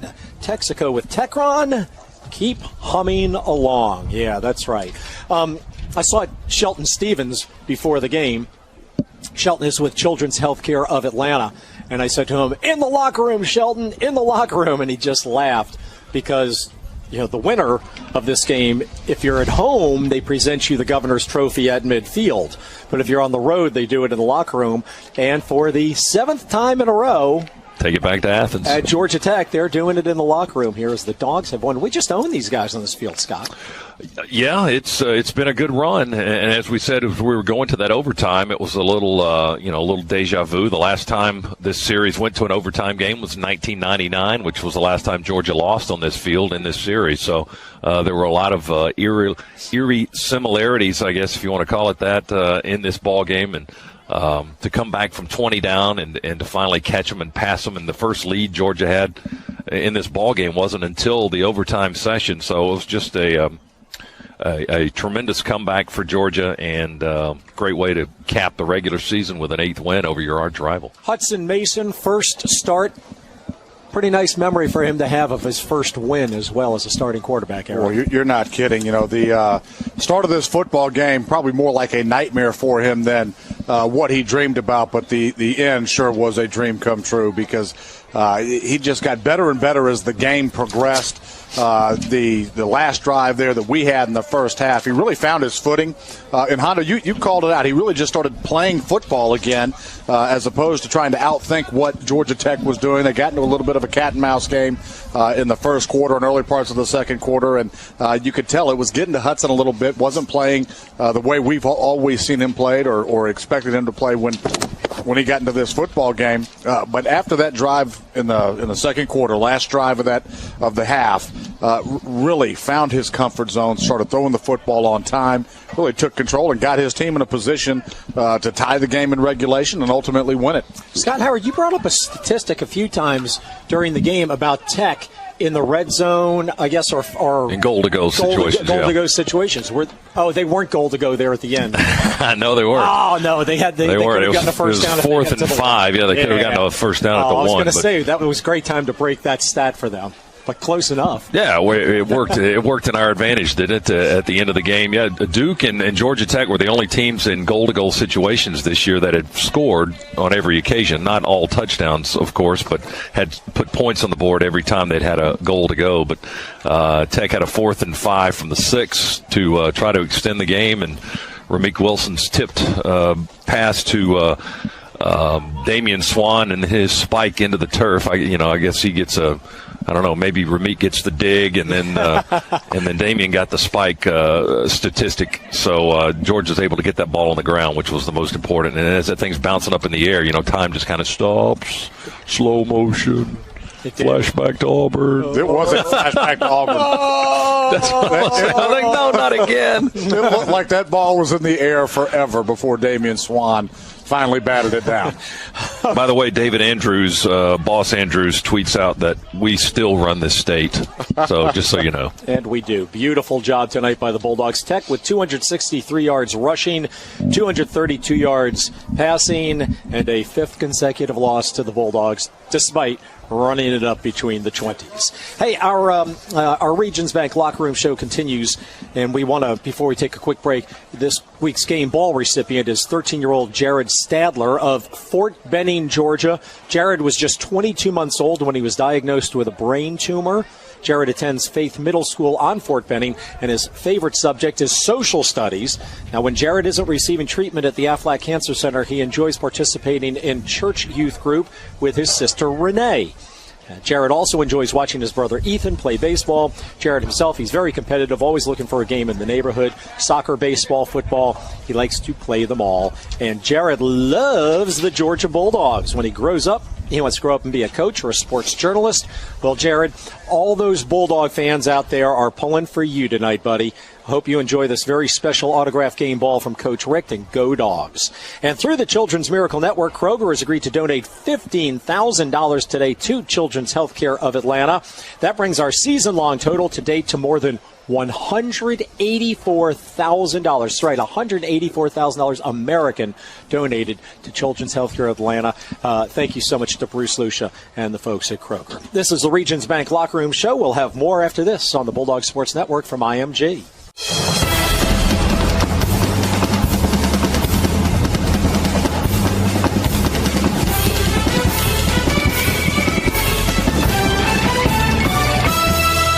Ball on the 6. It's 4th and 5. They can get a first down at the 1.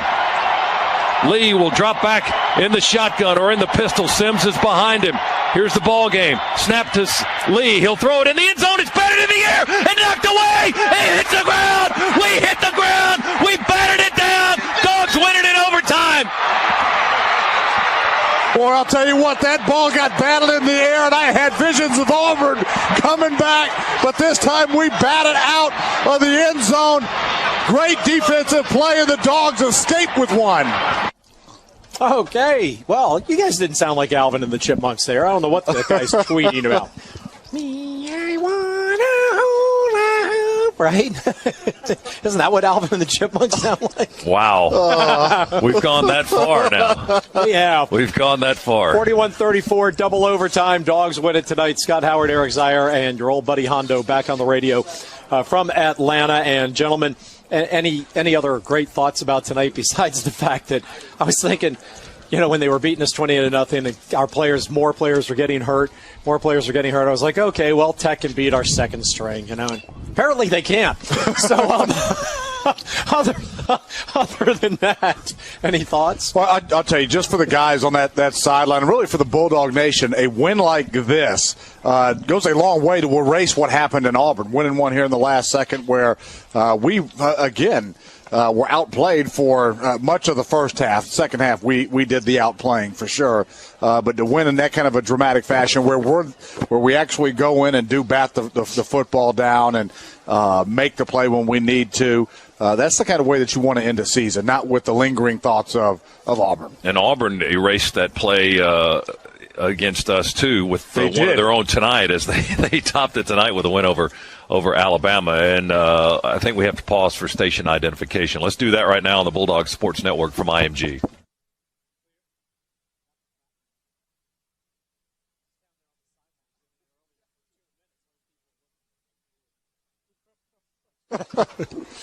Okay, thank you, Scott, for remembering that, since I never do. We're talking about beating Tech and driving them crazy. Is this one going to drive them crazy more than Reggie Ball throwing the ball away on fourth down? Is this one? Where does this rank in the driving Tech crazy of finding ways to lose to Georgia? I don't know. I mean, it's almost like false hope, and maybe it's a group that's becoming calloused to this series because they were primed for the victory tonight. They're up 20. We finally catch them, get into overtime. They score first in overtime. They're right up on that plateau of ending that little mini skid and trying to get a win against their arch rival, and it just doesn't happen. So I don't know how they'll react, how their fans react.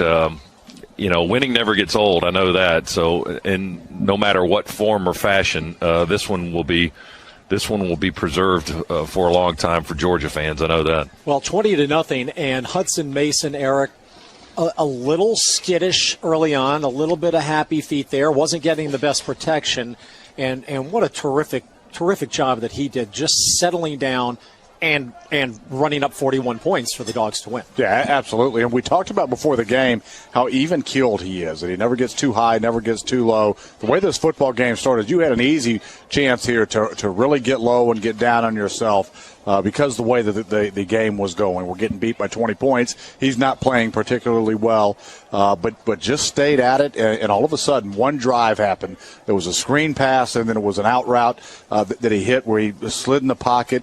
Great pocket presence there, hit an out route to Chris Conley, and then it's almost like the light bulb went off after that because he was a different quarterback from that point on. Well, we'd like to congratulate Todd Gurley and the offensive line for the terrific job that they did in the overtime as well, because they just blew open holes, and Todd Gurley muscled up there in the second overtime, going the full 25 yards on the first play for the win. Yeah, he had 4 touchdowns. He had 3 rushing scores and a receiving score, and had another one nullified on a penalty, or else he would have had 5 touchdowns tonight, which would have tied a Georgia record. But Gurley was phenomenal, especially in the second half when we needed him.